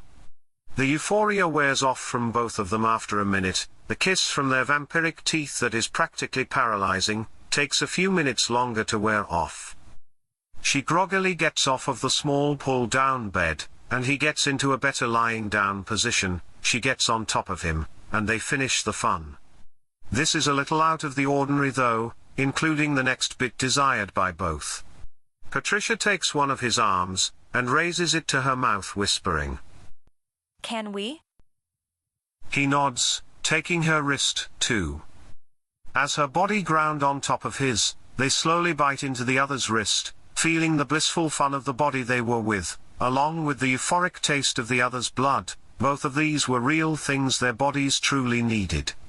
Their natural and unnatural satisfaction isn't something either has fulfilled before at once. It is something that dug deep into their minds and bodies, grabbing what their bodies have been craving and satisfying their pangs of hunger. After what feels like too long, Zook pulls his teeth back from Patricia's wrist, and closes up the marks. She does the same thing soon after, no longer wanting his blood, but neither is done with the other's body. Another few minutes and they are both so finished, they barely know what to do, other than lay back down next to each other. She curiously asked more about things she observed during the vampiric gathering, and he answers what he can, both of them having a hard time speaking, or even thinking. It feels like she wants to fill the silence of the room with something. That day, they sleep soundly, wrapped around each other. Zook can tell that his lady friend's body is getting cooler than normal. The next night, they both wake. Zook gets dressed, and checks his phone. He gets a text from Paul to let him know where they are meeting. He pokes his head out of their hidey hole, makes sure things are okay with Steve, Bite, and Fluffers, and tells Bud they are off. Bud gets up quickly, and walks out the door. He gets another text from Paul. We are seeing a dozen guards at Zant's place. The two who are missing are named Smythe and Weston. They have a place we can check soon, roommates, but after we talk to the rest of them. The location is another one of Zant's homes. Once getting there, he could see into another room where the security force is lined up, standing at attention. One of Zant's staff is outside of the room with a clipboard. She asks, "Sir, what is your name? Are you expected?" Name is Zook. I am. Very good, sir. They are waiting for you. There is just one more. Paul is waiting in a chair just inside the door. Once Zook enters, he stands and calls into the larger room. We won't wait any more for the last. And paces once down a line of security guards, without saying a word, going down the line, looking everyone over. This is even a strange scene to Zook. He walks behind Paul, trying to mock him with the same view, getting a smirk from a couple of them. Neither of them is merely looking, both were searching for auras of the team. Other than the short burst of humor as Zook looks, Most of their auras are filled with nervousness and fear, emotions the vampires could mystically pick up using the power of their blood. As they both finish the initial check, Zook feels something strange, a mystical knock on his head. He ignores it. Paul pulls him back, and closer next to him to whisper in his ear. Paul whispers, "Hey, can I use telepathy so we can communicate easier?" Zook shakes his head. Paul tries to convince him. "Come on, man, we can maybe find out more, if..." A sting forms under Paul's chin, as Zook swings up with an elbow, in a bit of a sucker punch. Paul's head darts up, his rose-colored sunglasses fly off of his face. Zook takes a chance at this to make a point. He also spends a bit of blood to try to make this point quickly. Paul is one of the fastest, and most combat-driven, vampires in the city. The security force all stand rock still. Zook says openly and out loud, "You have your answer." Paul's fangs extend in anger, and he growls looking back at him. Zook continues, "You know, big guy, I wouldn't usually have done that, I'm sorry, but you also know I keep to myself. We do this the old-fashioned way." The growling from Paul slows as Paul closes his mouth to bring himself, and his vampiric beast, into control. Paul wouldn't let it go though. "All right, okay, but you know I'm going to get you back for that." Zook nods, realizing maybe that wasn't a bright idea.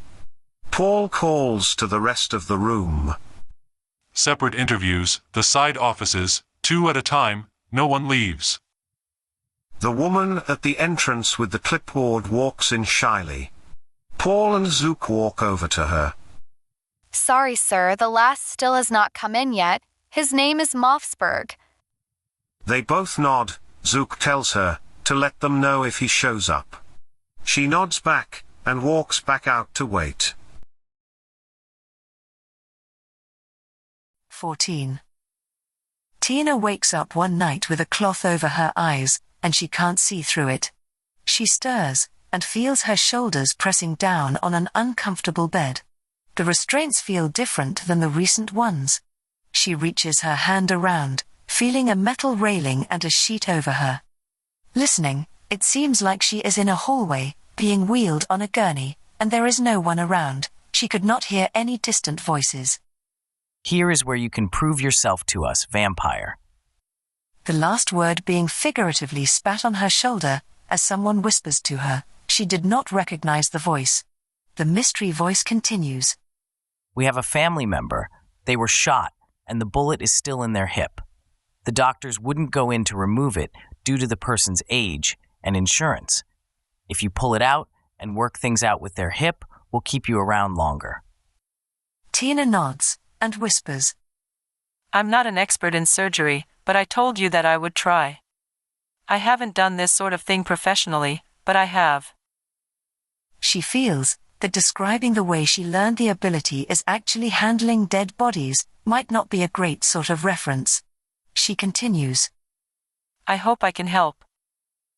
She rarely moves a muscle, as the wheels keep turning under her hospital bed.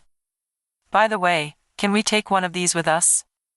Whatever you have had me on has been really uncomfortable. She gets no return reply, not even a giggle. After another couple of minutes on the bed, they stop in a room. There is some scuffling in other parts of the room, some tools clanking around on tables, and some beeping of machines. Tina feels low in her tank of blood and whispers. Hey guys, or gals. Footsteps come closer to her. "What privilege do you want now?" I'm low on blood, and need some in order to help. Let me have some. She leans her head towards the speaker. As I said, I haven't done this specifically before, and it might take a little more use of blood in order to help this person. I need much more in my system so I don't lose it and try to fight or drink the patient. One of the voices calls out, but from another person. Yes, we know. We'll get you more.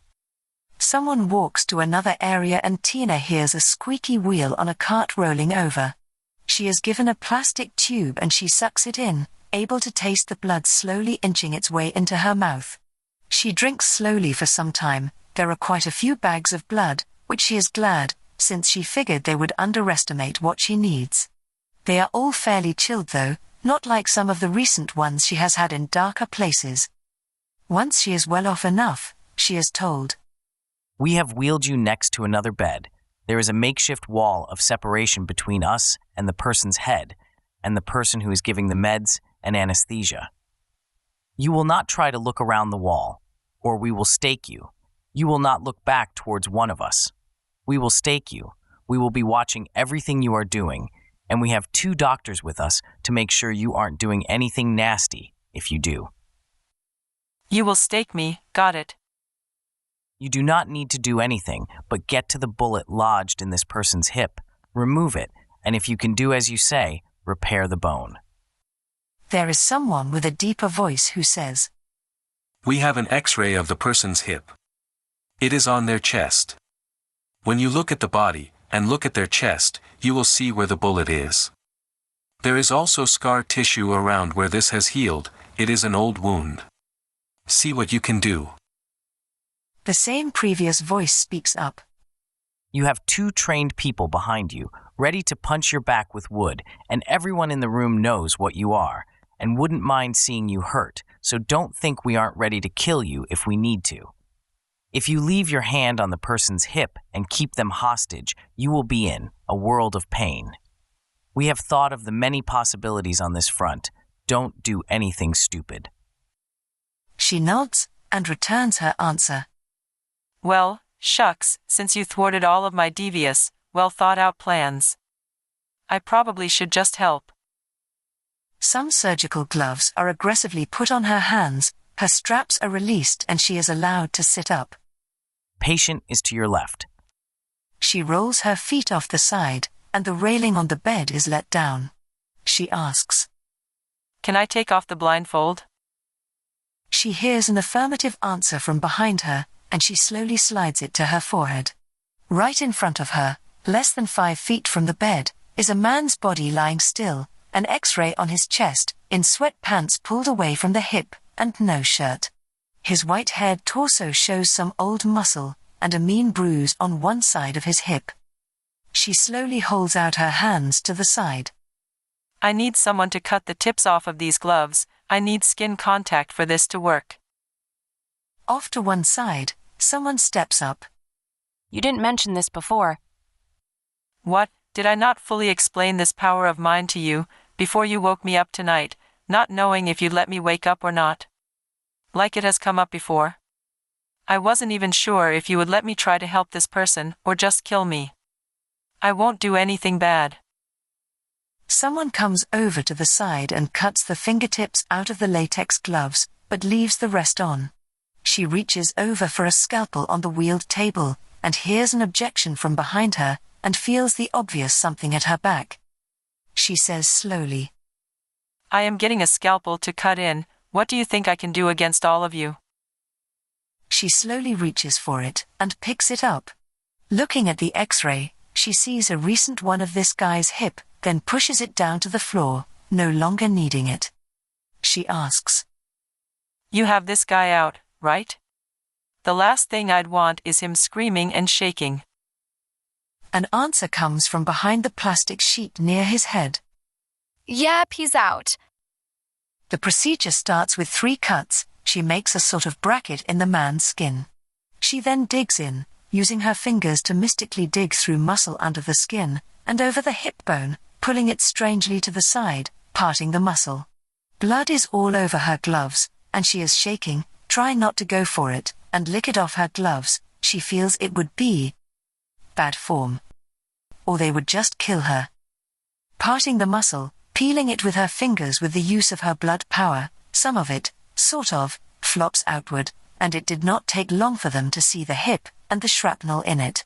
Reaching in, she uses her blood power to manipulate bone to squeeze the bullet out, sort of like a very graphic way of popping a pimple. The bone helps her squeeze the bullet out, and it finishes as a sort of pinched bone and hole in it. The old bullet is pulled out of the hip by another Tina uses more bone manipulation to scrape away from more of the bone that healed strangely around the bullet, like a scar, then smooths it over like she is planting a seed in the ground. Melding around the bone on that side of the hip, she is able to make that whole side of the hip more sturdy, she hopes.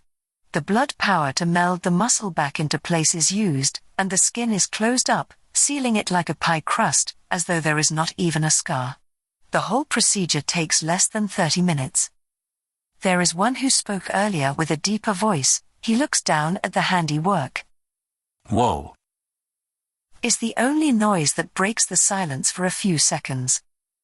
We'll need to get another X-ray, but it looks like a success. Blindfold? One pulls behind her, emphasizing the point by scoring her back with the stake behind her. She slowly raises her hands to the blindfold, lowers it over her eyes, and ties it on tight. She lays back down, and puts her arms to the side, allowing them to strap her down, once more. 15. Off to the side of the larger room, there are offices set up for employees to use as working spaces, but now they were separately filled with the security force of, currently, the most powerful vampire of the city. She is a manipulative, rich, old vampire, and she did not like this situation. It gives Paul and Zook some leeway in the interrogation. They did not need much leeway though. It goes as such. Each of the security guards are set in the rooms separately, and bluntly are told, "Sir, or madam, you are looking into the eyes of two vampires, you know this, lying to us could get you killed, and if you make us we will force you to tell us what we need to hear. If you make us force you to tell us what we need to hear, it will be unpleasant for you." The floodgates open to allow the juices to flow in the minds of the security officers. It is nearly a unanimous discussion of their situation. The security force is under the scrutiny of two vampires who could easily, and without fault, tell if they are lying using the powers of their blood. The two who quit recently, Smythe and Weston, are the closest of friends and often kept to themselves. They are roommates, and it is known where they live. They did have some grievances, but most of the security force did. Those two, however, have some resentment that came through sometimes. A moment or two about having to work for vampires comes up a bit. The only other pea in their little pod is Moff, or Moffsburg, another of the little group. When they could go on projects for the boss, even if not directed to go, the three would work during the same hours to go on trouble runs, dangerous security runs ordered by the boss. A couple of them are having trouble at first divulging everything. Paul and Zook together can tell that they did not like giving up their colleagues, but most of them have little connection with them other than the job. It also comes up, under the scrutiny of two pairs of staring vampiric eyes, that a woman is sleeping around in the security staff. They could tell for the most part that it is mostly to blow off steam after the job, and they could care less. Their only comment to the scared guard was, "Oh, to be human again," they assure her. It is not part of their investigation and couldn't care about, and even encourage her indulgences. They ask her if everything has been fun between them, and she said none of them have treated her badly. They tell her if someone did something untoward, they would regret such a decision, and she assures them everything is just in fun. It adhered to them after that as well, and she brings up that she has spent some time with Moffsburg. She offers to go with them, if anything shakes her memory about his place, which she has been to a few times. If the same thing happened to him that happened to the other two, such as disappearing with everything they owned, it might help. Her name is Robertson, and her offer is obliged. The interrogation of the dozen security staff does not take very long. They are able to get most of the information needed. Moffsburg is another person of interest, and they would need to check in on him. They check with the woman at the front, taking attendance, and Moffsburg has still not shown for the night. They ask for her to get his address, and it is given.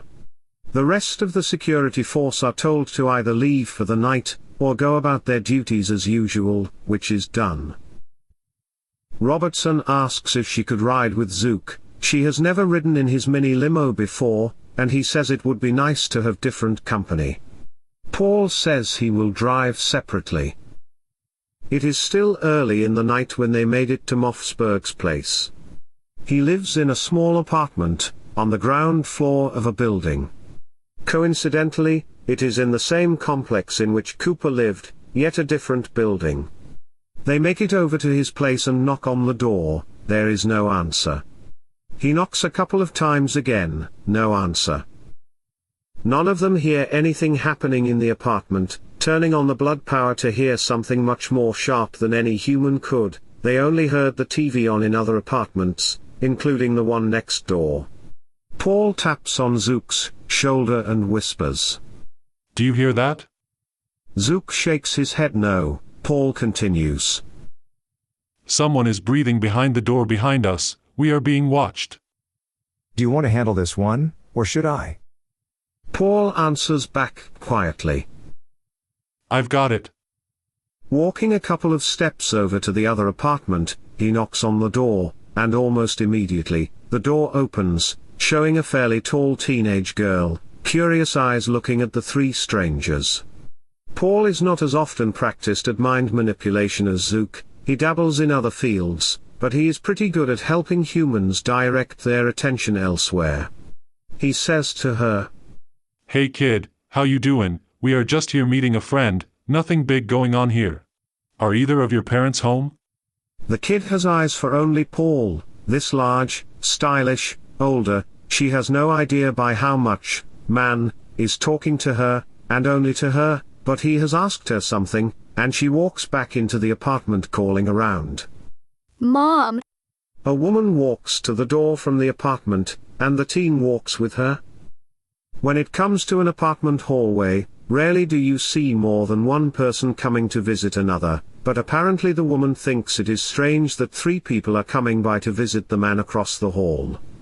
Paul assures her, this is nothing out of the ordinary. He lays it on pretty thick too. My good lady, he says, tipping his fedora hat to her. These days, a woman seeing a man tipping his hat to her in introduction would find it corny, but when a vampire is forcing her to be interested in anything he does and says, she blushes pretty quickly. We are visiting a friend of ours from across the hall. You don't need to worry about a thing. We will be quiet.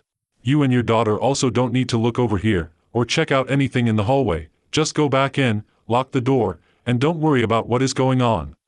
Both of the women, the teen, and Mom who might be in her 30s, nod their heads in agreement, not wanting to bother the nice visitors anymore. Paul nods and waves at them to go back into their place, and they do, looking over their shoulder at him and closing the door. When Paul gets back over to Zook, he asks quietly, Man, don't you find it tough not to just taste such young blood, especially after doing what we do? Zook looks over at Robinson, and she shrugs. He looks back at Paul with a non-committal answer. Perhaps, but I can actually control myself. He says, winking back. Shall we? Both Zook and Robinson hear a growl come from deep within Paul's throat. Zook raises a hand in apology. I'm sorry, that is not meant to be mean. I'm on fire tonight though. From a deeper voice in the pit of Paul's throat. What do you mean? What do you mean? Nothing. Let me get this door. He pulls out lockpicks and gets to it. It doesn't take him long, as part of the job, and over the years he has opened many locks. It is a good thing that the whole fake rule of, can't enter a human's home without permission, bit his bunk. He would have a really tough time on the job. Seconds later the door is unlocked, and all three walk in. Paul closes it behind them. When they walk into the place, they are pleasantly surprised. The apartment is immaculate. The kitchen is clean, but isn't cleaned out. There is nothing on the bar between the kitchen and living room. The living room has a loveseat recliner, each seat able to recline, a futon which matches in color. Each furniture piece is in its place, medium-sized TV on top of a small shelf, a couple of video game consoles and a DVD player sat on another, another shelf is of DVDs and games. There is no bookshelf of miscellaneous books.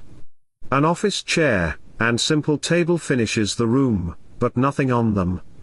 The only thing missing is a laptop. The bedroom is not much different. There is an inexpensive shelf with a not-so-large TV at one wall and a queen-sized bed at the other. Small end tables lay at each side of the bed, no charger. A strange thing out of place in this simple room is a large and framed printout of the United States. A simple, and simply furnished, one-bedroom place. Taking a quick look in the closet, there are some suits that they wear on the job. Robertson is wearing one right now, of course hers is a little more shapely for a woman guard. There are some miscellaneous clothes as well, but the closet is mostly set with work suits. Robertson, can you tell us about the place? When were you last here? 2 intent vampires looking at her, makes her nervous to be talking about a night she had, some time ago. Well, sirs, I was last here maybe 3 weeks ago, maybe 4 by now. We stayed here, he wasn't great in the sack, but his place is nice here and he keeps it like this, I do remember that. He gave me a dirty look when I had coffee the next morning and didn't use a coaster on the coffee table for the mug. I don't remember the place too well, I've been here a few times, but I can't remember much out of place. That's fine, the 2 of us can help you remember. Does anything show up, obviously differently? No, nothing comes to mind. Help me remember, what do you mean? Zook puts an arm around her shoulder, smiles and replies. Lady, you are looking at 2 good-looking vampires. We don't just drink blood and beat people up, we can do all sorts of things. Robertson lowers her head, and answers. Oh, right. You aren't going to make me cluck like a chicken or humiliate me or anything, are you? Zook frowns. Oh, Robertson, no. We won't hypnotize you to do anything humiliating. I mean, we could, especially the 2 of us could, but that would be mean and cruel. Have any of us done mean or cruel things to you? She shakes her head in the negative. Zook pulls back from her a bit, and looks her in the eyes. We are no different, let's sit down on the double recliner, and check on things with you.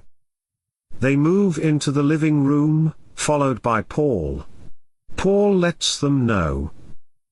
The only thing I've been able to pick up is that the laptop was calmly grabbed, and packed up without hurry. I can tell using one of our blood powers of extrasensory perception. This is deliberate, possibly planned with time in mind. He wiped down the table that had the laptop on it with cleaning wipes, but that sort of thing won't block what we can do. It isn't like I can see anything on the machine, but only that he grabbed it and packed it without hurry. I'm also able to feel some vibrations on the bed, not the fun kind, just picking up that he also calmly packed up a suitcase to leave here. Robertson and Zook sit on the comfortable double seat, looking at each other, Robertson not knowing what she should be doing. Paul sits on the futon waiting for something. Zook looks into the eyes of the cautious woman. Let's have a staring contest, bet I would beat you. She smiles a little, knowing he obviously could, but that wasn't the point of all of this. He begins to speak, directing her back to the night weeks ago when she spent time with Moth. She answers his questions, her mind remembers more than she thinks, not of which night specifically, those melded together, but the place, and how things were. She blatantly describes the night, they didn't have much extra time for nuance. He asked me to the local bar. I didn't have anyone else to go out with that night. We were both off shift, so I thought why not? We talked a while. Well, I talked and he did more listening. He smiled at some of the stories of the night. We had to deal with a drifter that wanted to go into the dance studio that night to use the bathroom, and we told them to piss in the woods. I was pretty aggressive trying to press in a bit. I wanted to be with someone that night, and he obviously didn't object. He said his place is close. It is a little ways away, but I didn't care. We walked in, he offered me a beer, which I took. We sat on the love seat here and reclined back. I talked some more and chugged the beer quickly. He sipped it and he put his beer and mine on separate coasters. I thought he was just being a bit too much, but he didn't say anything to me and I didn't care. I started pressing in and kissing him. It wasn't really a passionate sort of makeout session. More of a, when are we just going to take this to the bedroom? Or just out here sort of thing. He lifted me and carried me to the bedroom, all gentlemanlike. She hesitates for a couple of seconds. Zook prompts her to continue. We all know why you were here, you can keep going. Well, we kissed a bit more and took off our clothes in a few seconds. We wrestled around and it was decent, but nothing to scream about. It almost didn't work for me, but then he did this thing where he... Wait. She stops quickly. Paul, sitting on the futon, not seemingly doing much till now, speaks out.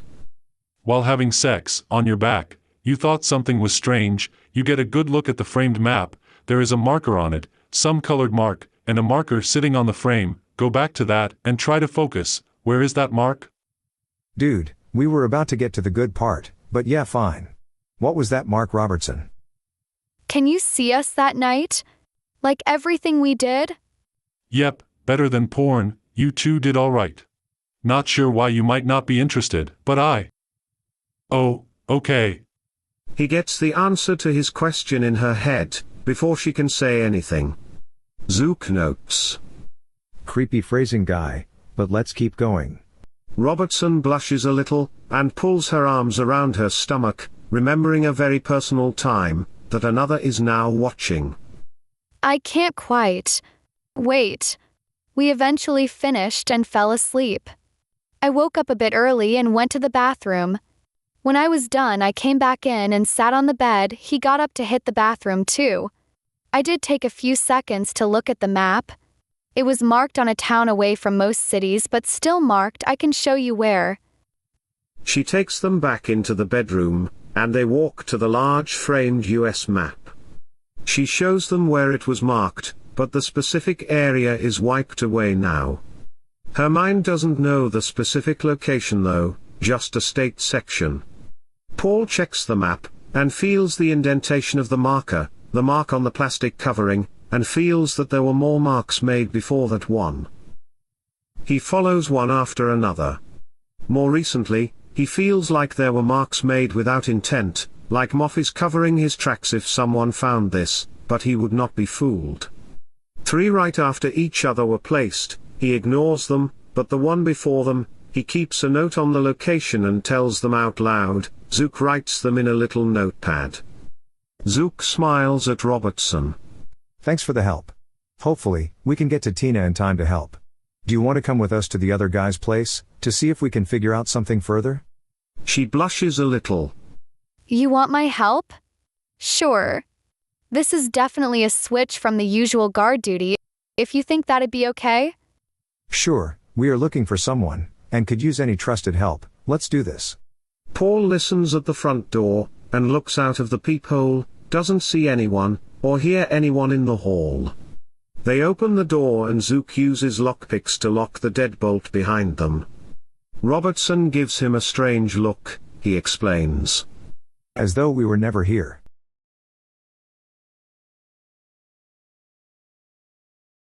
"16. Getting to Smythe and Weston's place is a little bit of a trip, but the apartment isn't far outside of the city. It gives Zook a bit of time to talk with Robertson, and it gives her a bit of time to sample his liquors.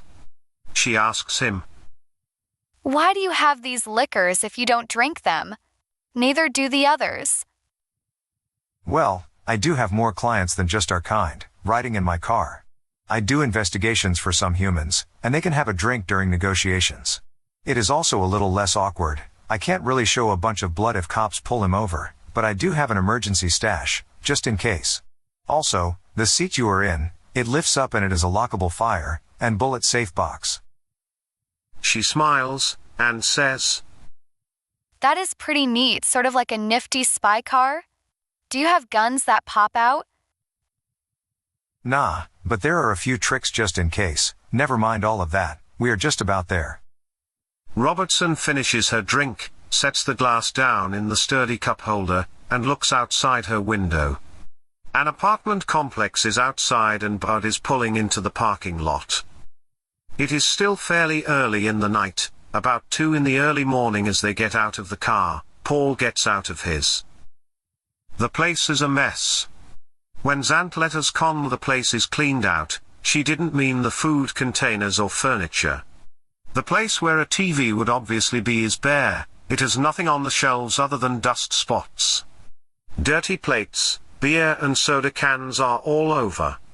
Even though the trash is empty, there are frozen pizza boxes stacked behind the trash can, and papers from notepads are on different end tables. There is a whiteboard in the living room as well, markings from dry erase markers all over it, and faded words and numbers all over as well.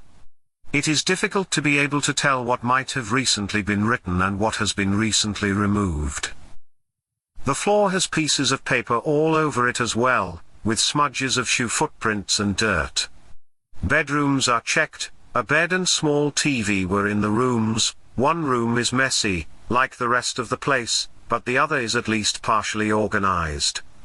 The closets in each room are mostly clear other than some shirts and pants. Robertson?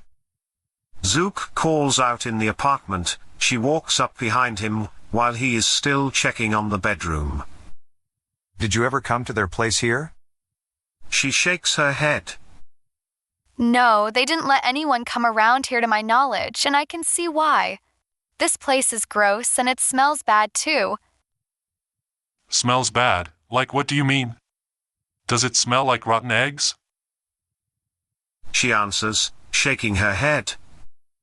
No, it isn't gas or anything. Just that trash smell. Like it hasn't been taken out in a while, and it lingers. Zook looks over and smiles at her. Okay, well we don't need to smell, so we usually don't, so you get the pleasure of being the only person who is smelling whatever it is.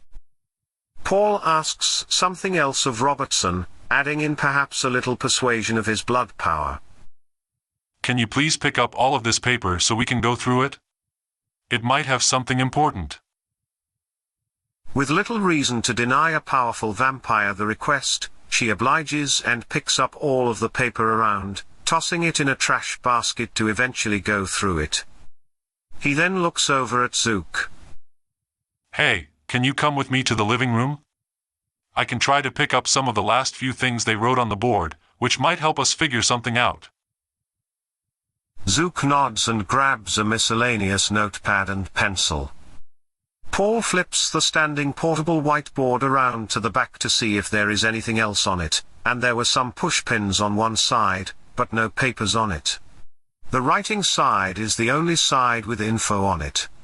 Pressing his fingers lightly to the board, he is able to get recent impressions on the board.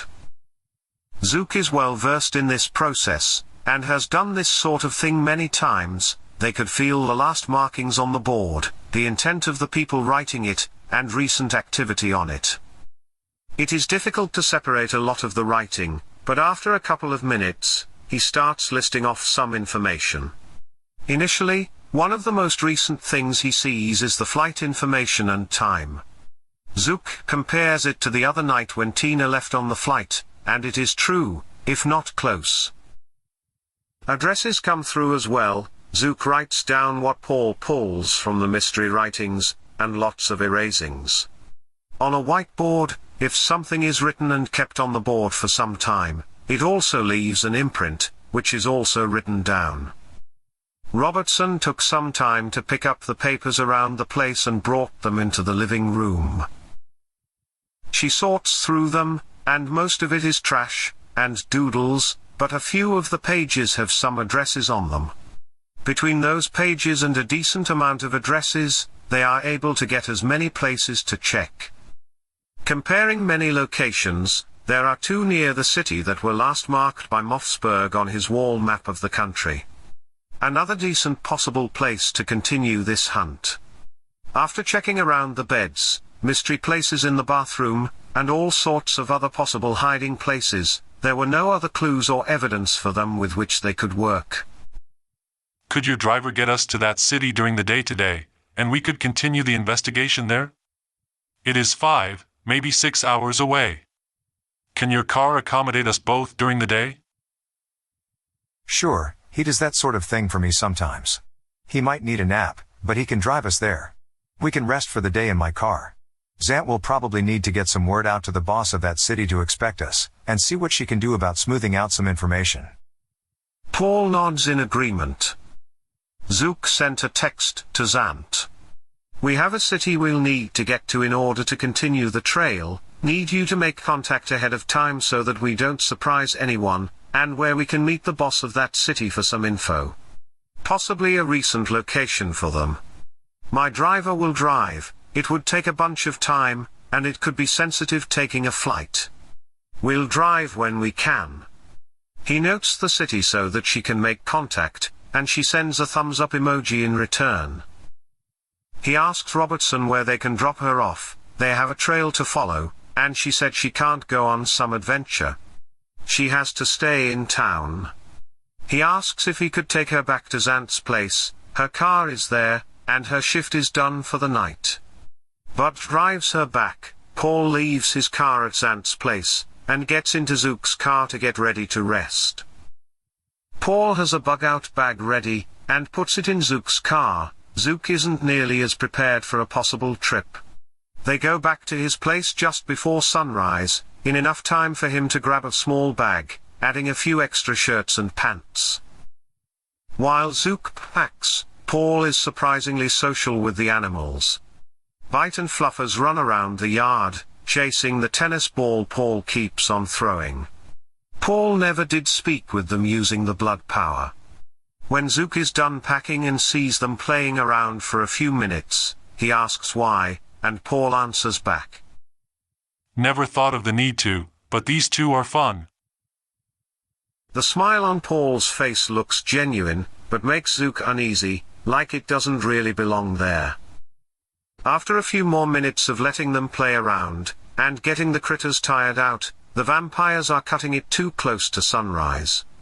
They have the mortals get the animals inside, and they roll into the town car for the day's rest. Bud gets some rest for most of the morning as well and then takes off on the trail in cold pursuit. 17. Waking up next to a woman who wants to do naughty things, has spoiled Zook with a desire to wake up.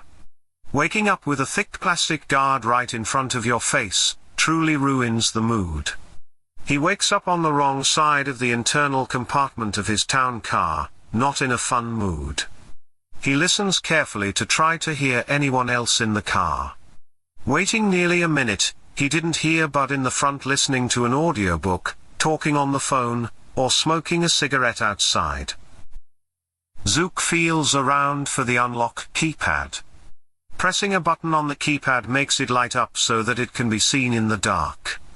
Zook sets in his code and the door unlocks to slide open.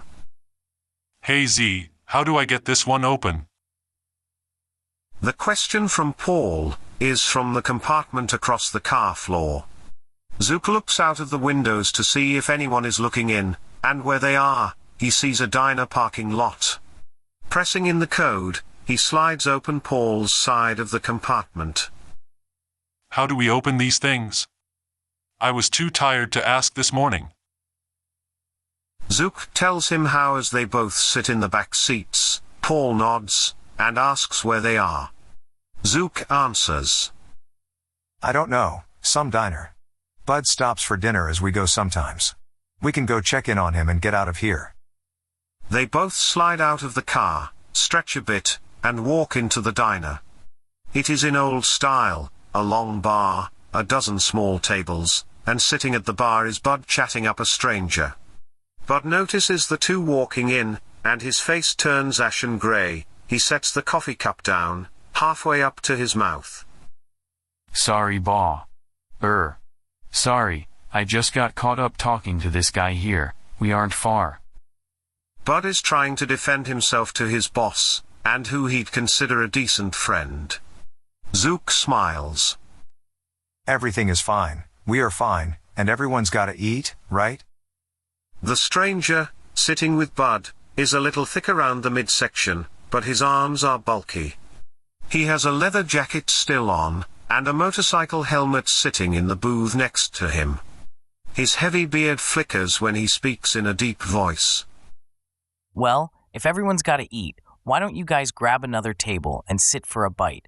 We are having a decent time chatting. This guy's got some stories.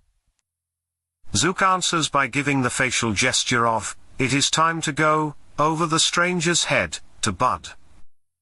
No, thanks. We have some snacks in the car, and we really do need to get going. The stranger continues. Good deal. Well, we paid up here a while ago. I'll walk out with you. The stranger gets his helmet off of the seat, and does just that. On the way out, a family walks in behind them, and a couple more groups of people are getting out of their cars and walking toward the diner to get something to eat. From the stranger. You guys really are lucky. He continues walking behind them to their car. His custom-made motorcycle is close by. Why do you say that? Asks Paul, about to open up a rear door. The stranger walks up close behind Paul and speaks in a loud whisper, not loud enough for any others to hear. Because, with all of these humans around, I'm pretty sure I couldn't kill you both, without drawing too much attention. A bright fake smile appears onto his face. Both Paul and Zook look at the strange man, a bit bulky, leather jacket, and sees just a tough exterior, but then both look a little harder, and their eyes widen. Oh frick. Both of them know at what they are looking, and if their bleach-white skin could have lost any more color, it would. The stranger walks up close to Paul. You are the tough leech, aren't you? I can tell. I have a couple of friends only a minute away. Early dinner run, and found your friend here. If you want to wait, they'll be here, and we can have a lot of fun testing each other a bit. He is a little close for comfort, and Paul backs up into the car. No, thanks, we'll be on our way. It is also a good thing that you are getting out of the territory. Oh boy, if we found you in our woods, you'd never make it out of them. Mostly dead, if you get my meaning. Paul nods quickly, perhaps showing a bit of shock, or is that fear? Paul shakingly says, We didn't even stop in your territory, and we are passing through. We have no reason to get into an argument. We have a deal with other wolves outside our area. They don't bother us, we don't bother them. The stranger's eyebrows rise. Really, where do y'all live? He asks quizzically. Paul starts. We are a while away, near a city out in. Zook grabs his arm. We don't need to let the nice man know where we are out of, do we? Paul shakes his head, rattling the cobwebs around a bit, and clearing his mind. The stranger, from what they could tell as a werewolf, shrugs his shoulders. Well, it don't bother me any, as long as you two get the hell out and don't come through here again. Paul bobs his head up and down. The man turns his head to walk towards his bike, and Paul calls out. Hey! Once he turns, Paul headbutts him in the face, knocking him to a knee on the ground. It boosts Paul's nerves a bit. Paul looks down on the wolf. If we want to come back this way, we can if we damn well please. The last thing we need is to take some orders from a damn dog. The wolf is kneeling for a second or two, holding his nose. Zook calls out. Are you kidding me? He opens up his door, and get into his car. Now. He calls out. Bud finally gets into his driver's side after his surprise of the scene, and Paul stands fairly tall, up close to the werewolf getting up from his cheap shot. Up close, Paul could see his nose start to straighten up unnaturally, displaying the automatic healing of his kind. The smile on the stranger's face goes wider, and he has a quick laugh from the pit of his stomach, saying, Maybe you do want to stay for a little chat. Blood trickles from his nose down to his lips. Paul answers. No thanks, we really should be going. Thank you for your hospitality though, it was invigorating. but he isn't moving. Zook calls out to him from inside of his car. Hey dummy. Get a move on, now. That shakes Paul out of the state he is in, either fright, anger, or just the power of what has happened, and swings around and gets into the car, and since Bud has the car going, he drives even before the door closes.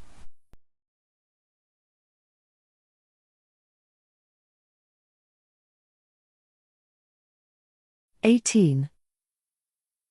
Tina has been in the back of an ambulance till the morning when the sun forces her to pass out. She wakes up, in what she hopes, is the next night after the surgery on another. She still has a blindfold on and is no longer in the back of a vehicle, being able to feel the area around her. She feels a large open area, like the open warehouse she's been taken to at least a few times. The air feels fresher, not like in a regular building, this is much more open. The place is lit up, she feels the warmth of the lights on her skin, and sees brightness coming through the blindfold, still not helping her see a thing. She is still in a stationary position, and straps wrap around her on a bed. After wiggling around a bit, feeling the bondage, she senses another presence nearby. A man's voice speaks quietly then louder after a few words to ease her into the surprise. Evening girlie, you did impressive work, I have some blood for you, we'll let you rest tonight. In the sense, that will just be wanting information, not just bleeding you. You will be able to keep some of the blood we are allowing you to have tonight. See, we can be nice. She wonders about the tone from him, she hasn't heard this new voice. If we like your answers, you'll have a fine night of relaxation. If we don't like your answers so much, I will show you that we can be less nice. I'll tell you what I can, but don't want to get into trouble. I don't know that much. She hears the man step closer, grab her chin, turn her head to the side, and she feels the moisture of his breath on her cheek as he whispers. Let's see where the questions take us, before we start hoping this won't get painful for you. He lets her chin go. He starts. So, you can do some crazy stuff with skin, muscle, bones, why can you do that, and we haven't heard about this sort of thing, can some of your kind do that? She answers, shaking her head as little as she could, since it is held down. No, it is very rare as a vampiric power. I got it from my creator, she was a terrible bitch. The questioning tone lightens, as a deep chuckle comes from the interrogator. I get it, so can you do other stuff with it? We know of a lot of different powers your kind can do, can you give that power to another? If we drink your blood. Warning, warning. Alerts and alarms go off in her head. They would likely bleed her, and drink a bunch, just to get this power if she answers this wrong. I don't think so. From what I have learned so far, only vampires can use the power, and with a bunch of practice, and blood to start. My maker said we are special to be able to do these things. She said a couple of times that people beneath her, which is what she called humans and ghouls, aren't able to use the gift. I have a setup to induce learning in the skill, because of a thing I had to do. After seconds of silence. Well, you know I'd be asking you about that. Don't make me. I was kidnapped by these vampire bad guys, that included my maker, and they were doing this thing to a werewolf. You know those things are out there too? Heck yeah we do, they give us trouble all of the time when we accidentally get into their territory. They are around, they hate vampires a lot, but they don't like humans much either. They think we are just ruining and destroying things, and anytime we are trying to hide somewhere secluded, we sometimes run into one, and where there is one, there is usually a pack. Sometimes they let us get out, sometimes they just get impatient, or don't even ask. Bunch of jerks really, but they are much harder to fight than vampires. They also don't live off of us, and haven't fed on, and controlled humankind for hundreds of years. Well, what did you do? Not my creator, but I think it might have been her boss, did this thing where a bunch of bone spikes were coming out from the werewolf. Running into things would have had them doing a lot of damage, and they weren't natural. The werewolves demanded we remove them if we could. I learned over some time how to use the blood power I had to remove the bone. It would grow back when the werewolves removed them with weapons, to the extreme pain of the victim, like it was melded into its special healing and sticking out from the wolf's skin. Damn, that is pretty messed up.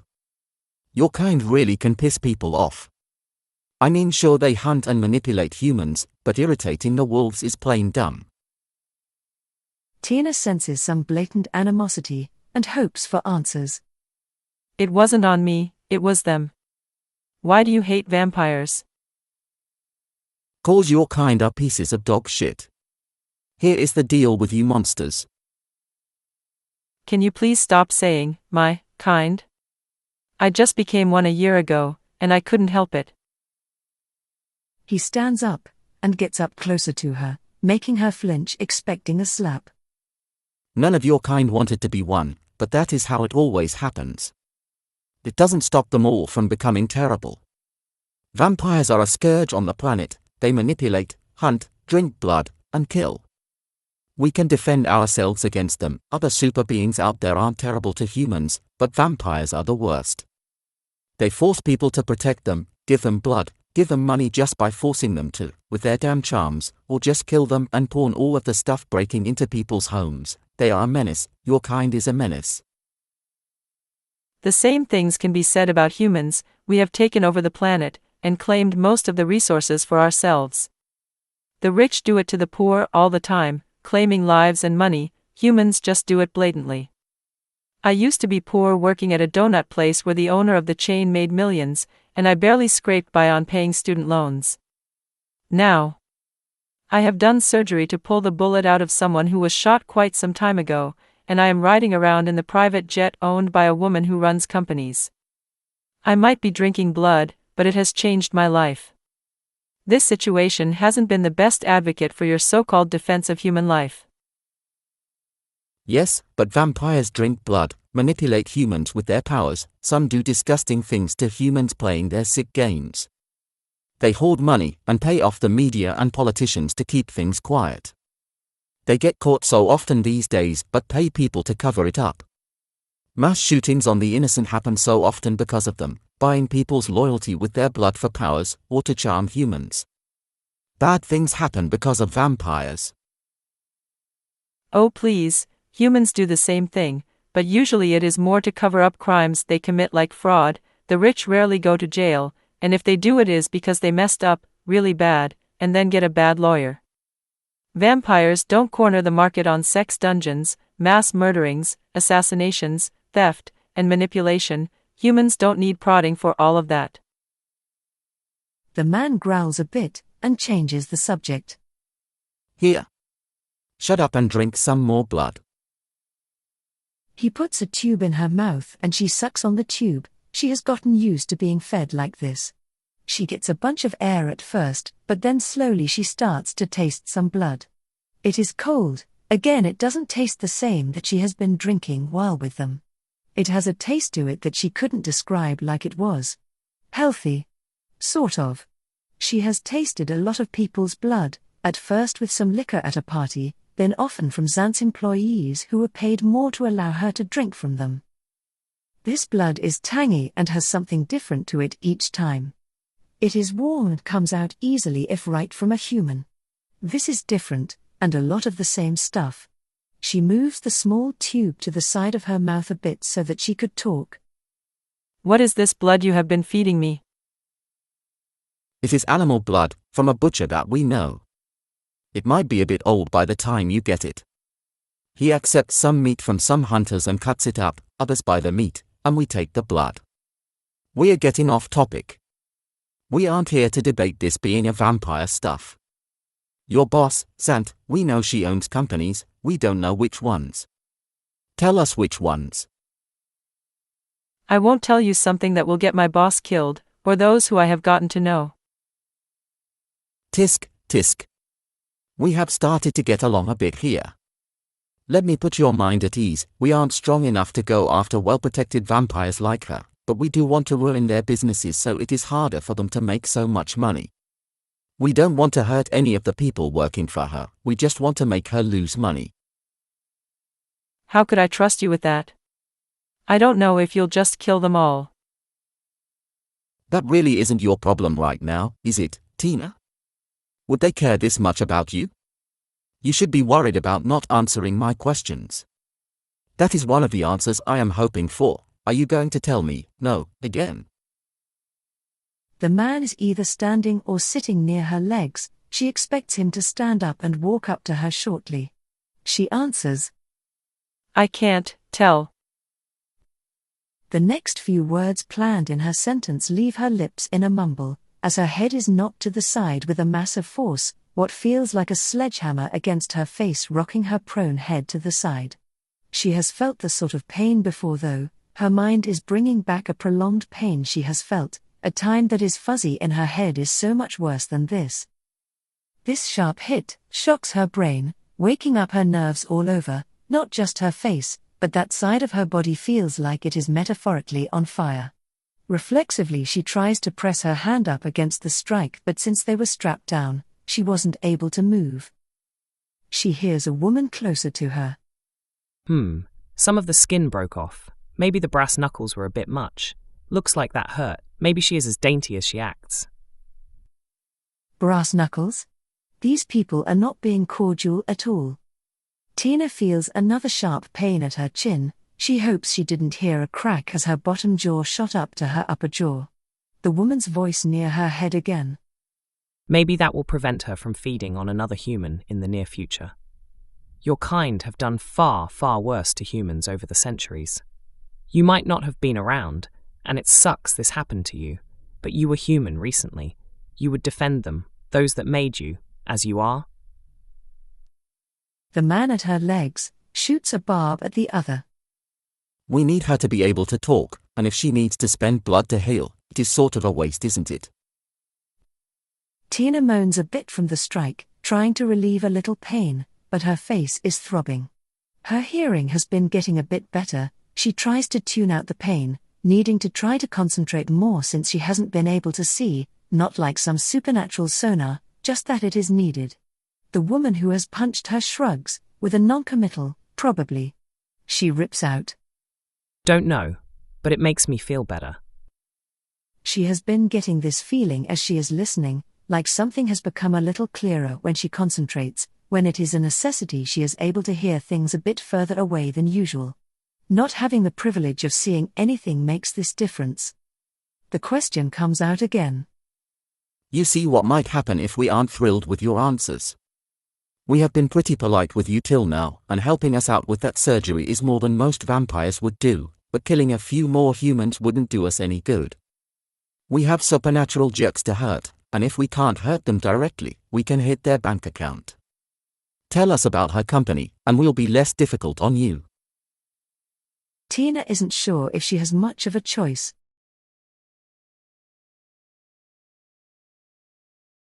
"19. 10 minutes later, Zook finally breaks the silence in the car. Are you freaking kidding me? Paul's decision has, at least him, if not them both, nervous. Neither can see a wolf running behind or to the side of them after checking a few times. They are fairly sure, but they have underestimated them before. He has dealt with some of their kind some time ago before the recent big fight, but he still didn't know why there is such a feud between wolves and their kind. Paul answers. I couldn't look like a little bitch in front of him. Everything is fine. He expected something from us, and he gets it. Paul has a smile on his face, but Zook knows that if his heart could beat, it would be going a mile a minute. Paul continues. They'll respect us more for it. Sure, they'll be mad, but they won't be able to do a damn thing. Zook finishes, whatever this is, shaking his head. You didn't want to look like a little bitch, so you sucker headbutt a werewolf? Do that all you want on your own time, but not while you are riding in my car. In Zook's mind, these physical types of vampires always push it too far, and get themselves into trouble, always thinking they are better than others. He has no idea why Paul didn't keep the massacre in mind from when the Fang made their stand. He usually wouldn't have cared, as long as he wouldn't be involved with irritating them, but it certainly would be guilt by association if they see any more. He'd have to try to get away from Paul when he gets a chance. Not long later, they pull into a large compound, gated, guarded, and for the two, a bit much. Sure, someone rich and powerful lives here, and neither of them would choose this sort of scene if they were the boss of a city, but, to each their own. Bud is driving. He pulls up to a gate with a large turnaround lot and enough room to fit the large town car close to it. Bud lets the window slide down and checks out the guards. They are from a certain company and they were not in suits and ties, but collared shirts and khakis and shoes to chase someone down. They are alert and paying attention. Bud starts. We are from. The guard speaks. You are expected. The gate slides open, and they wait a few seconds. Bud continues to drive as he is waved in. On the way down the path to a large mansion, there are a couple of guard shacks down either side of the path, and a few more darted around the property. Zook and Paul look through the tinted windows and notice all were manned with disciplined people paying attention, 2 guards at each location with rifles and swords. The two in the car look at each other. Zook notes that the place looks like a military compound. Something must have stirred them up. Paul nods in agreement. There is no mistaking it, they are being driven to a smaller scale version of the White House, in the nation's capital. The place is perhaps half of the size and height. There are no columns at the front center, nor nearly as many windows, but the place gives them an eerie feeling. There is also an added building to one side, adding on what looks like a large garage. There are 2 large garage doors, one on either side of a long building, a single window in the middle with bars bolted over the front of it. As Bud drives closer, the road veers off to the right, and loops around in front of the home. There are parking spaces along the outside of the house, and as they pull up, they see another set coming into view. Bud stops the car at the front door. 3 of the parking spaces have cars in them. A man and a woman, dressed in finery, stand under a pavilion at the bottom of the steps, and walk to either side of the car. The man speaks to the side of the car. May we open your doors for you? The doors unlock electrically from the front.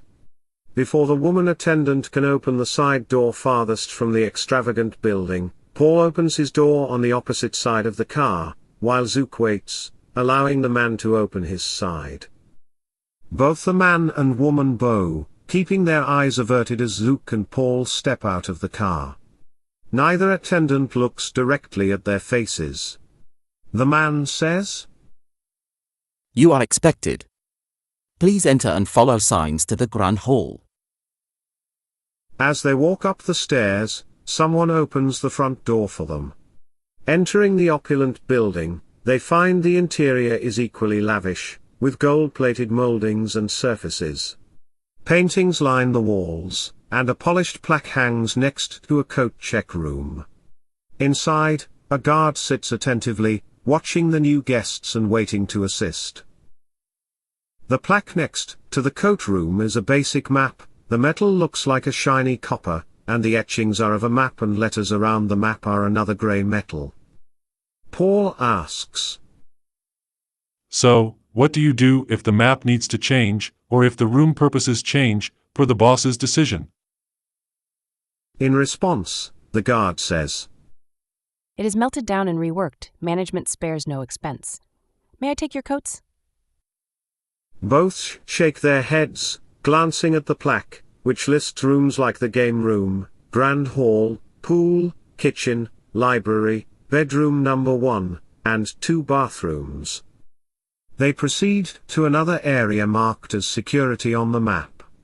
Behind a thick glass window, a person sits in a recliner, watching as they walk past. Through a speaker, they hear, Good evening. You both must answer to continue. Do you intend to harm anyone at this gathering? I see 2 of you. Are there more with you?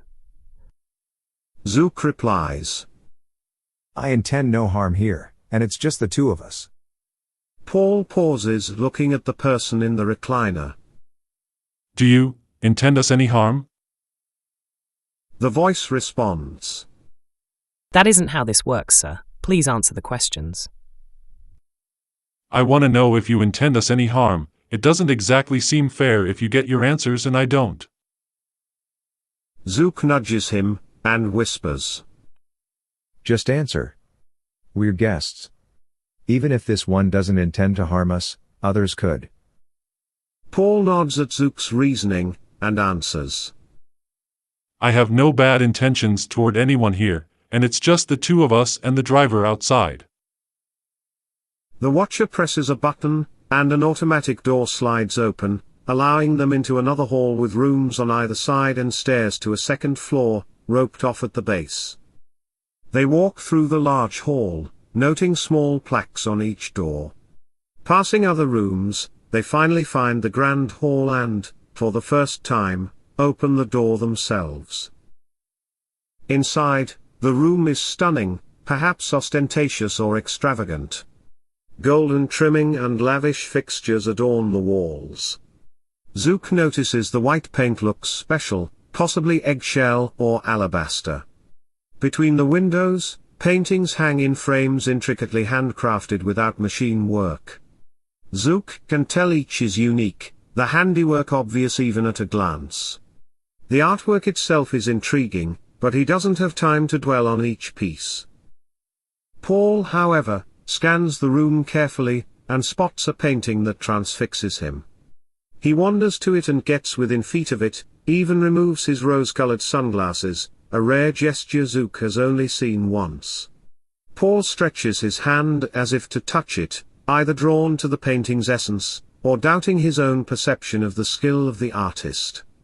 It takes a few snaps of Zook's fingers, to pull Paul back to reality. 3 tables arranged in a C-shape occupy the room, each topped with an immaculate tablecloth, except the middle one, which is slightly scuffed. 6 others are present, 3 in casual attire, 2 in fine suits, and 1 in black jeans and an open leather jacket with no shirt, casually sitting on a table. Though his boots aren't muddy, his choice of seating is offensive to the pristine tabletop. The man in leather, seated confidently in a large chair, beams when the newcomers enter. Hey guests!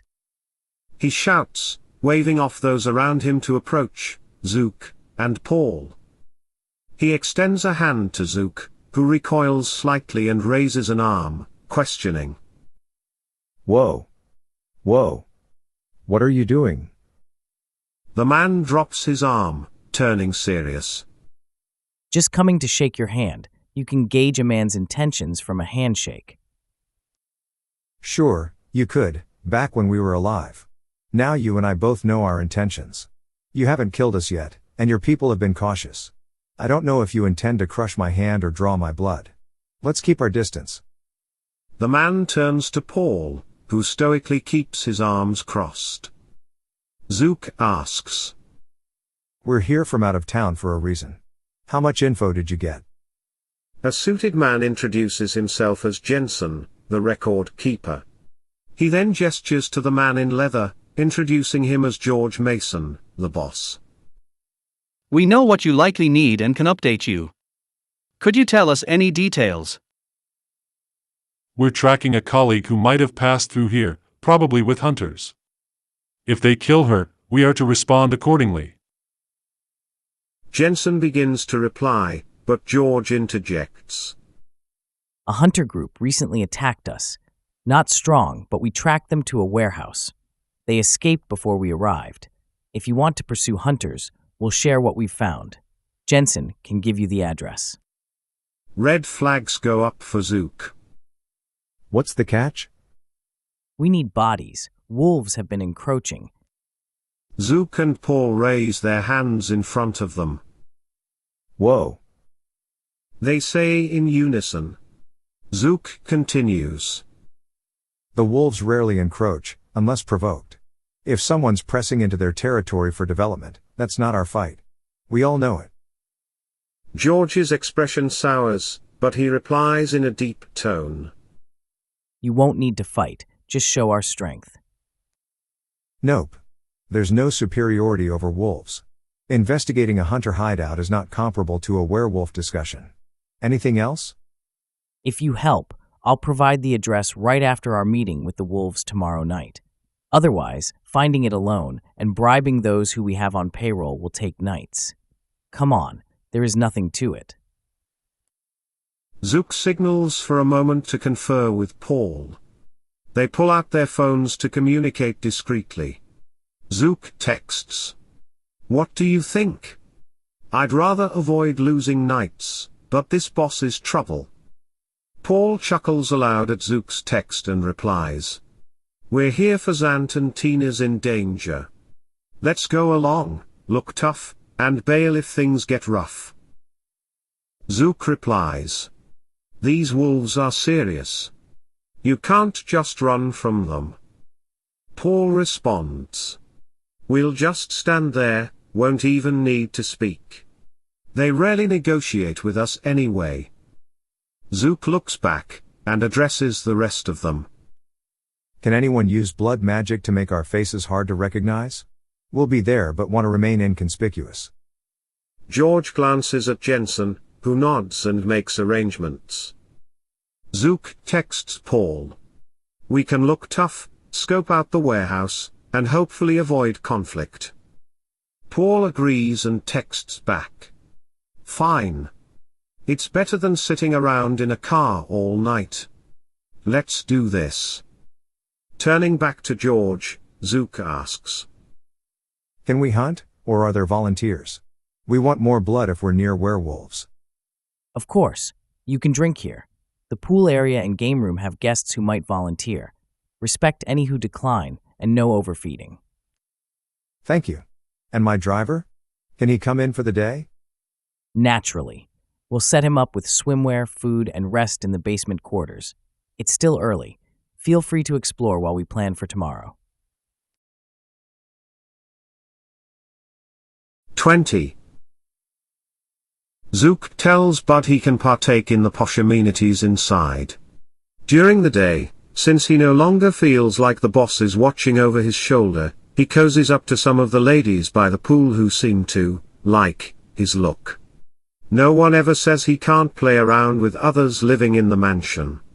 It's like playing doctor with a couple of the Playboy bunnies in their lavish home. It's certainly an indulgent day for Bud and a few of the ladies who have been bored in the mansion and are used as blood food for their masters. The butlers and the other volunteers have been doing naughty things to each other many times over, but now they have new stock to play with, and as soon as the masters go to sleep, the liquor comes out and the clothes come off. Bud isn't used to playing with multiple ladies, but he definitely likes giving it a try. Having been a ghoul for quite some time, with a fair amount of vampire blood swimming through his veins, he is definitely enjoying himself. The jealousy of others who want to play with the new big man runs almost as thick as the liquor. Bud passes out around noon that day, trying to last longer but knowing that if he doesn't rest, he'll have some pissed off vampires to deal with later that night. He wakes up at around 5, after only a few hours of sleep, but when two ladies crawl into his bed with nothing on, he has no reason to protest. They're not done with him yet.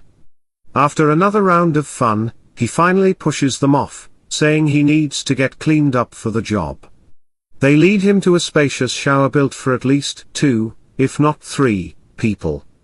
Getting clean takes longer than usual, as they insist on washing him from head to toe, reveling in his rippling, yet spent muscles, and he doesn't object. As night falls, everyone needs to get their game faces on, after all the excitement. The ladies leave the shower wrapped in towels, giggling as they make their way out of the guest bedroom. Bud throws on his extra pair of boxers, and the same suit, a little wrinkled but good enough for another night.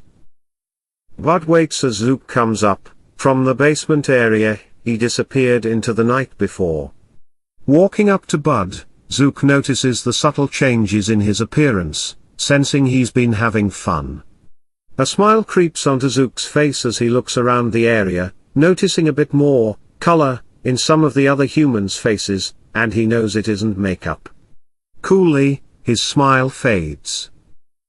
The group of vampires, including Paul, George, Jensen, and a few others, make their way to the doors, having discussed the plans the night before. Zook is mentally tallying up their numbers. There are 10 in total, including 2 newcomers. They're going to meet the wolves on supposedly neutral ground, a pavilion near a forested area. It's a public park, so there's more reason to avoid drawing swords with regular people walking around. Negotiations the night before set up the plan. As soon as Zook and Paul are in George's car, they'll get the address, as there's no turning back then. George has arranged a couple of vans for the occasion, and everyone dresses for the meeting with the werewolves, prepared for a potential fight. The only loose clothing hides weaponry. While they don't want to use their weapons, they aren't taking any chances. Both Paul and Zook are offered weapons, a sword and a gun. The swords are sturdy, broad bastard swords, and the guns are plain Glock 9mm. Paul takes both, and Zook chooses a gun, hoping he won't need it. They're informed that the swords are silver melded with steel, useful against their foes but not overly durable. The bullets are also silver jacketed with steel cores, 15 rounds per clip, and 2 clips provided. There's also a regular clip for standard rounds, and they're asked to return everything after the ordeal. 2 black vans pull out from a long building beside the massive house. When the side doors slide open, Zook and Paul see benches along the van walls with harness seat belts. Before he gets in, Zook tells Bud to follow them but not to park at the pavilion, instead waiting nearby. He'll follow until he spots the location, then park near a burger joint, and wait. After about 40 minutes of mostly silent driving, the group arrives at the meeting area, mentally preparing for the conversation. Jensen silently hands Paul a piece of paper, which he inspects and pockets. Each van pulls into a public area with a trail frequented by people, even at this hour. It's a pavilion park with huts available for rent, playgrounds, volleyball nets, and open spaces for various outdoor activities. A few people are grilling, chatting sporadically, and enjoying the evening. Something about the scene seems off to Zook. As he surveys the area, he notices a woman jogging, 2 couples grilling, a man fishing by the lake, and 2 old pavilions a short distance apart. It's late for so many people to be around, but there are some kids nearby, playing on their phones as expected. No one looks up as the large group exits the vans, clearly not dressed for a casual night at the park. The vibe is strange. Zook feels something is wrong. They approach one of the large pavilions, and as they do, a smaller group walks up from the nearby tree line. This pavilion is set up for a meeting, with 3 wooden picnic tables in the center, weathered from past gatherings. The pavilion has columns with electrical outlets, a side kitchen, and the 3 tables set together to create an uneven space for discussion. The smaller group doesn't just appear, they've been walking up, blending in more with the larger vampire group. 2 are dressed in flannels and jeans, while the 3rd is in leather from head to toe, muscles screaming to escape the small leather jacket, big and intimidating at nearly 7 feet tall. Zook can't shake the odd feeling about the scene, and he looks around at the other cars parked nearby. One of the men in the smaller group speaks up, strangely playful. Hey, Mr. Jungle, how's it going tonight? It takes Zook a moment to piece it together, before he stifles a laugh. George gives him a deadly look, the kind that could kill if it could. George responds calmly. I've asked you to stop calling me that. Can we have a discussion? The other man, smiling, sits down and replies. Yes, you've asked me. What makes you think I've changed my mind? That territory is ours. George sits at the table, and counters. I thought you might reconsider. We've offered you much more than the property is worth, And we do own the land. No, you don't. That land has been ours for centuries. Your people came with blood magic and advanced weapons, took it from us, and now we finally have the strength and law to fight back. Show me all the paperwork you want. Bring your entire library from your metal and concrete fortress downtown. I couldn't care less. It's our territory, and we will get it back. Your people keep moving in, and there will be consequences. George attempts reason. Be reasonable. Fights with self. We're offering to buy the properties, paying generously. Some people there need the money and want to sell. I don't care what you offered. For all we know, you're cheating them with blood mind tricks. None of our people want to move. We'll keep making sure anyone who doesn't belong there stays uncomfortable. It's our land. Get your people out, or this will escalate. They aren't my people. They're just people who want to live there. Your people. Did they move here long ago? Are they paying for their homes? I don't care how much money they have. I couldn't care less if they're just trying to get away from the big cities and back to nature like their ancestors. They can get out, and we'll let them. Fights, come on, we all get together here. Yet again, we're having this conversation, and still, you won't budge. Can't we just... Fights with self, on the werewolf side, slams the table. No way. We can't just do anything. Your kind asked for an inch and take a mile. When your people came to these shores, my kind owned this land.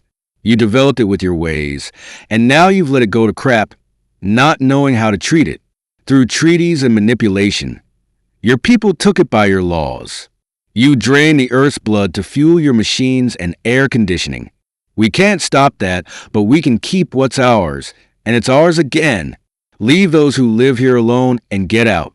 They won't take your deals, and they're under our protection. You don't know what you're saying, man. We're negotiating in good faith. Good faith?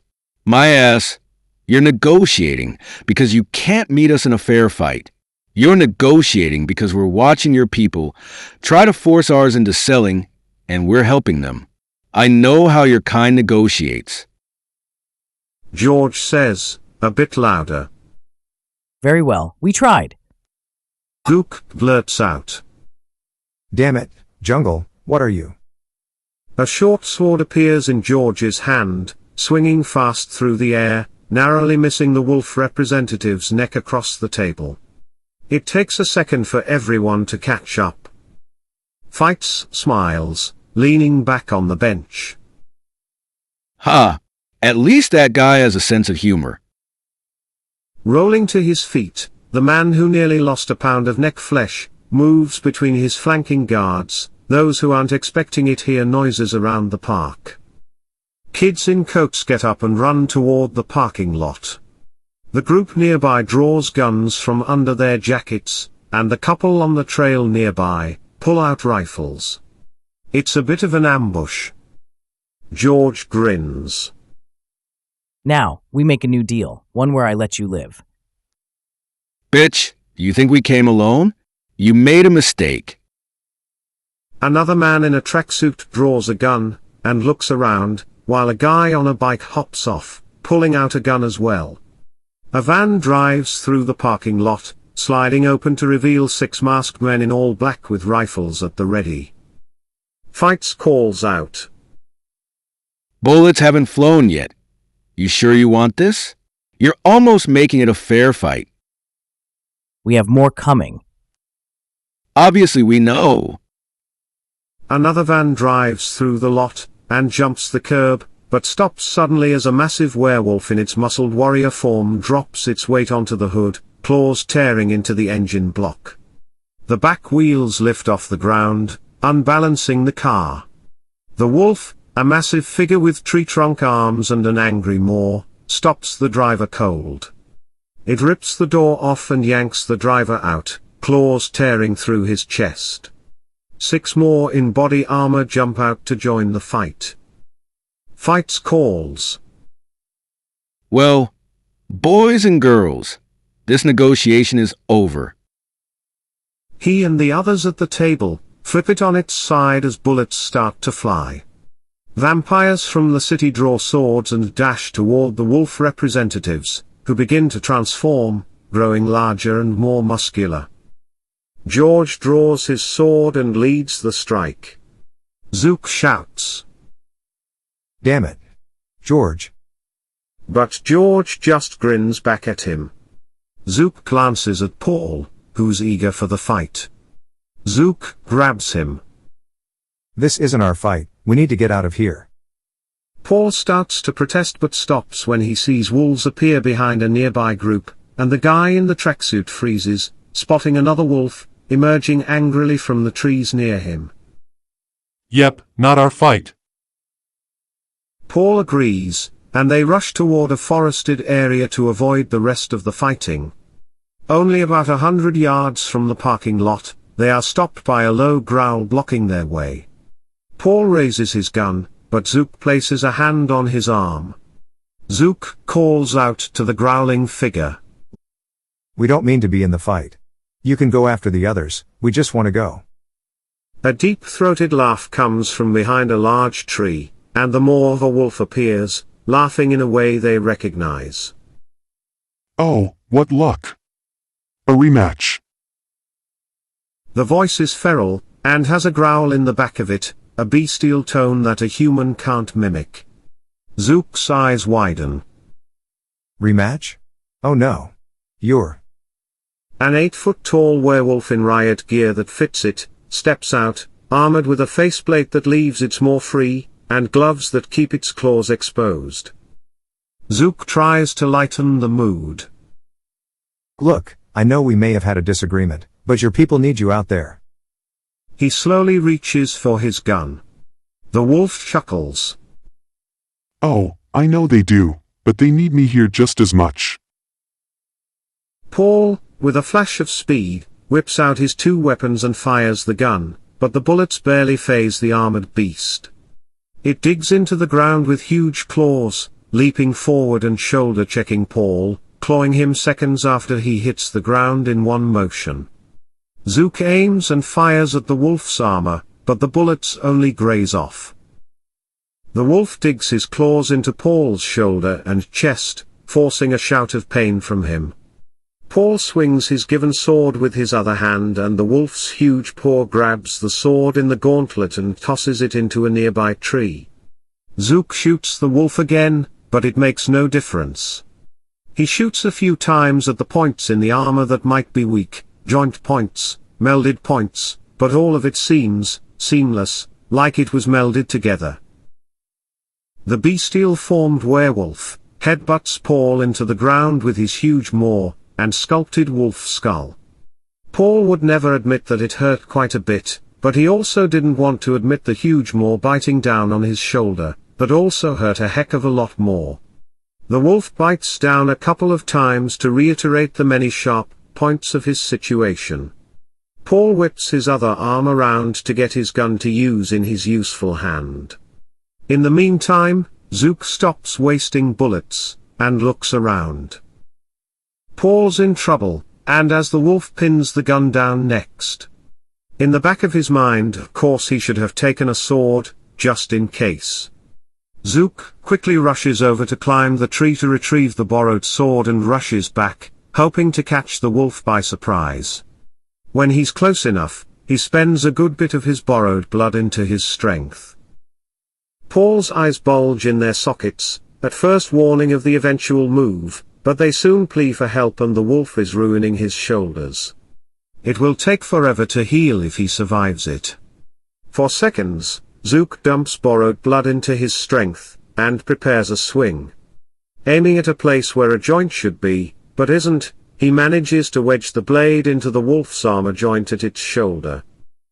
The beast howls, and swings with his huge reach to catch Zook, and does. With one more possible swing before it gets nasty, he fuels his strength with more blood to get this done. He pulls away, ripping his shirt and jacket to pull away for leverage, and swings down on the same point in the armor. A crack forms in the armor, a piece chips out and away from it, and the sword bites in. The werewolf slightly bleeds and it slumps its shoulder in surprise. Zook has seconds to whip out his gun to press it on its skin through that small crack. You have a couple of options, wolf. I pull this trigger, and you'll be in a world of hurt. The wolf considers, still gripping Paul, but pulling its face away to chat. Your friend seems unwilling to give up. You've proven you're the strongest and manliest. Let us go, and we'll be out of the city by tomorrow night. You have other fights to tend to. The wolf loosens his grip, releasing Paul. Zook presses the gun with more force until the wolf fully releases Paul. When Paul is loose, and crawls a few feet away on the ground, Zook fires a shot into the wolf's chipped armor and weakened shoulder. It howls, twists and grabs its wound, growling back at the two. He shoots again, but the gauntlet blocks the next shot. The werewolf's shoulder goes limp, and it stares daggers at Zook, their temporary truce forgotten. It strategically withdraws away from them, leaving a trail of blood as it slinks away. Zook picks Paul up with his heightened strength and jogs toward the parking lot, where their getaway car waits. They dive in, telling the driver to floor it, leaving the chaos behind. 21. Tina is thrilled when she wakes up the next night, whichever night it might be. She has lost count of the nights she's spent in their care.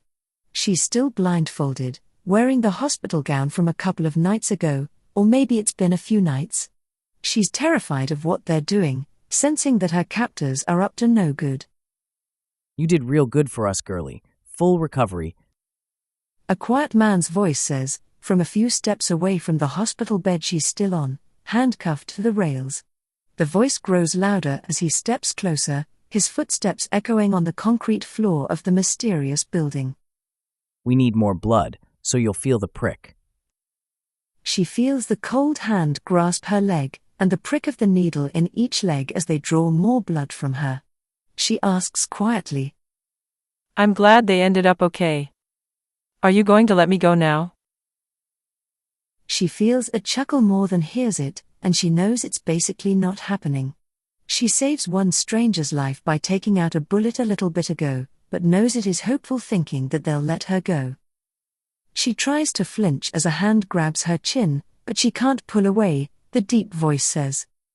No, sweet thing, if we let you leave, it'll be because you've served your purpose, and you most certainly haven't. She pulls her head back as more of her blood is siphoned from her legs. A recent friend once told her that with practice, she could keep blood from leaving her body, like pulling blood back from a cut. But she hasn't managed it, or maybe she just can't concentrate. The voice continues. We have another patient for you, more bone scar tissue to clear off. The bullet lodged in the muscle some time ago, and we want you to pull it out to ease the pain. If you do well again, we'll leave you alone for another couple of days. Try anything funny, and well, you know. She can tell his head is moving side to side, a subtle warning. She doesn't need long to consider, she'll either be drained or fed, and at least pulling bullets isn't reshaping or harming others. Tina pleads. Can I please have more blood? You drain me so often. She works on sounding pathetic, figuring out how to deal with each voice to see who might be easier to reason with. Footsteps walk away, and she hears a rustling sound, like plastic being moved. She's figured out a few things and is working on something new. With her ability to manipulate her own flesh and bone, she can sharpen her nails to scratch a message into the bed, but what would help? Tina was here. Seems too basic, though. Maybe just help? She'll think of something better. Listening is all Tina can do for a long time. She hears snippets of conversation as they walk away, straining to pick up her surroundings. She's tired of falling asleep out of boredom, helpless and frustrated. Her blood power lets her decrease her muscle size, which could help her escape, but she needs to touch them to manipulate them, and her hands are tied. If she were just handcuffed, there'd be a little wiggle room, but they've tied her with rope. When she pulls on one side, the other arm moves too, as if tied with a single length of rope. Her legs seem bound in the same way, lifting one leg presses the other against the bed, and the rope scrapes against the plastic under her. She tries loosening her bindings each night, but by the time she wakes up, they're tightened again. She's tested to see if her arms could reach each other, but they're just out of reach. She tries to slide up or down to gain slack, but it's all in vain. Each night, her efforts are reset. She overhears Zook talk about different blood-based powers, including heightened hearing. Maybe it's a skill she could develop. Left alone for hours, except for the occasional bloodletting, she attempts to listen for anything: footsteps, snoring, even a mouse or a prowling cat. But there's nothing. Not even her heartbeat to comfort her. She wonders if her blood powers could function without blood. Some do. Perhaps they might work if she could pull the vampire blood she has left. If only they'd let her have more blood, she could test the theory. But for now, she's exhausted from wiggling and loosening ropes, so she lies there, upset and waiting. What feels like hours pass. She imagines her blood dripping into bags, the life she took from others now replenished with animal blood. She has too much time to think, confined to this bed. Finally, she hears footsteps on the concrete, and turns her head toward the sound. They approach her bed, and whoever it is, carefully removes the needles from her legs. A man's voice, one she hasn't heard before, says, "Here's some more blood." She feels a tube pressed to her lips, and eagerly drinks. The man continues, "The next person you'll be helping will be here tomorrow night. As before, you'll follow instructions and won't deviate. If you do well, you'll be rewarded." Mumbling through the tube, Tina mutters something sarcastic that he probably wouldn't appreciate hearing. As she finishes one bag, another is prepared. Tina asks, "Can I get a radio in here? I don't care what's playing, I'm so bored."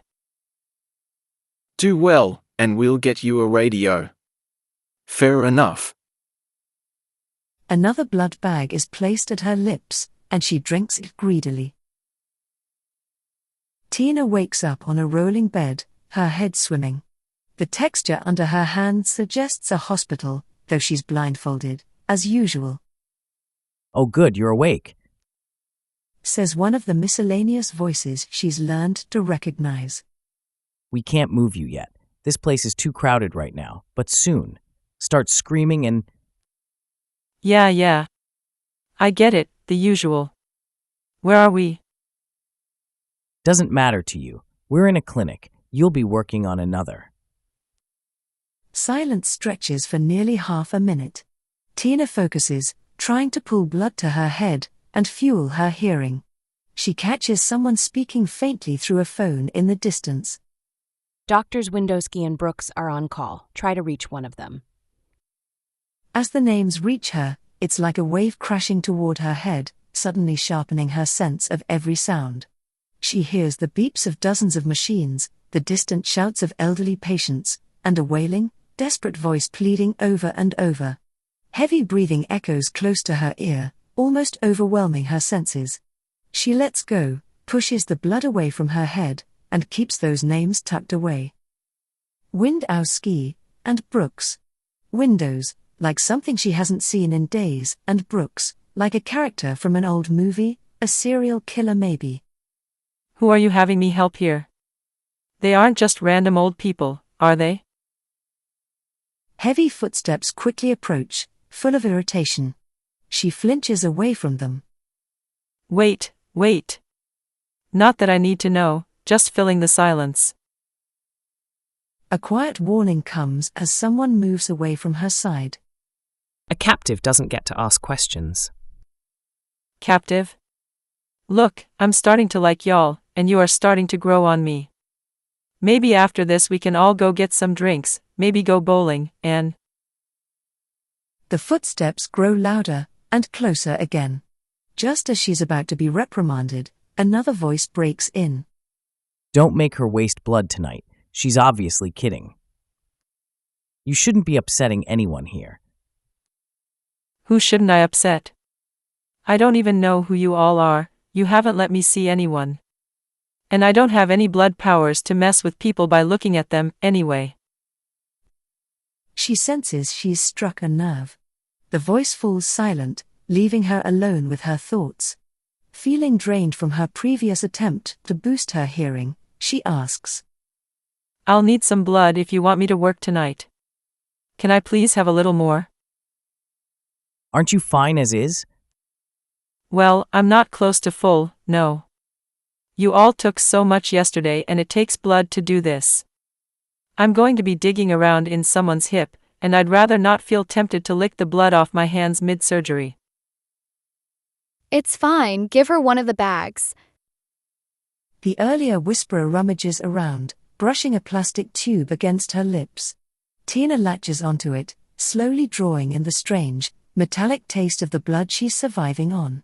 Sipping carefully, she tries again to pull blood to her head, listening for any new clues. After a minute, she begins picking up more than she anticipated. There are at least 6 people breathing around her, each with their own subtle, unique rhythm. She focuses on one with a strange wetness in his mouth, the sound of saliva rolling around, a curious habit, but nothing she can make sense of right now. The doctors' names, she reminds herself. Windowski and Brooks. She can't forget those. Shifting her focus beyond the room, she realizes the only other sounds are the steady heartbeats of her captors, each pulse hinting at the rich blood flowing through their veins. Her own pulse, however, is silent, a reminder of her undeadness. She lets the blood pool away from her head and continues sipping the bag slowly, wondering how long she'll be here in silence. It's good now. Let's get to it. Tina, keep the blindfold on. We'll guide your hand to the wheelchair. After untying her hands and legs, they instruct her to sit up, then stand, before guiding her to the wheelchair. As she settles into the chair, they zip-tie her arms and legs in place. We have one person with a stake behind you and one in front. Don't try anything. A nurse will assist you, but you're not allowed any tools. You'll tell them what to do, aside from using suction to clear the blood. Don't take the blindfold off, or look around the room. They place a surgical mask over her mouth. She sits in the cold quiet as they move her down hallways, take a few turns, then stop. Inside the operating room, she hears faint beeping and the hiss of a breathing machine nearby. Hello everyone. Dr. Tina here. Let's save a life. She announces with mock enthusiasm. I'd shake your hands, but I'm a bit tied up at the moment. Speaking of which, I didn't wash my hands. Any chance I could do that? Someone tries to quiet her, but she continues. Could I get some gloves with the fingertips cut off? Just so I can. A hand covers her mouth, cutting her off mid-sentence. A voice nearby says, She's joking. Watch the patient, and we'll handle the rest. A hand grabs her arm, and with a whisper instructs. Very funny. You're still not among friends, and you're not getting freed. Do not take the blindfold off. We'll get it for you, and don't look back. Just help the man in front of you. So kind of you. Fine, fine. I still need gloves with the fingertips cut out, and this mask is uncomfortable. They finally cut the zip ties, letting them clatter to the floor. She stands, holds out her hands as instructed, and surgical gloves are slipped on. Someone awkwardly snips off the glove fingertips. They remove her blindfold, and she squints down at the man on the table before quickly adjusting her mask. An X-ray rests on the man's stomach. She picks it up, studies the grainy black and white image of his hip for a moment, then lets it slide off to the floor. The nurse speaks. What do you need me to do, doctor? Heh. Doctor. All right, the scarring and bullet are in the hip here, so let's keep his underwear on, yeah? And, his gut's in the way, so I'll need someone to hold that back.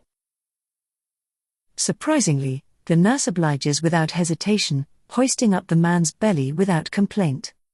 Tina indicates where to make the incision, then waits as a nearby surgeon, or guy with a scalpel, she doesn't know, cuts along her markings and sets up suction to pull away the pooling blood. She pushes her fingers into the muscle, using her powers to pull the tissue away from the hip bone. Bit by bit, she removes the scar tissue, dropping each piece into a metal tin. She then uses bone from the surrounding hip to repair the damaged area, doing her best to recreate the bone's original structure. The scarring is gone, leaving just a slight surface scar for her patient. 30 minutes later, Tina moves on to the bullet. She signals the other person to cut a smaller incision over the leg. She pushes her fingers into the muscle, mystically separating it to reach the healed bullet lodged inside. She pulls it free and drops it into the tin, sealing up the muscle and skin with her power, leaving a slight bump. She raises her hands and says, "It would be bad form to lick the blood off my hands right now, wouldn't it? I'm shivering from thirst." A stern voice answers, "Not funny, Tina. We have blood waiting for you back in your room. Take the gloves off and leave them on the patient." She does, feeling the silent eyes on her as they put the blindfold back on, tie her back down to the wheelchair, and will her away.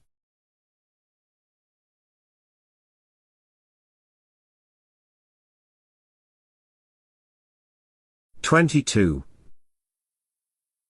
Man, you've got some balls. Didn't think you had it in you." Paul says with a hint of pride as they get into Zook's car, nodding to him for shooting the wolf. Zook shrugs. Saw an opening to get rid of another werewolf, and took it. If they manage to heal him, he's gonna be pissed. We really need to get out of here. I may not have wanted to start or finish that fight, but this city's idiots declared a war on the wolves. Guess I could say I thought he'd swing at us, but I'm glad my heart doesn't beat anymore.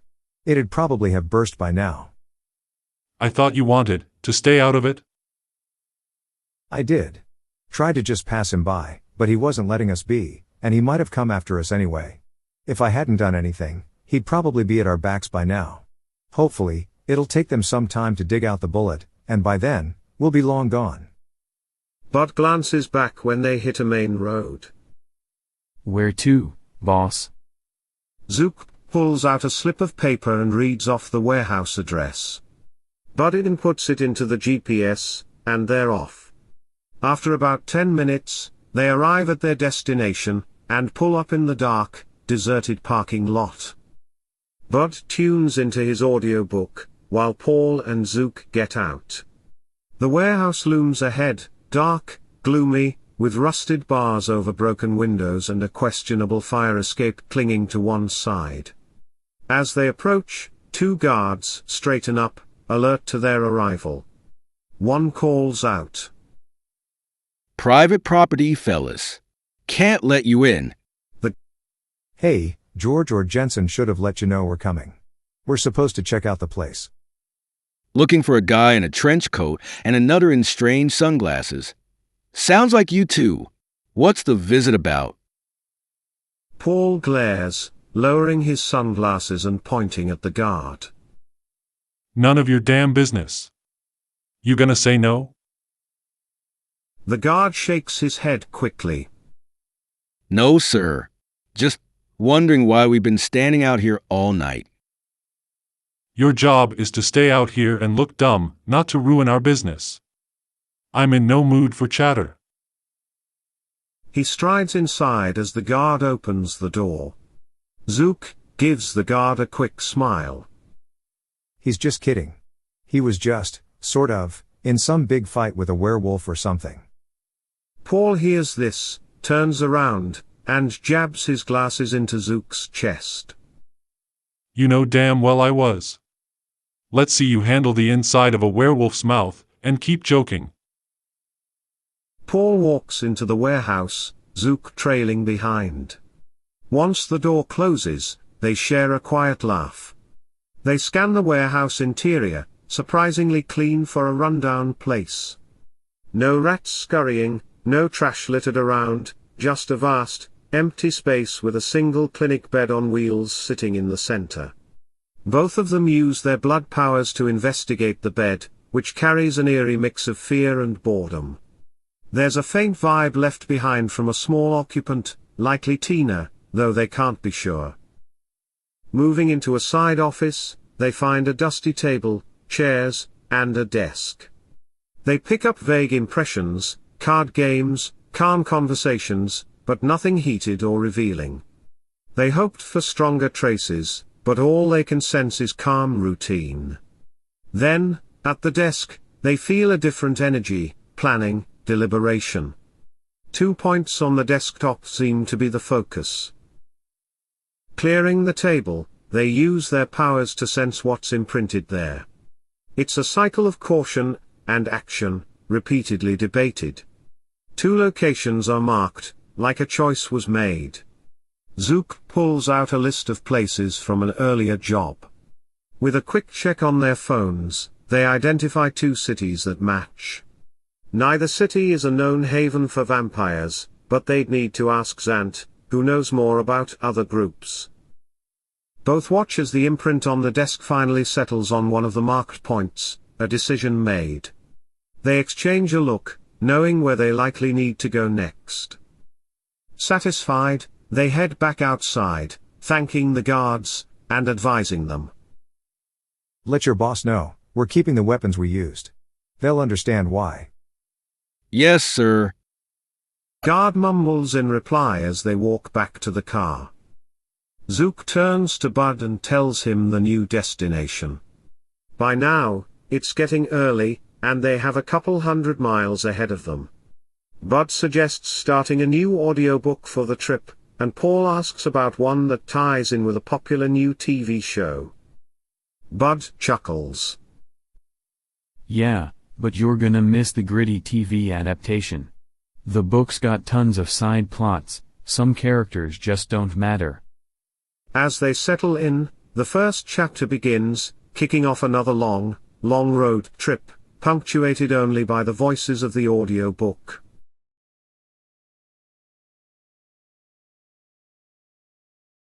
'23.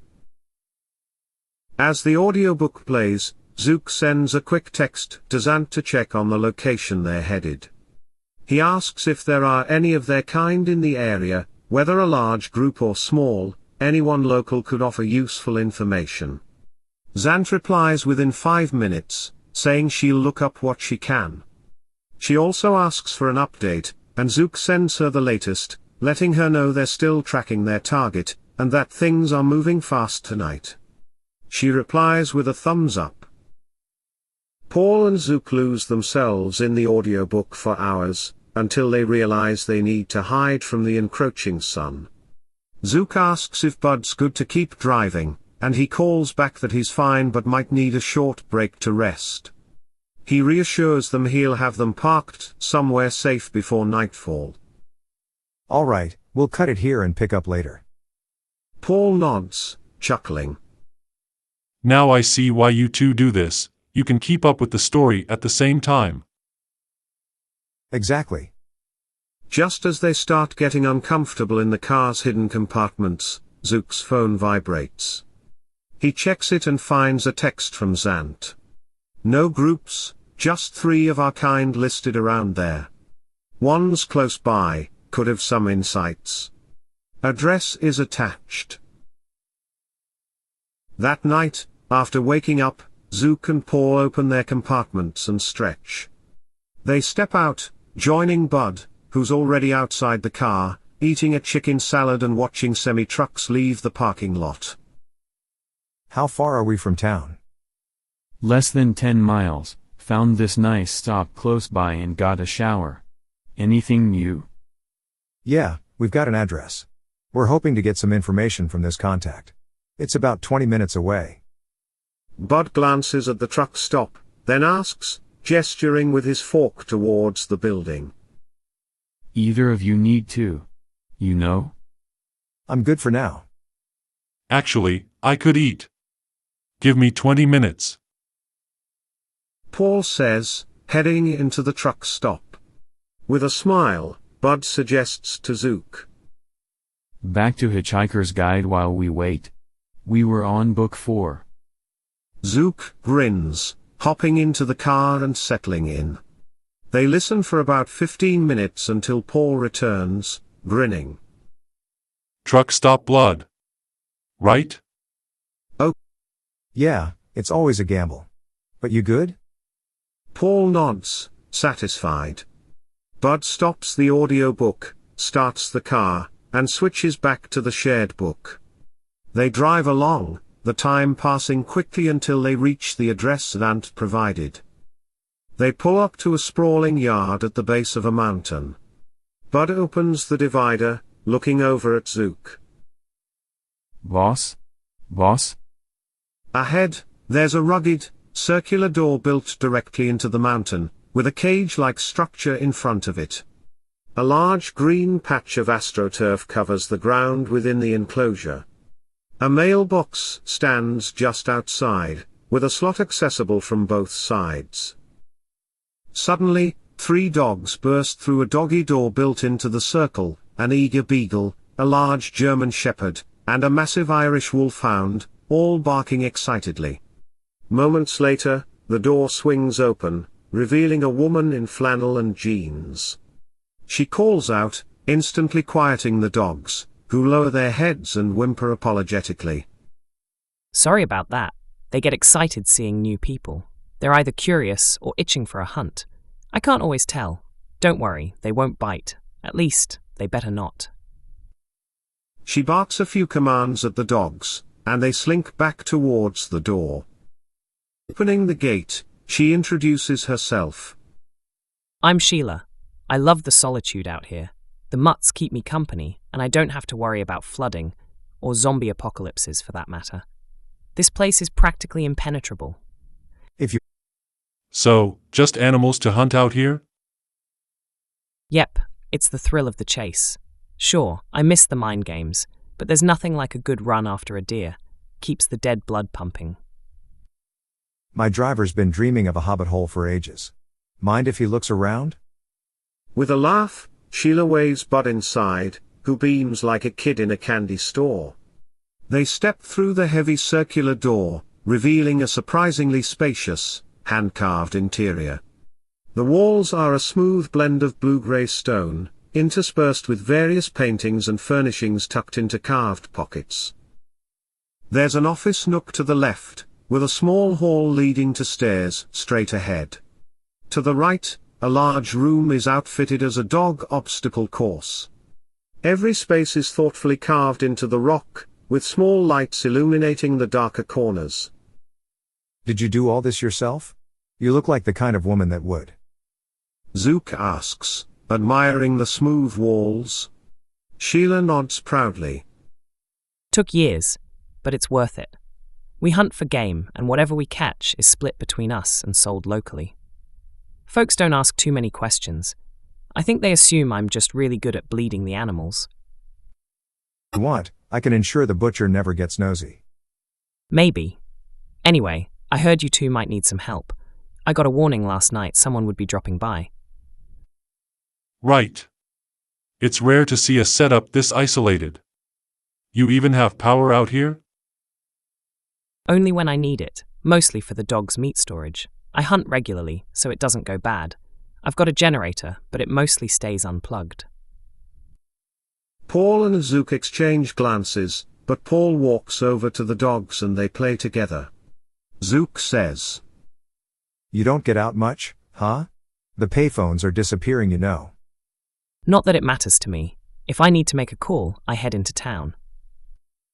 Asking Zook for his phone, she calls a number from memory and confirms a meeting, then hangs up. They'll be here in about 15 minutes. They love seeing the dogs, so they'll come.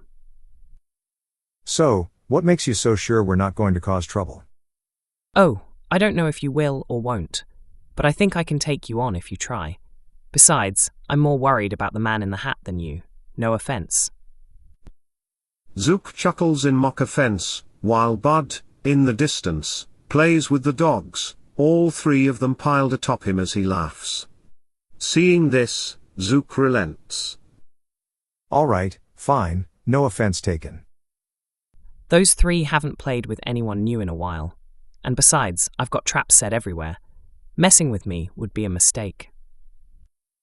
The dogs perk up and head toward the door, barking a few times before rushing through their small doggy door. Those 3 are better than any doorbell, the others must be here. Sheila opens the door, revealing 2 figures walking up and another just stepping out of a car and heading toward the front gate. The 2 closest are a man and a woman. The man, thin and in a light blue collared shirt and blue jeans, stands straight and looks well groomed, as if he dressed to impress. The woman beside him is slightly taller and more solidly built, wearing a dark, knee-length floral dress that gives a gentle, first date vibe. The dress suits her, with pink roses blooming across the fabric. A stark contrast to these 2 is the 3rd visitor approaching. He's wearing a patched-up, loosely tied bathrobe over boxers, with a shadow of a beard that looks more like a 10 o'clock than a 5 o'clock. Zook wonders if the man could be hundreds of years old, and just doesn't care about appearances. As he walks closer, Sheila calls out, Joe, you could have at least put pants on to come over here. Joe waves her off with a grumble, and heads inside. They all gather in a seating area with a corner couch and a coffee table in front, an inviting spot for a meeting, or a nice comfortable nap, if any of them actually napped. Wasting no time, Sheila says. So guys, tell us what's going on. How can we help? Thanks for coming. We have a colleague, a woman, who was taken by hunters a few days ago. They haven't killed her yet, at least, we don't think so, but we're not sure why they're holding her. We tracked them to this area using mystical means. Have you noticed any unusual activity recently? The man in the collared shirt, who introduces himself as Sam, shakes his head no. The woman, Candace, also shakes her head, not knowing either. The man in the robe, who grumbles and introduces himself as Joe, says, Even if I did hear something, what's it to you? Sam speaks up again. Wait, there might be something. I heard from a contact at a local retirement home, where I get some easy blood every now and then, that there's been some strange activity recently. I can call in a favor to get more details, but one of you will owe me for it. Want to take it? Zook asks Paul as they exchange a look. Paul shakes his head. Not particularly, you? Of course not. All right, fine. Rock, paper, scissors? Zook raises a finger. One rule, no mind tricks. We're keeping this fair. Let's have the others watch, just in case. Sheila chuckles, nodding her approval. Paul tries to play innocent, but Zook knows better. After a silent, internal debate over which move to play, Zook announces. Eyes closed, no cheating. Both close their eyes, count to 3, and reveal their hands. Zook throws scissors, Paul throws rock. Zook groans, conceding. All right, I'll owe the favor. Who's your record keeper? I am, not a hermit like Joe. Joe, already half asleep on the couch, barely reacts. Sam continues. The place is called Sunny River Retirement Community, about 20 minutes away. I can call my contact there, Jackson. He'll let you know what's happening and can direct you once you arrive. Zook and Paul thank Sheila for her hospitality. Bud hesitates, but he eventually says goodbye to the dogs, and follows them to the car. During the drive to Sunny River, Zook's phone buzzes. Reading the message out loud, he says. There's some activity around a patient named Gregory Miles. Apparently, he's alive but in an unknown condition. His room is in Building 3, and each guard will let you in for $20, or you could try another way in. Another comes through, shortly after that. Also, Jackson is on duty. He'll have the room number and can direct you. Paul nods to Zook. What a helpful fellow. 24. Bud drives around the main building and finds Building 3.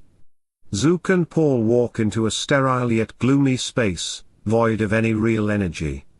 They're relieved they can't smell, knowing the place likely reeks of harsh cleaning products mixed with the stale remnants of bodily fluids. The walls, floors, and ceilings are blindingly white, stripped of any creativity, as if color never touched them. Everything has that overpowering scent of too much cleaner, not quite enough to mask the underlying odors.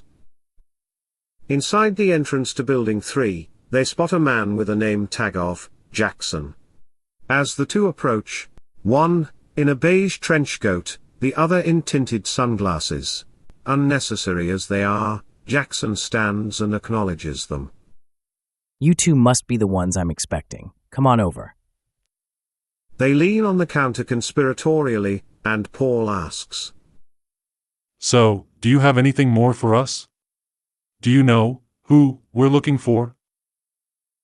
Sure. The man's name is Greg Miles, like I passed along. He's got some strange stuff going on. A surgery, off the books, done here. Word around the guards is he's been pacing the halls, eating more than usual, and looking way too cheerful. It's unsettling. When he's not wandering, he's in the community church in the main building. His room on the second floor, second door on the right, name's on the door. You can take the stairs or the elevator back there. They choose the stairs and head up to the room. The door is open, revealing a basic setup: a bed, a TV, and a cross on each wall. There are no family photos or decorative touches, just crosses. The emptiness gives them a slight chill, but it's not entirely surprising. Paul comments, This guy probably could have dealt with one cross, but I guess once you pop. Zook motions for him to keep watch while he looks around. Paul nods, standing guard. Zook pushes the door open, avoiding the handle. Inside, he finds a small bathroom, with a cross hanging above the toilet. Pressing his hand against it, he feels no pain, one of the common myths he's grateful isn't true. He moves around, noting the usual toiletries and taking a look at the last cross over the door. This guy really likes his crosses, a detail that raises his concern. Opening the dresser, he finds neatly folded white shirts and sweatpants, nothing out of the ordinary. The bed is made, and a quick check under and around it yields nothing. In the corner, there's an armchair with a wheeled reading table beside it, holding an enormous, well-worn Bible. The table seems custom-made for the book, its pages faded with age, the cover discolored. Touching it makes Zook a bit uneasy. He steps out and nods to Paul. This guy is just religiously boring. Is that even a thing? How's his porn collection? I think he's the type who's never done naughty things with anyone, or himself. Think he's one of those we need to keep an eye on? Maybe, yeah. He's not here. If he didn't wander off, he's probably in that church the guard mentioned. Let's head over, it's getting early. It's closing in on 4 in the morning, and they still haven't gotten the full picture. They move quickly down a hall to the main building, following signs that lead to a small church. Zook tries one side of the double doors, easing it open to reveal a softly lit room. A few small pews angle toward a pulpit and a large cross. Quiet gospel music plays from speakers overhead. This room has more warmth than the rest of the facility, with light blue walls, pictures on them, and curtains over the windows. It's a shivering change for the two. The pews aren't empty. An elderly couple sits on the second pew to the left, with a younger man, head down, behind them. Across the aisle, 3 older men, 2 younger men, and a younger woman are scattered across the benches. The room is mostly silent, save for a faint mumbling. After a moment, Paul nudges Zook, and whispers. It's the guy up front by himself. Everyone else is either praying for forgiveness or help. He's giving thanks. They move quietly down the aisle, with Zook taking a seat beside the man, who they believe is Greg, while Paul sits behind him. Zook leans in, whispering. Excuse me, sir? Is your name Greg? The man flinches at the interruption, but keeps his eyes closed. I'm in prayer. Please leave me be. I understand, but it's urgent. May we speak? I know why you're here, but I ask you to wait. We can talk in the morning. I'm sorry, sir, but apparently you don't understand why we are here. My friend and I need to speak with you, now. At this, 3 younger people in the room stand and approach, forming a barrier in front of Zook and Paul. One of them whispers, Please let him finish his prayer. We'll talk with you in the main hall. Zook raises his gaze to one of the men. Exerting influence, he quietly says, We'll talk to you in a moment. Wait in the hall, we'll meet you there. The man's eyes widen, and he stands up straight, walking out toward the entrance. The woman catches the other man's movement, leans toward Paul, putting on a sweet smile as she whispers, Now please come with us and we can discuss things outside the church. Paul subtly extends his influence, projecting his desire for her to comply. You can wait outside too. We need to talk to him. Her smile fades, but she doesn't budge. In a firmer whisper, she insists, Gentlemen, I don't think you understood me. Please leave. We can speak in the hall. A few sharp sh sounds come from across the room, as the soft gospel music plays on. Zook gives Paul a sly look, as if to chuckle at his failure to manipulate the human. They exchange submissive glances, then rise and head for the door, understanding they've overstayed their welcome in this quiet place. Disturbing this calm draws a lot of attention their way, too late in the night to avoid it all. When they all make it out of the room, and one of them closes the door, the woman speaks up. So, what can we do for you two? Paul extends his influence over not only her but also the other 2 men in the hall. You all have training, don't you? What is going on here? The woman continues without flinching. I don't know what you mean. We are just here visiting our father. He has been doing better recently and we wanted to pray with him. She slightly hesitates when she refers to someone, likely the older man. Paul continues, slightly surprised by the vague answers, and the possible lies, not hiding it well. You all know it isn't a prayer that is helping that old geezer. He got some surgery, and we want to know why and where they are, now. One of the other men speaks up. Well, we aren't sure where they are now, but... The man's voice stops abruptly as a fist to the side of his skull silences him. He hits the wall, scrapes along the whitewashed surface, and falls to the floor in a heap. The other man straightens up after hitting him. The striker stretches his shoulders a bit.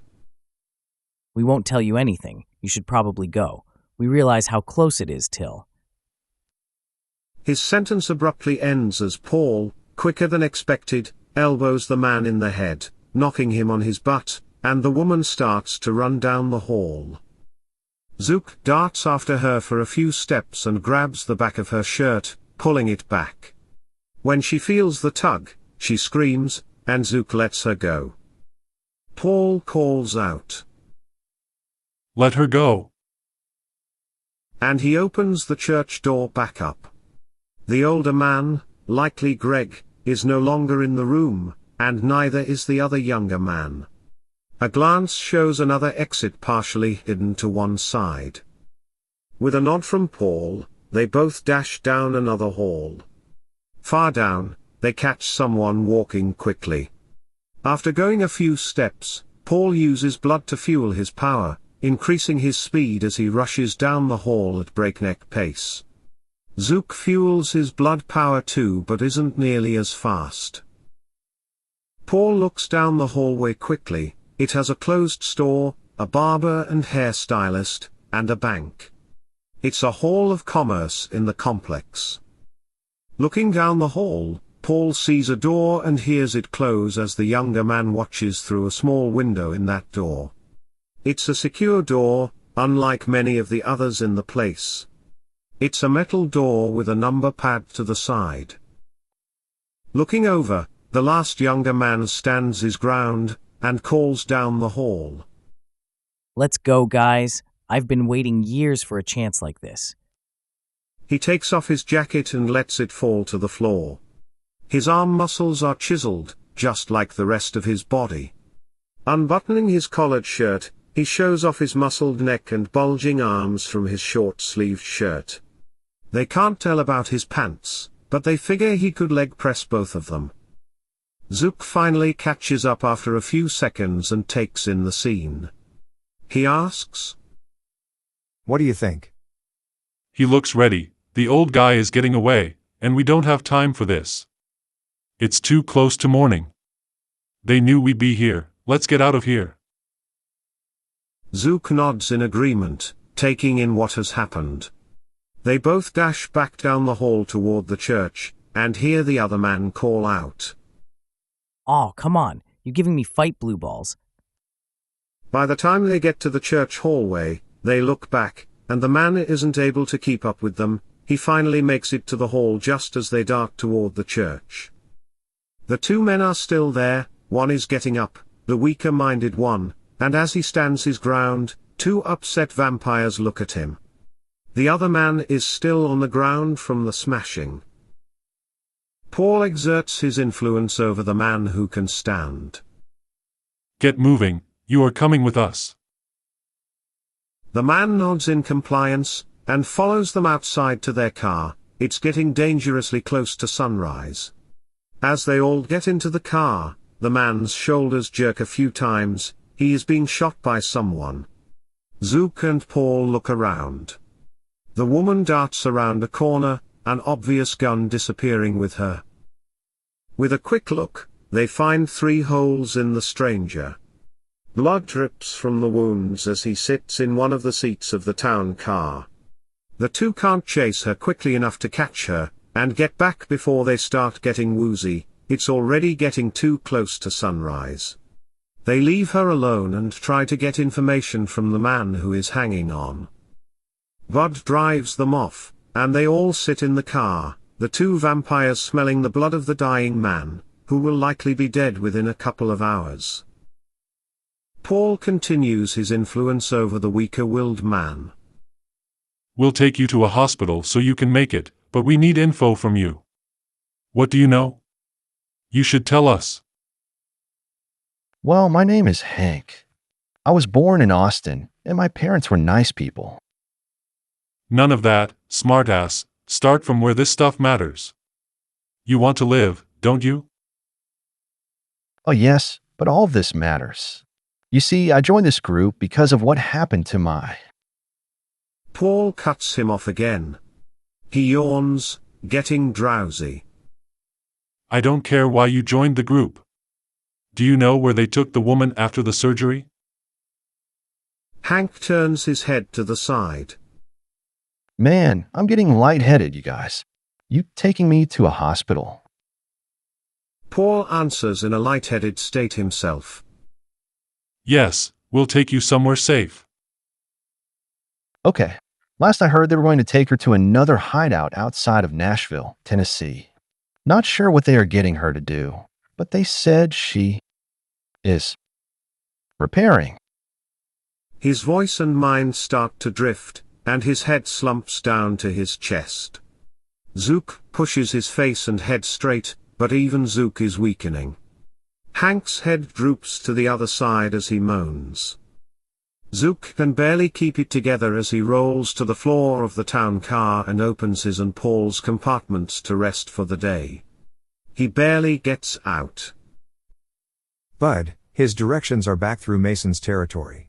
Get this guy there, they can patch him up. Get us to Nashville after that. We'll figure out where, tonight.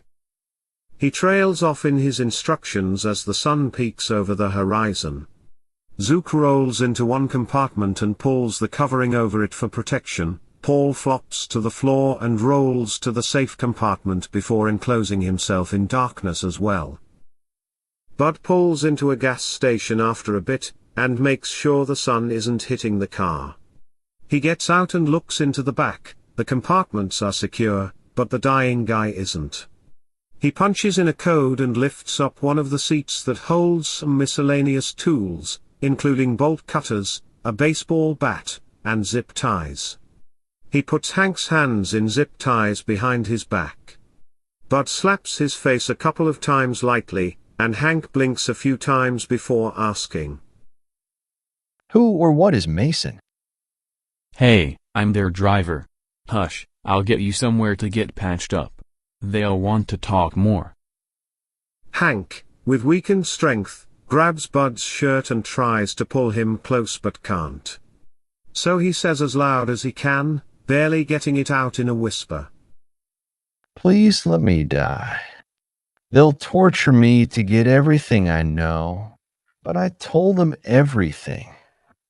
Do you know the horrible things that they do? Just let me die or..."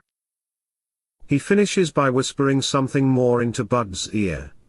The stranger's body loses all strength, and drops to the seat in front of Bud, taking up a row in the back. 25. Zook wakes up the next night, and climbs out of his compartment. He sits in one of the seats, and asks, "What's happened to him?" Hey boss, I got him to Mason's place, and took a little rest. We're just outside Nashville, but I'm not sure where we should go from here. How did he look when you dropped him off? Bad. Hearing some thuds in the compartment under the other seat, Zook smiles and bends down to enter the code to open the compartment. Paul slides out from under the other seat, groaning. Damn it, I was too tired and forgot to rest the other way. He sees Zook grinning at him and shoves a finger in his face. Not a damn word to anyone. Zook holds up his hands defensively. Not a word. Zook pulls out the list they have from the would-be guards, hunters in their midst, and looks through it, finding one in Nashville. Looking it up on his phone, he spots the location, a warehouse outside the city. It's the classic hideout for adversaries in stories, abandoned, with a rusted fire escape and broken windows. He texts the address to Bud and tells him to park about half a mile away so they can scope out the place from a distance. Bud pulls off at a gas station, enters the address, and realizes he's passed the area. He loops back onto the highway. Bud asks, Yo boss, should we be checking with the Nashville vamps? You might need backup I can't give. I'm hoping we can just get in and get her out. Hunters are notorious for coming after us during the day. At night, they're little more than decently trained, maybe well-trained humans. Occasionally, I've heard, they have some abilities, but if we find them, the three of us can probably handle it, especially since night's just started. Man, maybe we should have topped off at that nursing home. I've used up a bit, and if we're about to get into a fight. You would have drunk some of that old blood? Usually a bunch of chemicals too. Sure, maybe, but it was too late, and we were on our way out. We should be good. We filled up at Mason's a couple of nights ago. You haven't been using that much, have you? No, but filling up before a fight wouldn't hurt. We're still behind them. If we catch up, maybe we'll find someone on the perimeter to top off. Let's play it by ear. Bud parks about half a mile from the building at a 24-hour breakfast spot. Zook says, I'll text if we start anything, so you can bring the car closer if we need to bolt. You can also back us up if needed. If they have serious backup, we'll get out, or if there are too many, same thing. Bud nods. A short walk away stands the dark, abandoned building. They neither hear nor see activity around. With their heightened vampiric senses, they listen for any sign of movement, breathing, or even a faint sound, but hear nothing. Cars are faintly audible in the distance, as is the hum of a nearby traffic light changing colors, but there's no activity within the building. They walk closer, staying alert for any sounds. It's a cool night, and even the bugs are silent. The cracked concrete around the old building adds to the sense of decay. A fire escape on one side has rusted too much, leaning precariously, and a door that once led to the top floor is now inaccessible. The building is painted in a fading brownish green, peeling after years in the sun, making it an unpleasant sight for any rare passerby. They hear a faint squeak from within the warehouse, a mouse, maybe. Zook whispers. There you go, fill up on mice. Paul gives him an incredulous look and whispers back. You're kidding, right? Zook smiles and nods. They approach the front door, still listening for even the lightest heartbeat, but all they hear is the wind through cracks and broken windows. The door screeches as they push it open. Inside, debris is scattered, old machinery, food wrappers, lunch boxes, and other remnants. But in the middle of the room, something stands out, a wheeled hospital bed, surprisingly clean, complete with an uncomfortable-looking mattress. Exploring further, they find a room where people seem to have stayed. There's a giant wooden spool, like the kind used to wrap metal cables, serving as a makeshift table, with folding chairs around it. They can't determine where the occupants sleep, but they probably aren't having the most comfortable nights. Zook texts Bud to drive closer and help look around, though he suggests parking a block away and walking. A thumbs-up emoji arrives seconds later. They search the area for clues, focusing on the bed in the center, suspecting it's been used to restrain someone. Both of them sense traces of a small woman's presence, indicating she's spent significant time here. Bud arrives as they inspect the bed, noting how intently they examine it. He keeps quiet, respectfully letting the two vampires work. Bud explores the upper level, where he finds newer cigarette butts near a window along the catwalk. He calls out. Hey boss, found these. Not sure if it'll help, but I didn't find much else. Zook heads up to take a look and claps Bud's shoulder. Nice catch. You didn't touch them, did you? No sir, this isn't my first rodeo.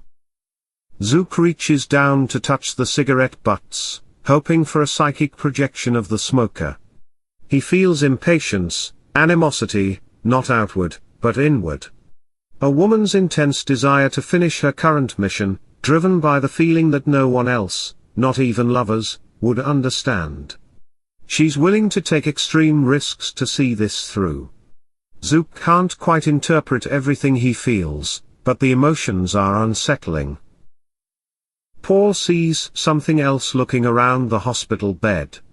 There are etchings of words, Windowski and Brooks. They look as though they were scratched very faintly in the mattress material. It is sharper than most women would make their nails, and as he can tell, this is not a passive thing. Paul sends a text to Zant. Need a check on some names, likely Nashville area, Windowski and Brooks. Maybe associated with hospital or retirement home.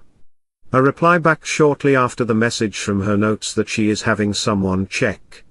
Minutes later, a texting reply. Doctors at Ascension St. Thomas Medical. She also notes the address. Zook tells Paul what he sees, and they leave. Paul tells them both that names he got from the bed match a local hospital. On the way, Zook texts Zant to update her on their progress. Her reply comes back quickly. Oh man, don't make me reach out to those Nashville hicks, they're the worst. Just catch up, I know you're on it. Discussing options, Zook mentions the potential need to contact local vampires but hopes to avoid it. They agree that involving the locals might complicate things, as they've recently used favors for this project. Paul suggests. I'm getting a bad feeling about this. We should probably start at the hospital's chapel. She's been through here already, so if there's a religious angle, we might see the same. Zook nods, hoping Paul's wrong. Most vampires don't worry about priests anymore, as many have become corrupted by power, money, or vice. But in the rare cases where they encounter a truly devout believer, it's usually a significant concern, and Zook hates the idea of feeling worried. By the time Bud pulls up at the complex, it's almost 10 at night. There are multiple buildings, but the main entrance is lively, with people coming and going. Zook and Paul have no trouble entering but have to check their belongings at security. They wish they could bring weapons, knowing the risks, but carrying swords or bats would raise suspicion, so improvisation will be necessary. Following posted arrows, they make their way toward the chapel. As they approach, they hear loud shouting, not angry, but a pastor's intense call to his parishioners. Neither doubts anyone could be sleeping with that volume. From down the hall, about 50 yards from some large doors, they hear someone calling. Many of us have sinned. It's not about staying in that sin until you think your strength could rival the devil's. It can't, believe me. It's about picking yourself back up. You don't need my forgiveness or his. You need to believe in forgiving yourself. God doesn't hate you. Do you think he's never let sinners live before? You should know in your heart what you deserve, and that you'll be judged when you enter his grace.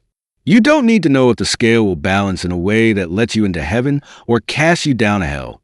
Forgiveness is within you. Do you think you need to go to a special building, talk to a special person, beg for forgiveness for your behavior? Why pay someone else your hard-earned money so they can write fancy words to people for a living? Listen to your own heart. If you think you don't deserve grace, pick yourself up and change. As he finishes the word, change, Zook and Paul, along with a few others drawn to the loud sermon, slowly walk in. Up front, a man in his early 40s is preaching to a couple of dozen people. He isn't dressed in bright white robes but in humble shorts and a shirt. His hair is disheveled, and his shirt stretched out.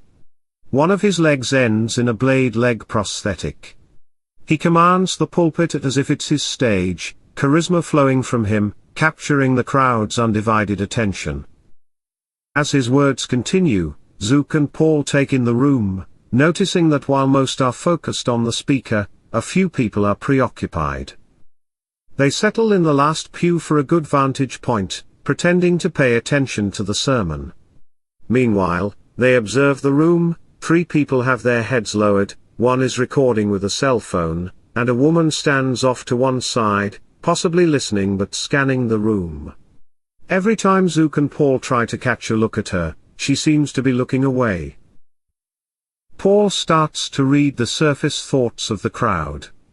The one with the phone is hoping this goes viral, a concept Paul doesn't fully understand. Others have more personal reflections. One contemplates changes to improve their life, another wonders if their sex life is failing due to their preferences, and yet another blames others for why they haven't found the right one. Paul leaves each person to their own musings. One man, listening intently, admires the preacher but feels his words are almost blasphemous. Still, he's captivated, noting the energy the preacher is stirring in the crowd. Through surface-level coaxing, Paul picks up that this man senses something different, an eerie thrill. As the preacher reaches a crescendo, urging the crowd toward self-forgiveness, Zook feels a chill. Gripping Paul's arm, he realizes they're being watched and tries to blend in with the crowd's reactions. He uses his vampiric abilities to mimic the fervor others are displaying, even as he feels a creeping unease. Minutes later, the sensation subsides, and they realize the preacher is exiting with an entourage. The woman from the outskirts trails them. As casually as possible, Zook and Paul join the line of people leaving, quickening their pace to catch up. In the parking lot, the preacher and his group make for a car, but Zook and Paul are intercepted by 3 men as the car pulls away. Zook tries to chat. We just wanted to ask about the sermon. It's inspirational, we're curious about his ideas. The guards remain stoic. Paul attempts to lighten the mood, joking about the preacher's energy, but one guard assures them.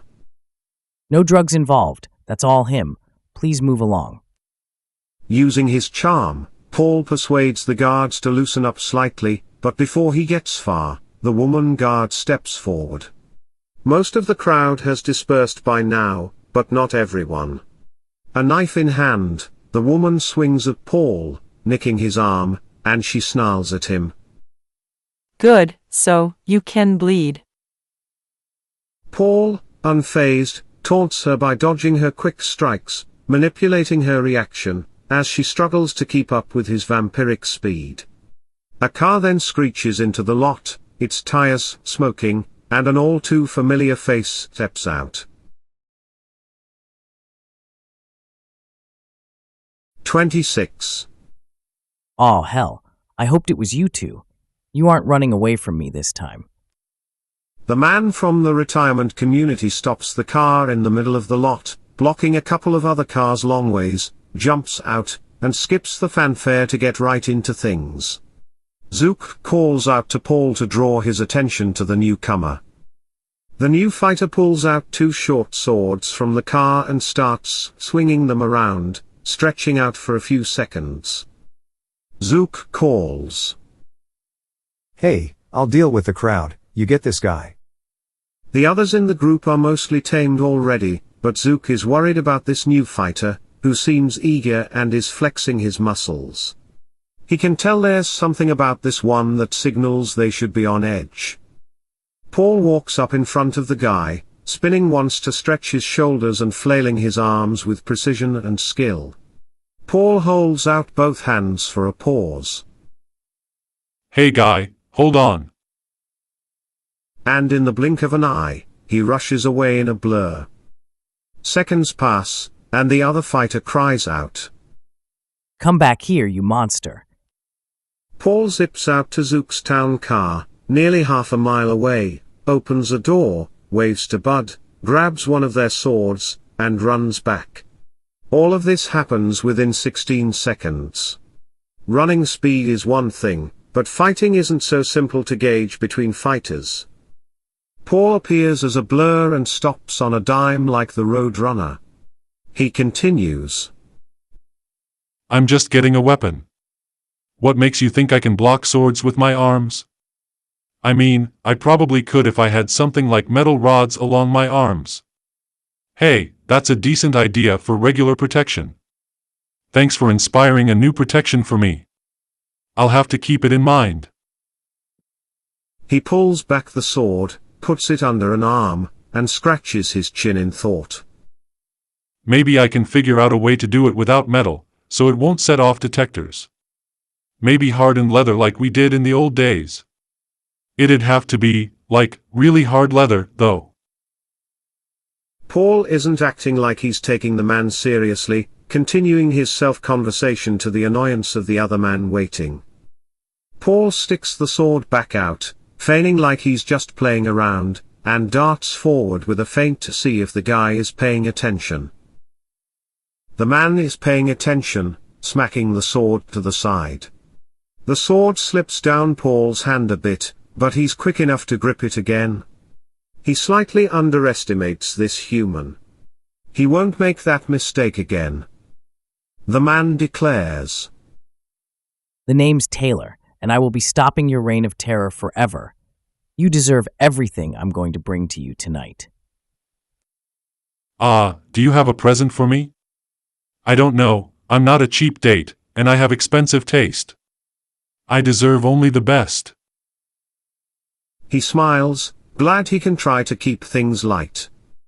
Taylor isn't thrilled with the attempt.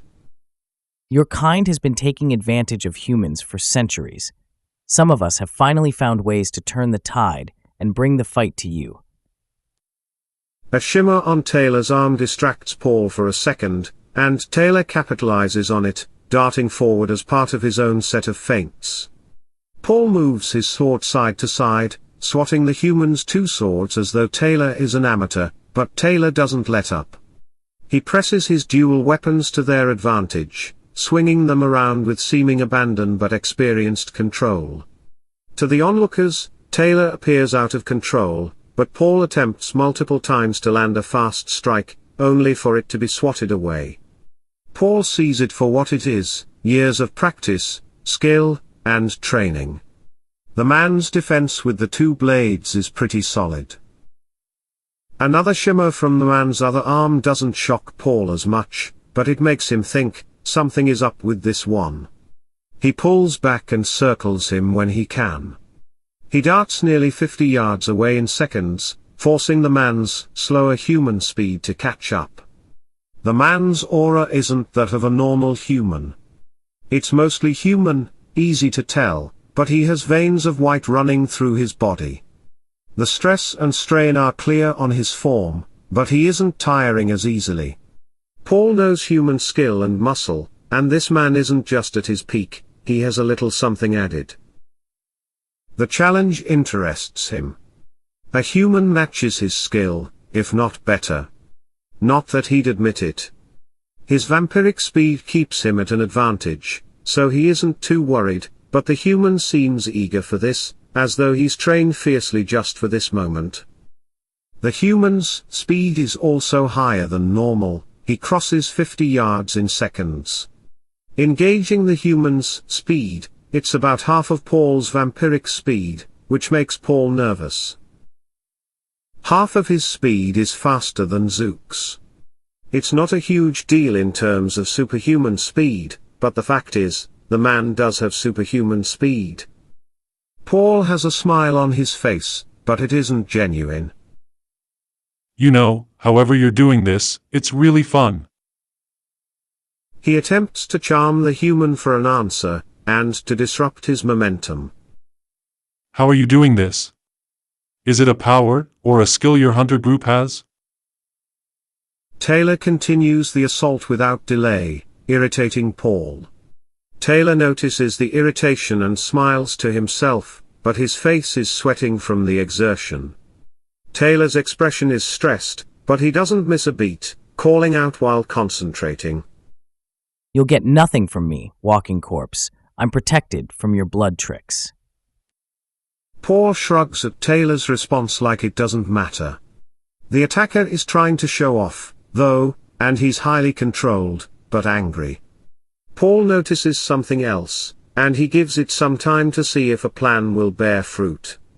The man is aggressive, probably hurt by some vampire who ruined his life years ago. Paul's problem is that this guy has been practicing a long time. As he darts just out of reach, twisting his body one way, then the other, the human is on him within seconds.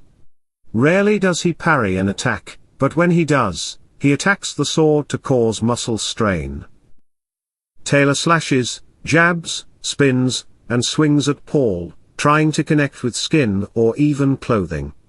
Paul watches and waits for each strike, quickly steadying himself after nearly every attempt. Taylor knows he's being mocked. He stops, swinging after Paul dashes 20 yards away, allowing himself heavy breathing to calm down. The aggressive stuff didn't work. The beast he's up against is fast and skilled, more than he expected. His trainer prepares him for this, he knows the sacrifice he must make. He can hear his trainer's voice in his head now. A vampire is fast, but bored. It once had skill, but now it's complacent. Your training will take you far in a fight with them. Your holy abilities will give you an edge over many foes, but don't consider yourself their master. Some are so old their speed matches God's. Be ready. If you must run, go. If there's an opportunity, take it. If not, fight with all your heart because your soul depends on it. Practice makes better, never perfect. In his mind, he apologizes to the old man, but he never did get that chance. He's been quick and fierce, but he needs to have resolve too. This might be his final stand. Only 4 other fights have been this real, with opponents powerful and worthy. Taking in another deep breath, his mantra comes to him. This might be the last battle in the war he is meant to fight.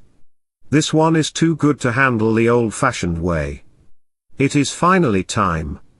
A tattoo ignites on Taylor's arm, and he embraces it in his mind, letting it do its work. Zook's dealings with the few humans in the area are a much lighter issue. At one end of the lot, Zook nearly has them subdued before Taylor even drives up. But Zook still has to give one of them a good punch to the gut, and one to the head to make him see stars. The last person is controlled in Zook's usual way. Within a minute, the woman has nearly become his friend as Paul gets into it with Taylor. Zook wonders if it's sexist to choose the woman not to knock out. It probably is, but he's trying to be more considerate. He's not a bad guy, after all. Zook learns her name, Beth, and asks, "You ever see this guy before?" Beth responds, her teeth clenched. No, I'm not sure where this guy came from. We got a call to check on things with the pastor because of guys like you and, well, him. She says, gesturing toward Paul. She drags out her answer, but she has no choice but to continue. When we saw you two, it didn't take long to realize the deal, and he must have been nearby, wondering if you'd show up. He called us because of the surgery he knew about. She shivers, having shared something secret. He forces her to go on. "Keep going. What's happening here?" Her face reddens as she answers, shivering. A unique vampire was captured, and there's a project designed to heal some of God's warriors who haven't been able to fight due to one reason or another. Paul looks at Taylor's arm, squinting as it brightens. He doesn't turn away, suspecting it's another trick. The light brightens, focused and almost burning. It swirls red and orange, and as the fight pauses, a sizzle fills the parking lot. A Latin symbol sears itself into Taylor's arm, his breathing steadies, and an extended B marks him like a brand. Paul asks, Beta, huh? Who's the Alpha? God, the big guy himself? A little presumptuous, isn't it? The light bends oddly away from Taylor, almost pulling him from the fight, piquing Paul's interest yet again. This human has some tricks. With nearly Paul's speed, Taylor spins around and dashes back toward Zook and Beth. One of his swords leaps from his hand like a javelin, aimed toward them. Zook is still asking her. "So, Beth, do you know where they took the other vampire? Do you know who they're helping next?" Well, not really, but... Zook, watch it. Zook's eyes dart between the fight and Beth, trying to control her. He doesn't notice the flying sword until it buries itself in Beth's chest. The wind is knocked from her lungs as she flies a few feet back and the sword digs a few inches into the ground, with her still on it. Paul rushes forward to catch up. The fight was far into the parking lot at first, but the new surprise action brings them back to the rest of the spectators. Taylor runs past swinging his single sword at blinding speed without stopping to retrieve the sword embedded in the woman. A chunk flies from her neck as Beth collapses, before Zook can catch her. "Holy crap, man, that is cold." Zook calls out, only yards away. Paul arrives just as Beth hits the pavement. Zook yanks the sword from her gut. "Well, look who's got a sword now." Realizing his mistake, he raises the weapon to parry an attack as Taylor swings his other blade down. Taylor strikes quickly, slicing into Zook's trench coat, and drawing blood. Zook maintains his grip, though it swings wide. He's practiced a bit but isn't a match for the swordsman. Paul steps in, swinging his sword up for Taylor to parry. Well. Look who lost one of his swords. Think you still have what it takes against me? Taylor doesn't respond immediately, his eyes blazing with a faint blue light. A tear trickles down his cheek, evaporating before it falls. He feels a lurch in his stomach, forcing a burp as he bends, slightly. Raising an eyebrow, Paul observes. So, I guessed right, Being this superhuman is temporary and burning you up inside. I just need to wait you out. Taylor grins, teeth bright white, and snarls. I have just enough time to kill you both. He swings at Zook, who steadies himself to block, while Paul moves in to assist. Taylor maneuvers to parry Paul's strike, all with one sword now. You still good with one sword? Wouldn't want you to get all boring on me now. Paul asks. Taylor grins. Even better. Thought I'd give you a fair fight. The fight resumes, and Zook sidesteps to stay clear of the two true fighters. At this time of night, the lot is mostly empty, so they avoid attracting attention. But with only one weapon, Taylor is more vulnerable to a kick or punch, which Paul capitalizes on. Each kick is met with a knee block, and Taylor's abs absorb every punch like a brick wall. When Bud pulls up to the lot's other side, he sees the injured people and the dead woman. Zook grabs a weapon from the car's arsenal, while Bud checks the other's vitals. Bud asks, Damn, boss, she's really messed up. You can't? Nope, too far gone, and she was trying to kill us, so I'd say she wouldn't really make it. She would probably just off herself after too long, if she made it at all. Taylor dashes at Paul, his speed and strength heightened. He matches Paul's movements, parrying strikes while dancing around cars. Paul notices the change and tries to make Taylor spin to wear him down. The clash of swords grows intense, each man pressing the other to their limits. A man walks toward them, but Zook intercepts, looking into his eyes and calmly telling him, You forgot something inside. Go back and check your pockets for 5 minutes, then come back out. The man's eyes widen, and he turns, retracing his steps. Taylor and Paul have moved back and forth across the lot, neither able to gain an upper hand. Zook knows it's risky but tries to end the fight. He moves closer and fires his taser between them, managing to coil it around Paul's sword, giving him a zap. Taylor seizes the moment to press down on Paul's sword, angling it for a head strike. Paul calls out, Damn it, Z. Oh wait, do that again. Paul channels the blood power he's earned from decades of blood and practice, adding strength to press the swords back down. After a moment, he grabs the dangling prong, pressing it through Taylor's shirt. Zook fires the taser again, jolting Taylor, who shivers and staggers under the strain.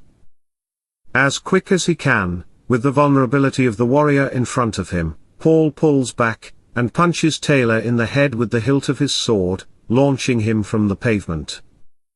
Taylor hits the road at 2 points, arm first, twisting it unnaturally, and his face. Blood gushes from his nose, which is twisted wrong from the bad landing. Damn, this guy's messed up. Could he actually keep up with you? Paul grins, lying. No. Seconds later, walking over to the warrior on the ground to lift him, hoping that the brawl has been decided, cracks are heard coming from the body. His nose cracks to straighten, and his face winces in pain as he rolls on the ground away from them. He snaps to his feet, putting pressure on his good arm, his other is snapping back correctly as well, a light stitching up both points. Taylor looks down at his arm, and goes cross-eyed looking at his nose, and breathes out a heavy sigh. Well, guess I have to finish this soon. He wipes away blood from his nose, and the nosebleed from the attack ends. Damn. Paul says. Taylor's body bathes in light again, a vigor consuming him as he is ready to continue. Paul rushes again, not letting him get all the way ready. The ringing of the swords commence, and Taylor keeps up with the attacks, but doesn't get advantage. Time isn't on the human's side as the vampire doesn't let him take even a few seconds of rest. A faint one-way opens Paul up for a sword stab, and Taylor smiles, taking advantage of the opening. The sword digs deep into Paul's gut.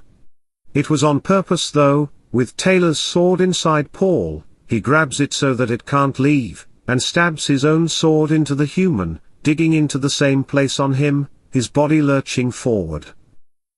With the sword in him, Paul trips Taylor to the ground, and slams his face onto the curb, once and then twice. Taylor's hand releases the sword and goes motionless. Paul asks Zook if anyone is watching.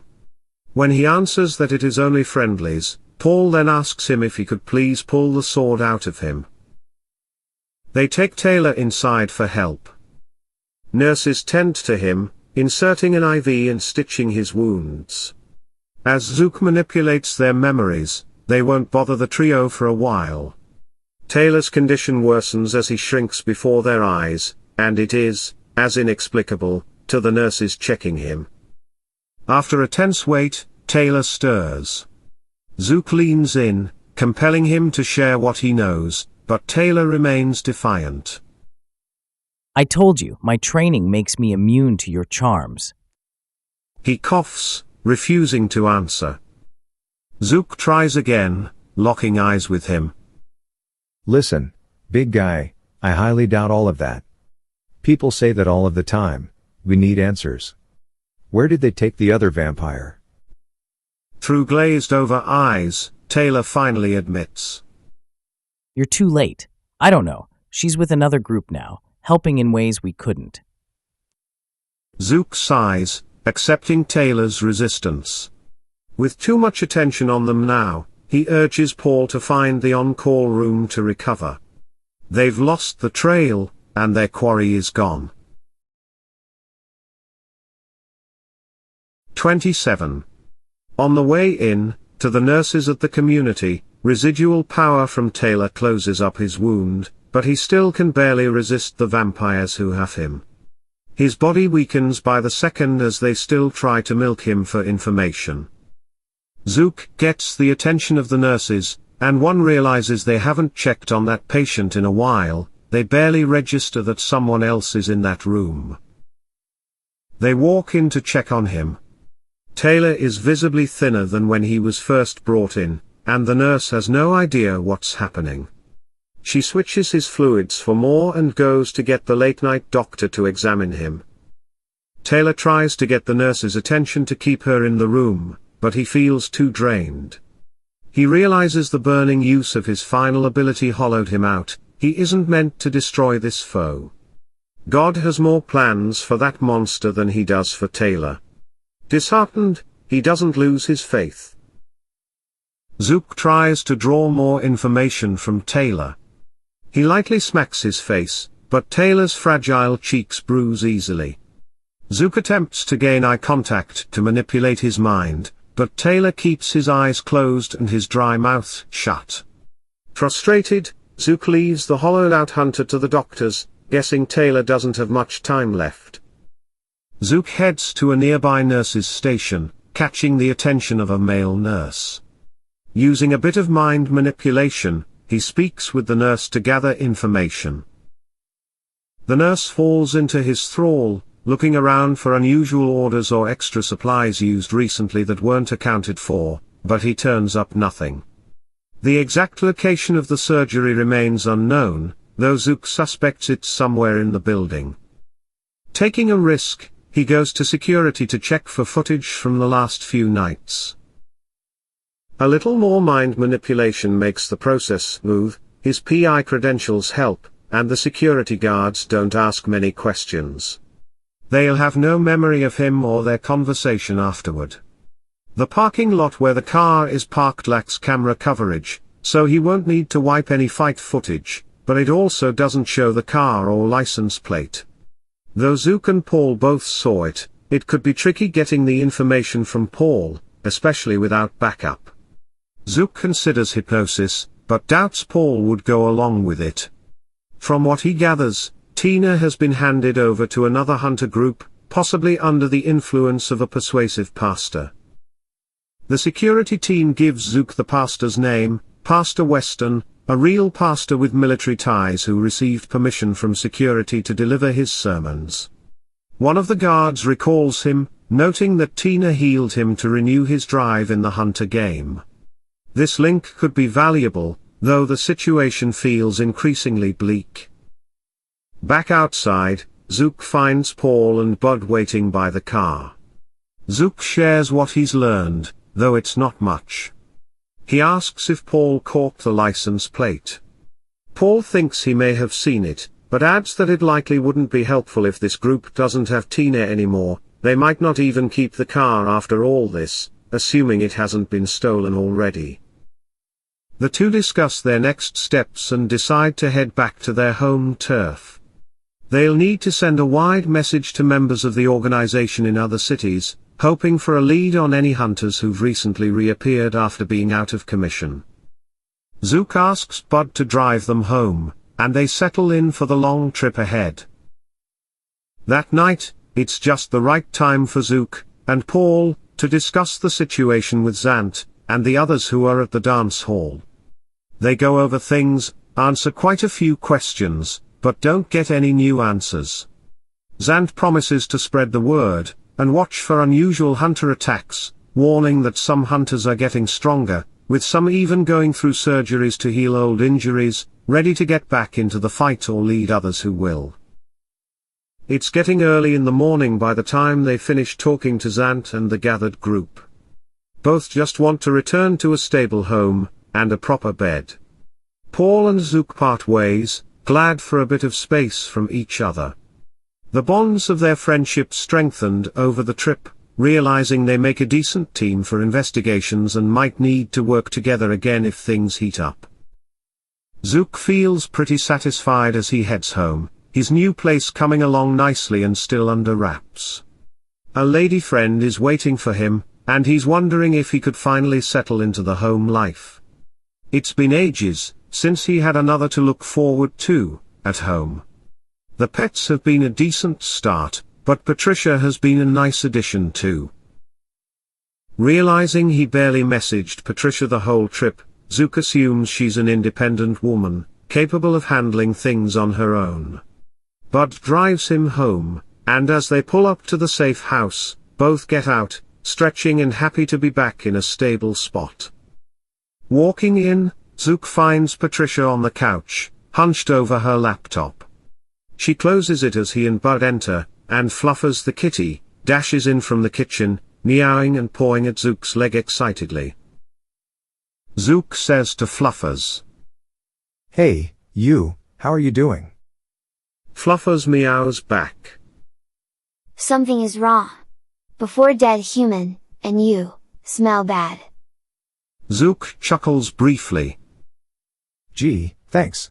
What do you mean? What's up with her? He asks, gesturing at Patricia. Fluffers purrs. I don't know, she's been on the noise box again all night. She's not very fun. Can we play? Not tonight, sorry. Probably tomorrow night. He says, giving her a quick scratch behind the ears. What happened to Bite, and the other human? Oh, Steve?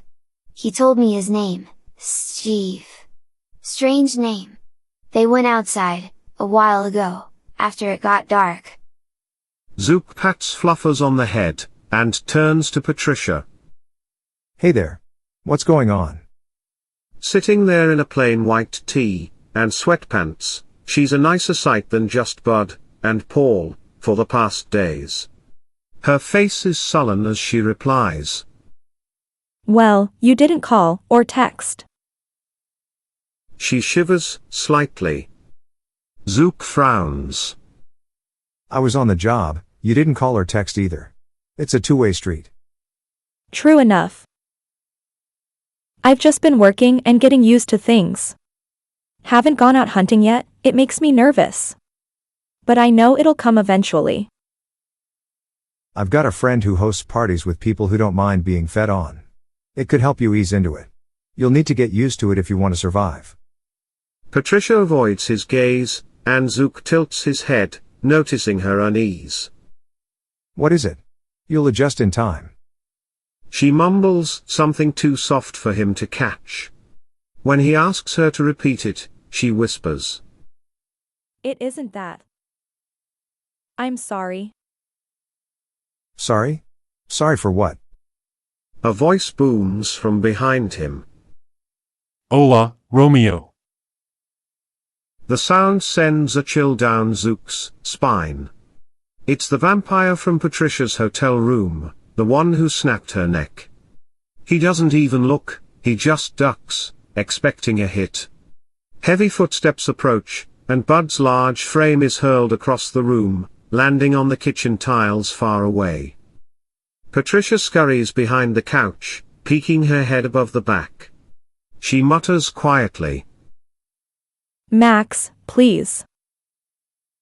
The vampire, apparently Max, shouts at her. Silence. Woman. Zook curses under his breath. He has no weapons, just got home. The gun and sword are in the car, along with his taser gun. He grabs a coffee table leg, ripping it off, though it wobbles in his hands. It's not much, but he'll try. Zook takes a swing with the table leg, trying to wield it like a blade, but the blow lands weakly on Max's arm. Max grabs the club easily, holding it firm. So, Max, why are you messing with me? What did I do to you?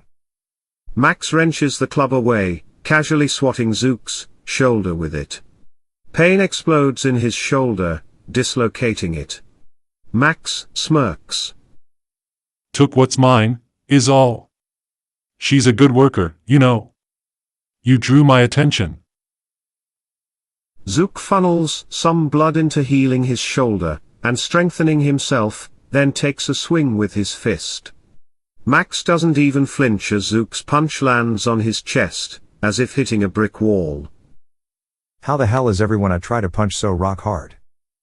Why, thank you. Used to work out a bit, and, well, not breathing helps too.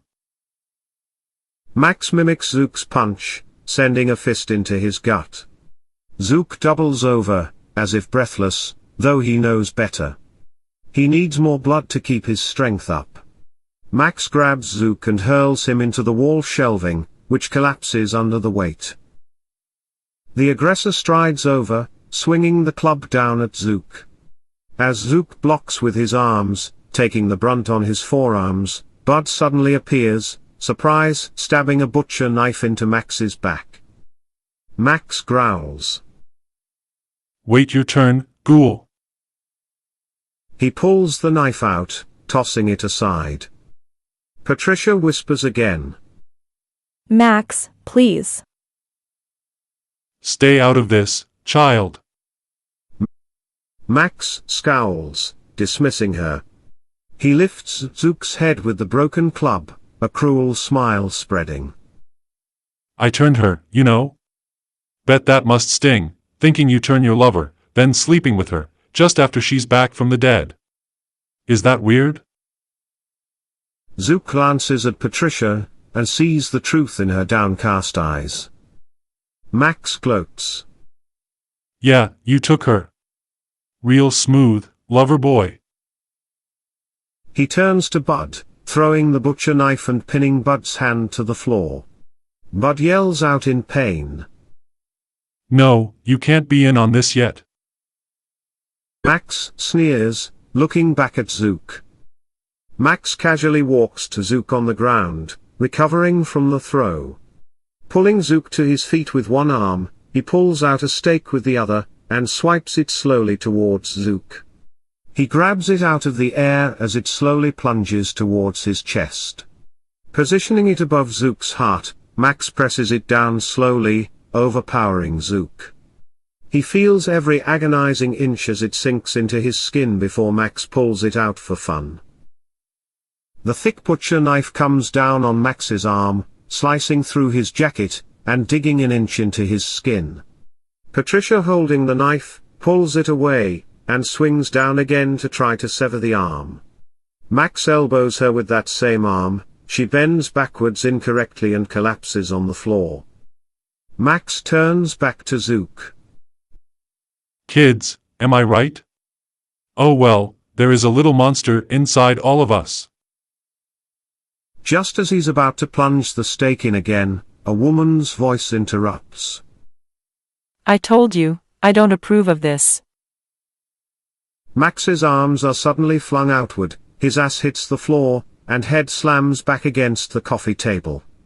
A strong woman stands above him, hands on her hips, her voice deepening.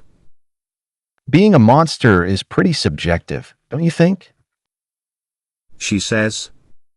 Zook stares, recognizing her voice. He watches her grip Max by the head and slam him repeatedly into the table. Blood spatters as she rips open his back wound. Eventually, his neck gives way under her relentless assault, his head severing from his body. She steps back, looking at Zook with a raised brow. With a smirk, she adds. Didn't expect you to survive that long. Better or worse? As she walks to the door, her form shifts into that of an older man from Zook's past. He gapes as she, now he, closes the door with final words. Don't bother asking why I chose you over him. I don't give away spoilers. The door closes behind him. Zook staggers over to Bud, pulls the knife out of his hand, and offers him his wrist. Bud drinks gratefully, and Zook sits down beside Patricia, who's trembling with blood tears streaking her cheeks. He opens his arms, and she falls into them, her voice cracking as she explains her fear, her relief. With a final glance at Max's crumpled body, Zook reassures her. The door closes behind him. Zook staggers over to Bud, realizes the butcher knife is what Patricia used against Max, and pulls him to his feet. He punctures his wrist, and offers it to Bud. He drinks a little gratefully. Soon after, Zook sits down beside Patricia, who trembles with blood tears streaking her cheeks. Her creator's head sitting on the coffee table right in front of her. He opens his arms, and she falls into them, her voice cracking as she explains her fear, her relief. With a final glance at Max's crumpled body, Zook reassures her. All right. We'll be moving to a safer place. We're done with him.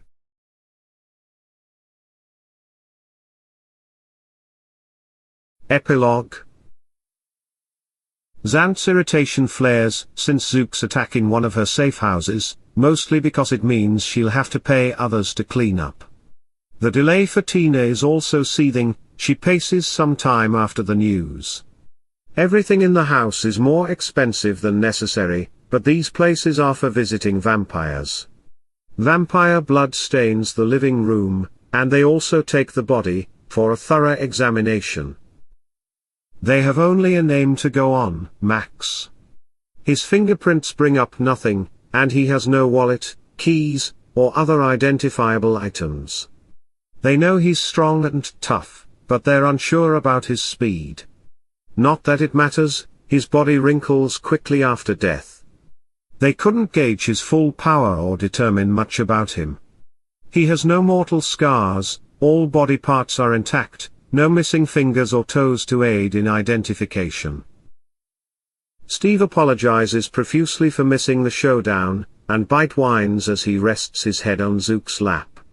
Zook reassures him that it is good he was not there and thanks him for being there with Patricia. Although Zook didn't turn Patricia into a vampire, they're still very much interested in each other. Zook takes the next week off to settle back in and wait for news, while Patricia keeps working her job to maintain appearances at her company. The next night, others clean the place and they collect their belongings. Xant has them move to a more secure location.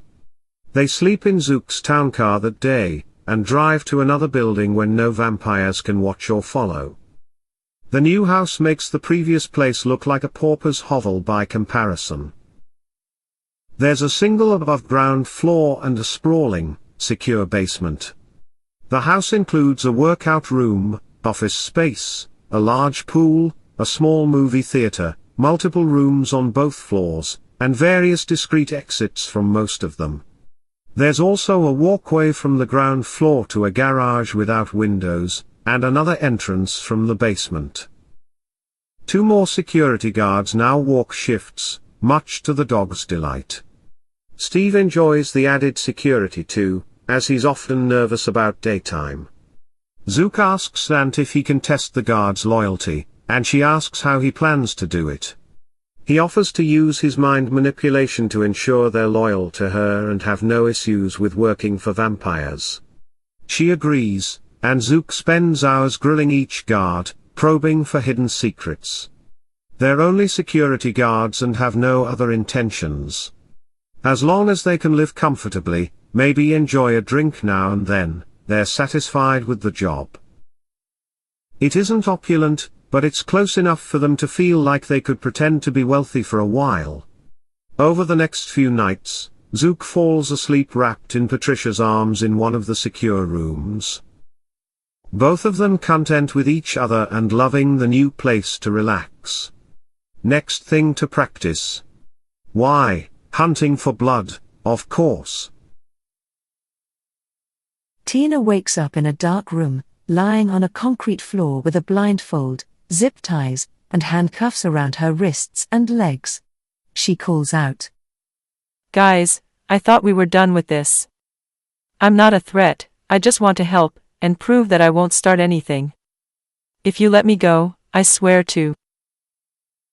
She hears a buzzer, then a loud door opens, clunking like a heavy security door. Someone else enters the room, a man, judging by his breathing.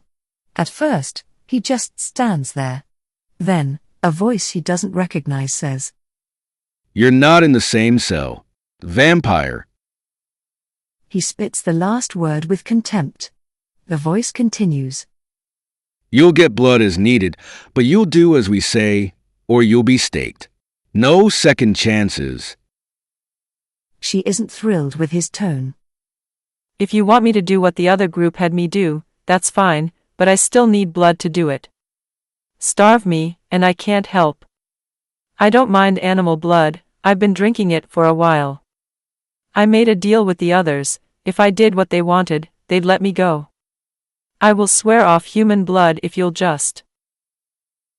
She didn't make that deal with the others, she's just hoping something might work here. The voice replies in monotone. You've been promised nothing. Obey, or be punished. Help us fight other vampires and do it right, or we kill you. She bites back in a whisper that echoes in the small room.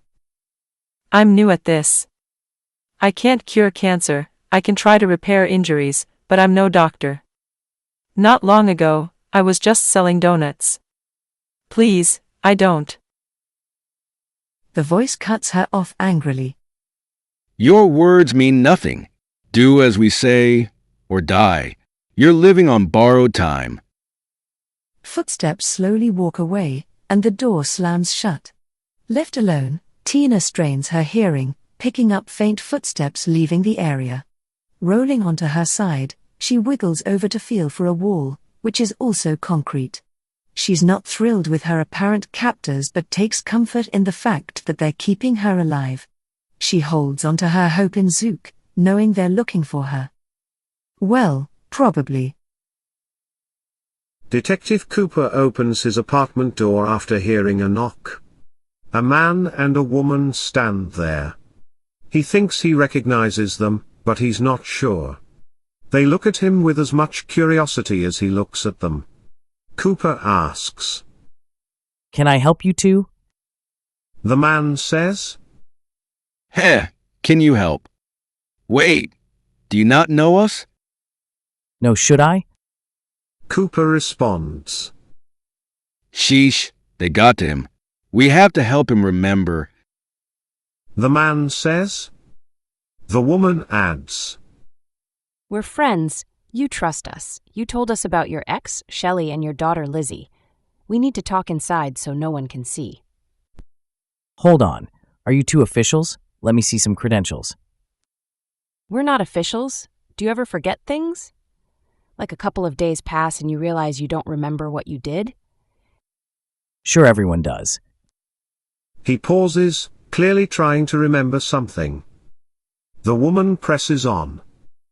We found you after you asked the right questions and posted online. We did some tests, and you were interested. In what?